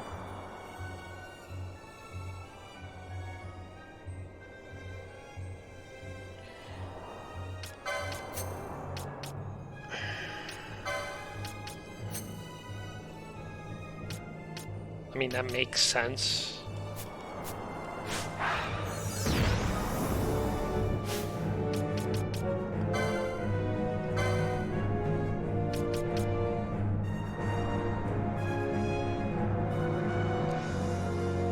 Okay, Valser has to have a automatic. Yeah, that's what he did. Okay, so he has an automatic Phoenix down. So I don't need to do anything. Okay, she'll do Yvonne, and then I can take control of her, and then we're good.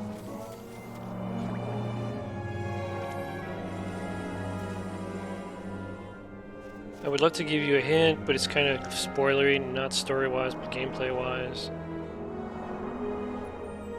Seems to have lower priority than attacking, though, considering he waits until after.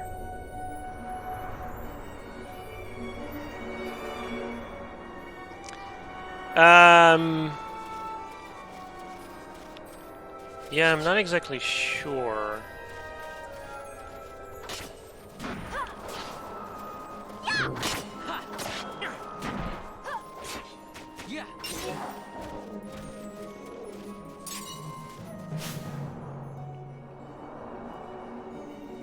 I have an idea.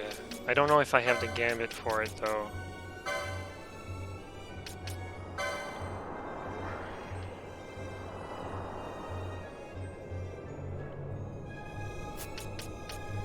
It would be this one.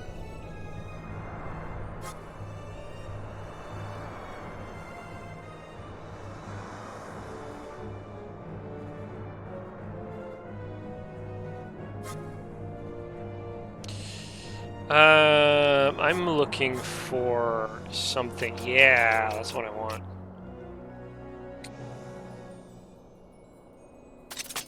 Just don't attack anything until and then if a foe is below. So you finish them off. Protect yourself.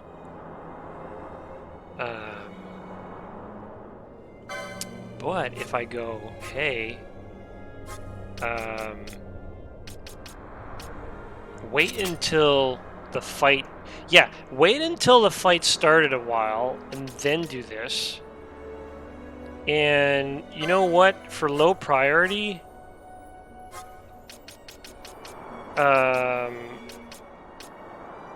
do that. Like, I think maybe that's probably the best way to go at it.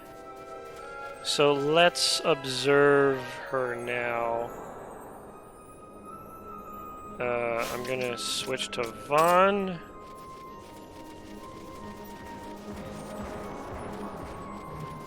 I might have to remove her silence though. Ash is running low. Yeah, Ash is running low on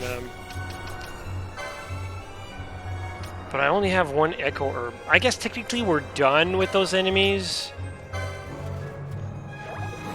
But that, like, I have to remind myself that I'll need to buy more of those.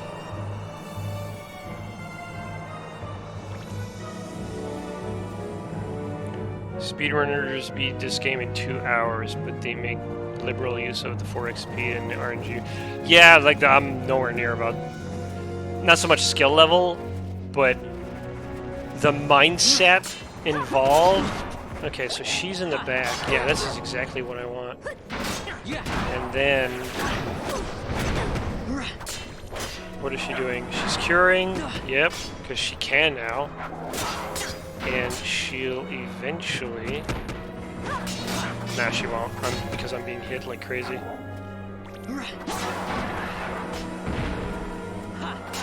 Okay, so what if I switch target?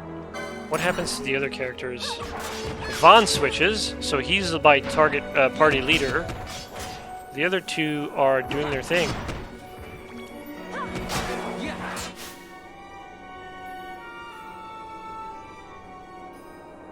Oh, okay. Okay, I mixed up the girl. So I thought Penelope was getting attack, and then Ash wasn't doing anything, but Ash is getting the aggro. So no, this is working as intended right here. Okay, perfect. And she's almost out of mana. Great.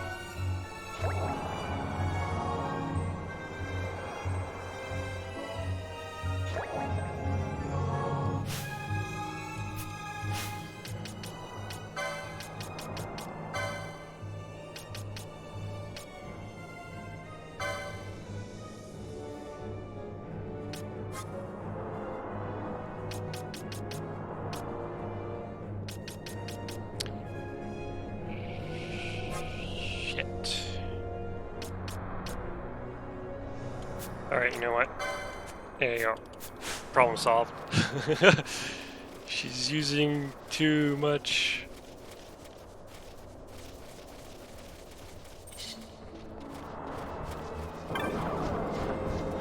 Yeah. Foe greater HP than 70% attack. Well, no, I have her lower, so she waits before attacking.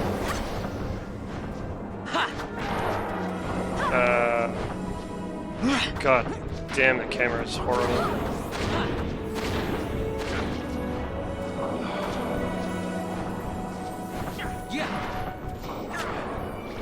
What happened to the other dude? Wasn't there another dude there?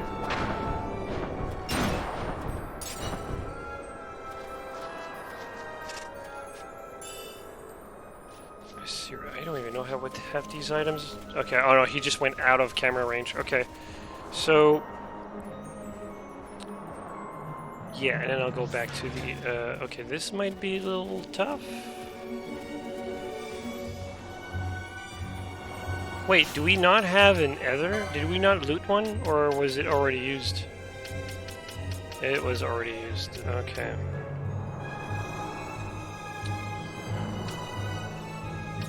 Eventually I'll use the boats. I've used one before, so I know what they do. But it's one of those situations where it's like, oh, I'll use it when I really need it. And the time never comes. Flying enemy only Oh, because he's, okay.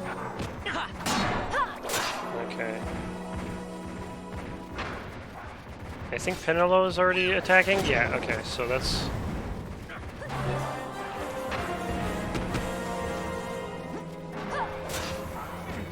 Alright, I might as well attack this guy. And that'll change also, yeah, so it changes everyone.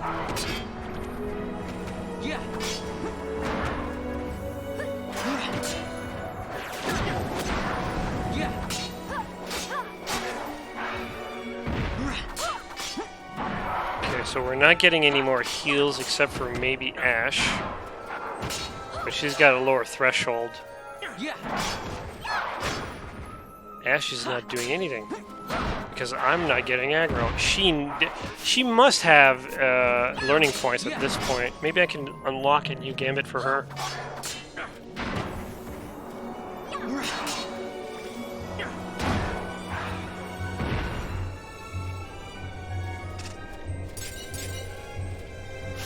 Yeah, I think... Whoops. I think if I go license, hopefully... Yeah, Ash has enough... Wow, we get points... Well, we're killing a lot of stuff, so that makes sense. It's like, wow, we got a lot of points. So I need a gambit slot. Where am I getting it from? I don't know what that is. But we can afford it. I think I'm gonna go with a cheap one right now. Yep.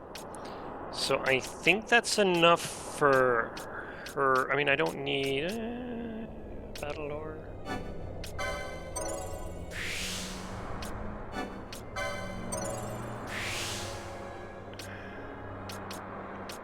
I feel like I'm progressing with the armors and stuff way too quickly. So I need to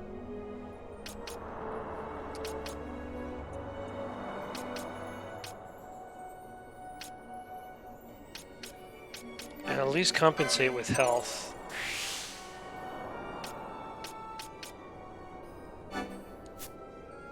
I don't need broadswords. Okay, so she's got... Yeah, we got way more points, so I need to do this more often. The licenses. So Ash now has an extra one. And now I can say, hey, target nearest visible and attack it. You need a target. But do that at, you know, like that's the last thing you need to worry about. And then, okay, so she's set. So now I want him.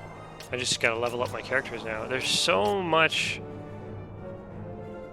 I get fully recruited.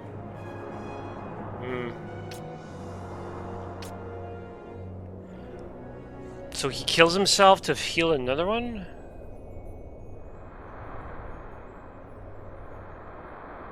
Fully consumes user's HP. Yeah, that's... I want... I don't need more Gambit. And yeah, so I want maybe more health. And then I'll probably go with...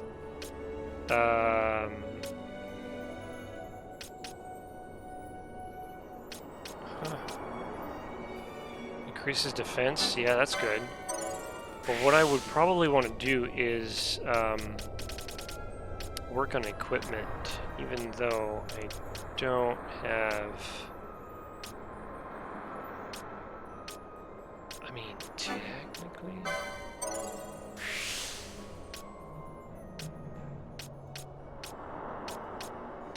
Yeah, alright. 5... I could use 3. So I never learned... I don't use many techniques outside the specific ones. Get Golden Amulet. It's a... Oh yeah, is it? Do I have it already? I think I've already unlocked it. Yeah, I have it already, but I haven't... Okay, I haven't reached it yet. And for some reason, I kind of lost the ability to put points in there. I don't want to go there just yet, though. That's the thing. But I don't have much choice. I probably more HP first. Like that. And then... Okay, so he's done. Ash is done. Penelo needs... I need that, so...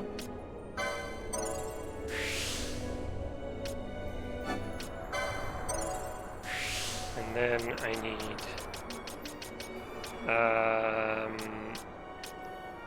Oh, did I say if I needed more,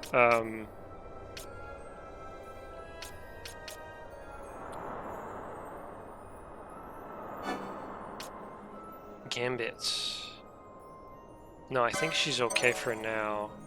I'll definitely need more, but I think I'll grab him elsewhere. And for 20, let's say, wizard hats. Just unlock it just in case we get these items. I want to be able, I want her to be able to, you know, equip herself. Ash, did you... Ancient sword, that's good. I don't know what you had before. I didn't read it. But I guess if it was blue, that means it removed, like it replaced it. And we still don't have a weapon for her. And for Vaughn, yeah, I think that's for now. I'm not looking too much into what exactly I'm wearing, but I think that works out.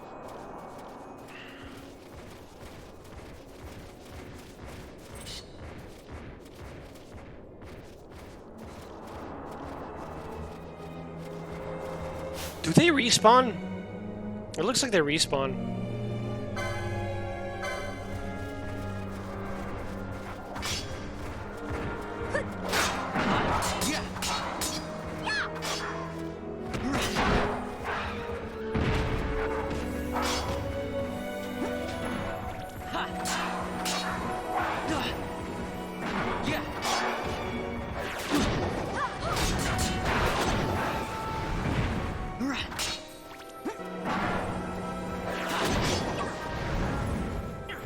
Yeah. I was wondering when Ash would start to swing.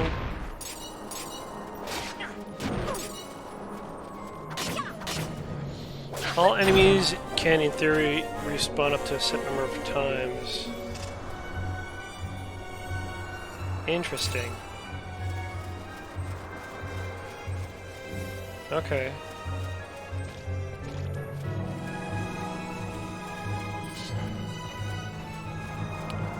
Was not expecting that, to be honest. I knew they respawn, but I wasn't sure, like, if it was on a frequency level or it only respawns like twice or that sort of thing. So, all right, and I think we're just about ready to switch to the other zone. Yeah, we're not too far. So what's going to happen is, assuming I'm in the tomb, that'll be the end of the stream for me today, because I feel like the tomb should be its own kind of let's start from there type of moment.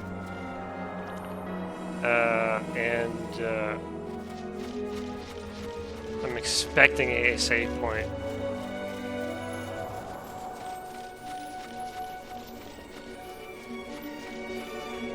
Please don't trigger the bombs.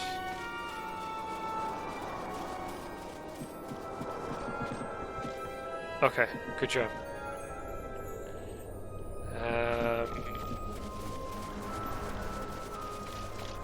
Why not? The two source guys, so they shouldn't silence.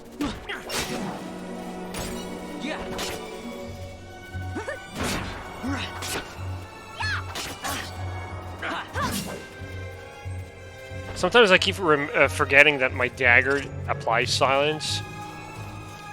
So every time I see the enemy with the silence debuff, I'm like, where's the black mage in my group? I don't have one.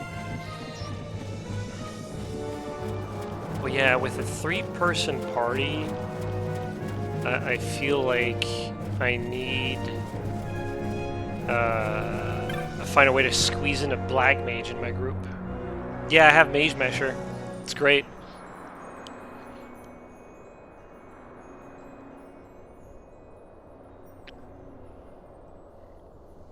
Surely do not come to hunt treasures and Valley of the Dead. Oh, we're gonna fight undead. Secure 2. I always find it interesting the way that JRPGs handle like undead as not just a subject matter, but like as an enemy type. Because they always do cool things with it.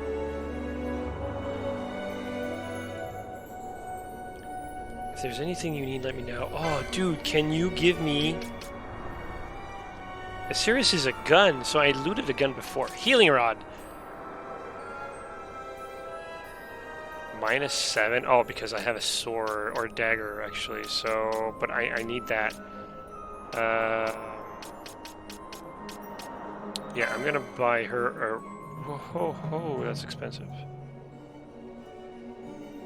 Unhit regen? Hello.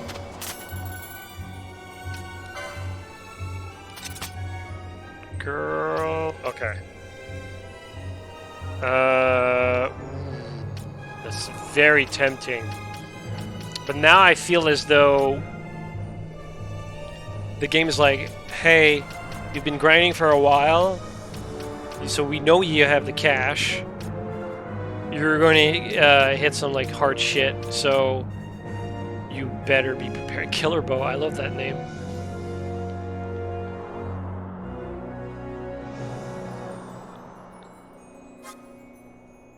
Okay, so I need to...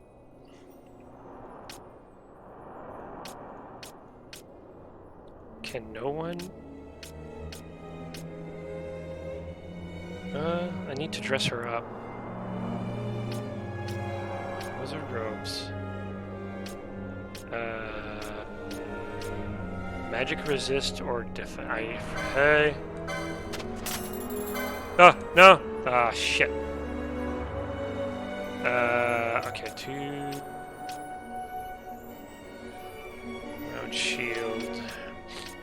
So, keeping an eye for a wizard hat, but I want to figure out immune to silence.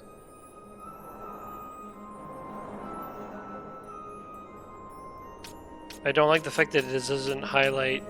Okay, so none of these characters can have that. This seems like an important one for Penelo.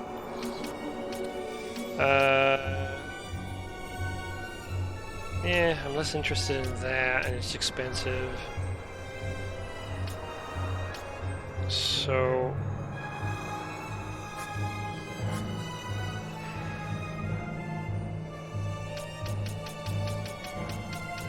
They don't sell mana potions. What is it with like old games like Morrowind and Final Fantasy 12 that like you can't buy mana potions?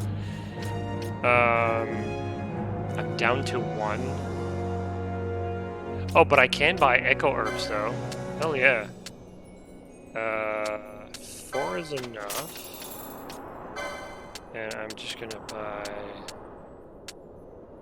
10 of these. And maybe 1 more, just to get a good number. I need a few more of these.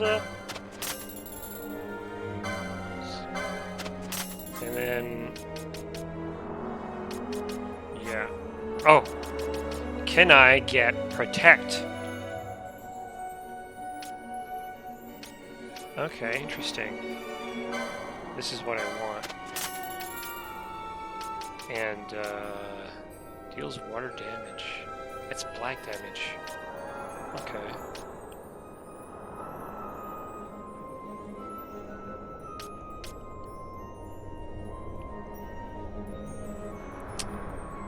I am going to sell some crap.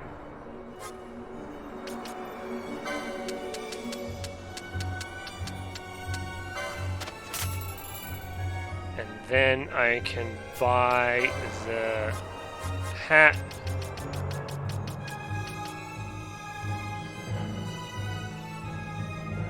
I just want to buy it because it's a wizard hat, really. I mean, that to me, that's the best reason. But I think I just read that it increases my mana pool on that one, so I think that's good also. And now I have to like equip Penelope. No, don't go on. Okay, so I gotta go Wizard Robes. Got it. It's a shame that it doesn't appear on the person, but it's fine. No model changes in this game. I mean, I appreciate that they still changed the weapons, at least.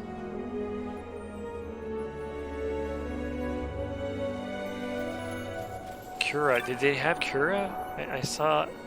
I don't think I have the money for it. Oh, maybe I do, and I just need to sell more items.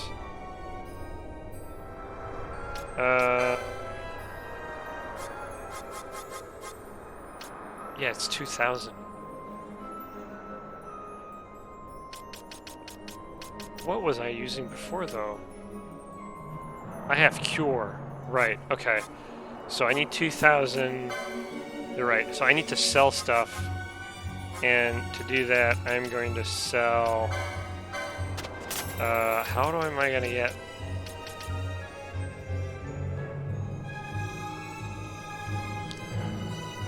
I want to know, since you seem to be more familiar with Final Fantasy 12, do the Earth Stones and the Teleport Stones and like anything that's considered loot, is that garbage? Loot is there to be sold. Okay, that's what I thought, but I wasn't sure. Only Teleport Stones matter? So do the other items have like a use, but they're like insignificant? Is that what it, or do they just don't do anything other than being cash? That's what I want to know.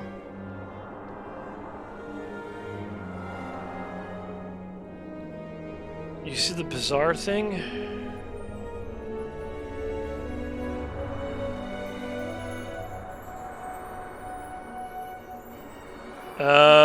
It's crafting? Okay, so it's useless. Okay. Okay.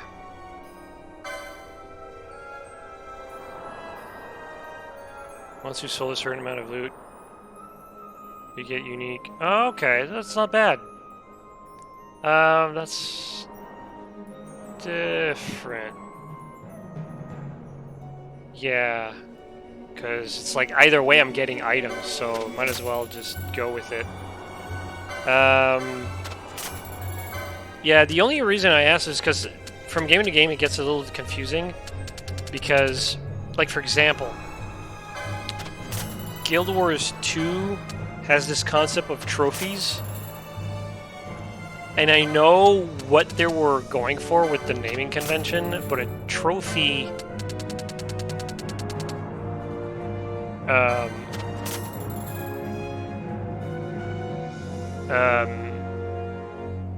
for a lot of people, it's a good thing. Like, you want to keep a trophy because it might be worth something, or it's like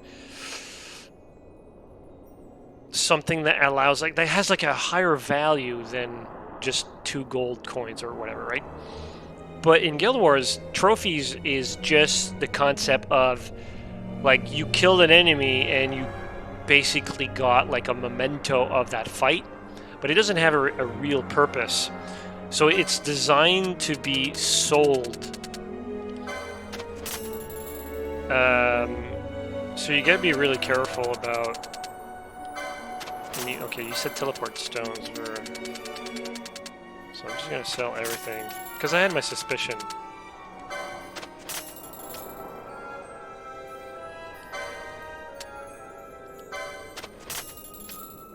Oh wow, I can actually fully equip my dudes now. Okay, that's gonna be interesting.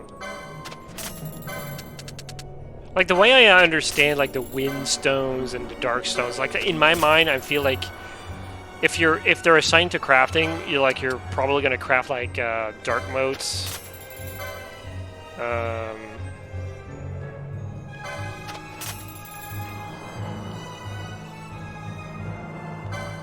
Great Serpent Skin. It's needed for a side quest later, but you can accidentally... Okay, that doesn't matter. Even if I do accidentally sell it, it doesn't matter.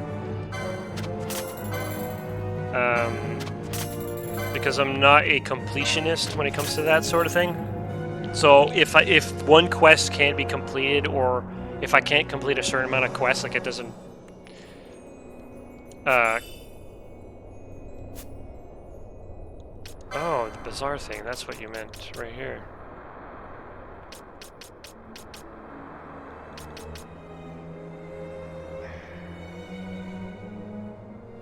Interesting.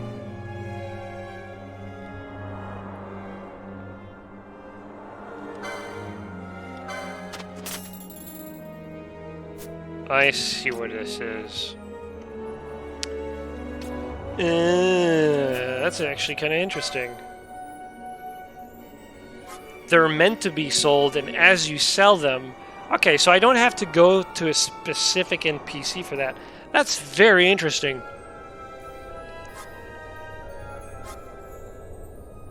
I really like that.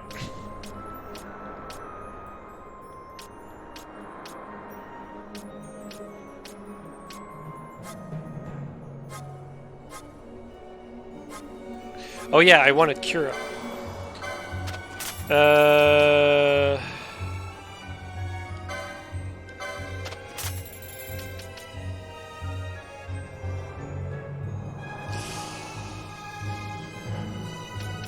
Well, it's 200, so I might as well... You know, let's buy the spells.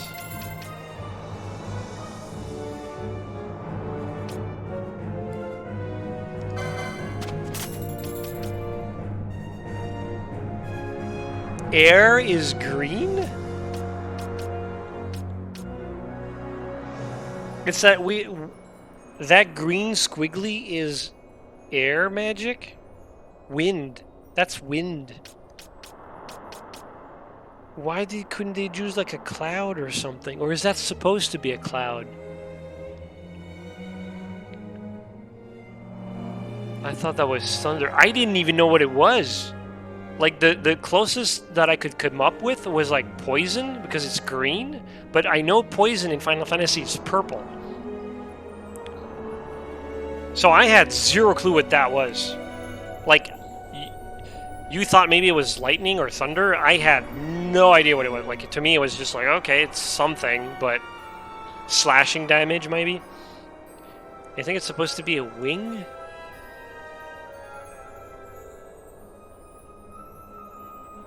I don't see it. It's a weird, yeah, it's just like, I could sort of see like two fangs stuck together type of thing.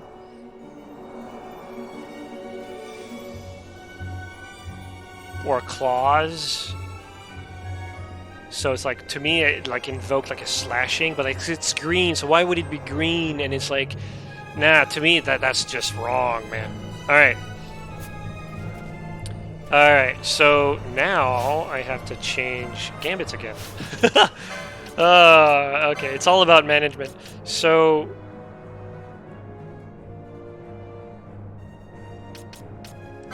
you're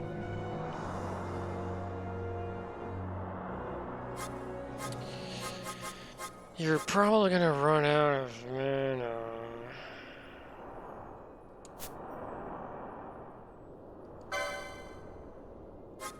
But the idea is to not die anyways.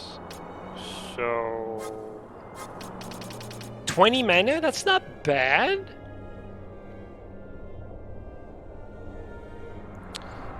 That's not bad.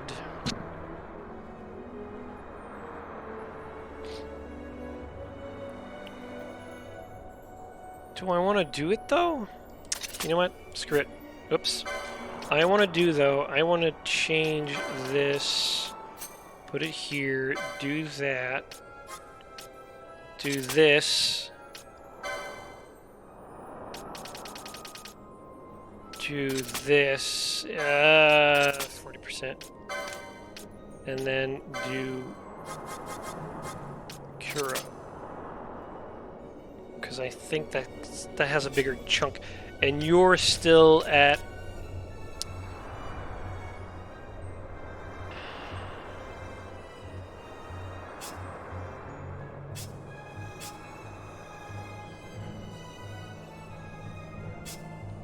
I don't want both of them to overlap, so let's wait.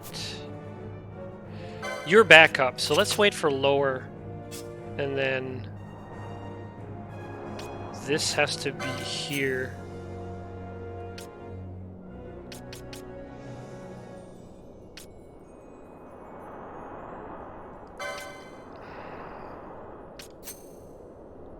I think that's it. This is the way. This is the way. Yeah. Oh, cure yourself before doing... Yeah, I think that's gonna work a lot better. Okay, so... Oh, there she goes.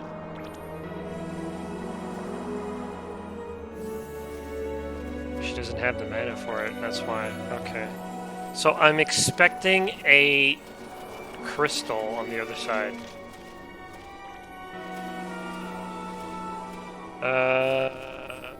As for why certain characters can use abilities they don't have license for, simply a relic of the PlayStation 2 version. So the game kind of was designed for them to have these abilities from the start. So Fran, even if not an archer, will always be able to use basic bow. Well, in the license board, when Fran got introduced, she had points in archer and black magic. So, like, even though I didn't dedicate like, oh, she's black mage or she's archer, she still had points in there. So to me, I didn't even think of that being like a inconsistency between like the versions. You don't have to make her an archer. No, but like it gives me an idea of the archetype. Like, oh, you can either make her a black mage or an archer. I like the idea of having both of them, where it's like she's an archer, but she can still do debuff like a black mage does. So originally, that was my thought around her character, like being able to cast blind and then she shoots her arrows, or being able to cast slow and then she shoots her arrows, that sort of thing. But um, maybe it's the weapon, but the arrows don't seem to be doing that much. So I figured, and you can kind of swap the arrows, so maybe that's my fault. Maybe I interpret like arrows as being like an ammo, but it's not a consumable. It's more of a sword. So you have the bow and you have the arrow, and you swap the arrows to do different types of damage or more damage or that type of thing.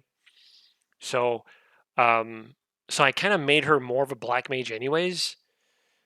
But she was shooting her arrows as an auto attack, and then I just have her cast spells, right? But really, like the way that I interpret like the characters, like the license board, is more of a guide of this is their archetype. You know, if Ash has knight and white mage, and to me she was more of a paladin type of thing. So I was trying to think of ways to make her character played that way, rather than just saying, "Oh, she's a white mage" or "she's a black mage" or a knight. I still kind of choose the profession or the license board, or what do you want to call it, the job. I still chose based off what I feel is more prominent of her character.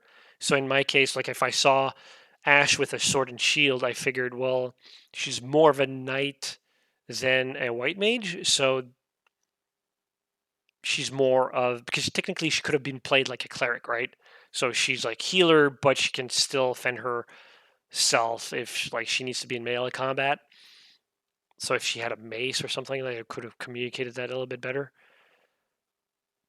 But she was heavily armed as a paladin, so to me, like that made more sense for her character. She's an all-rounder. Yeah, that's fine. Like I feel like the type of like, oh, she can be whatever you want her to be, fits more into the type of like if you are more into like you prefer a certain character, right? Oh, I like bunny girls, so I'm always going to play with Fran in my group, but this time around I want her to be, I don't know, a ninja. Then you can like swap her around and make her a ninja if you wanted to. But for me, since I'm kind of like indifferent with the characters, I have favorites, but I haven't really played enough of it to say I want to keep certain characters. It's kind of like Pokemon, right? It's like, oh, I want a Pikachu in my team. I want Bulbasaur in my team, and I'll always play with these characters, type of thing. Like I don't have that mindset yet. So there we go. So right now it's more like, how do I want to diversify my team in terms of their job, also of in terms of their aesthetics. So for me, Fran has a priority because she's aesthetically different from the other characters. Um, right now, I kind of feel bad because I got like two like blonde hair or pale haired women in my group, and the male character is also like blonde. So it's like, could I not find a way to get like a brown hair or darker haired character somewhere, or a taller, because right now they all look like kids. So can I get like an adult in the group? But there's like right now I feel limited, and I don't know if it unlocks later in the game, but I feel kind of limited because I only have 3 people in my party. I was kind of hoping for 4 at the minimum, and technically yes, I got 4 right now because I have a guest. But it's one of those things where if I have like an extra 4, I guess I could like flesh out my group a little bit more by having, a bunny girl in my group. And then it's like I don't want to have like 4 girls in a party, so I'll probably swap out maybe most likely Ash with like Bash or Bach or whatever his name is, just to be able to have. And it was always confusing because Balthier and Fran, they both got introduced to me as Rangers. but why would I have both at the same time with the same role? So it's kind of like, for me, Balthier is kind of like on the side, which is unfortunate because he's, as a character, I think he's like one of the best. But in terms of the party structure, I don't feel like he fits in. If he was more clearly a bard, then for sure I would prioritize him being in the group. But he's like a gun dude, and to me that doesn't fit the power fantasy, I guess, of my group. Anyways, saving, and I'm surprised that it wasn't like it wasn't a crystal. So am I still with like low health and whatever? In any case, I think after the cinematic, I will end the stream and like call it a night and that stuff like that. You know, dinner is it's about time for dinner for me, and then I'll just gonna finish my weekend with other activities. You will fully recover? Okay. That's a strange looking tomb.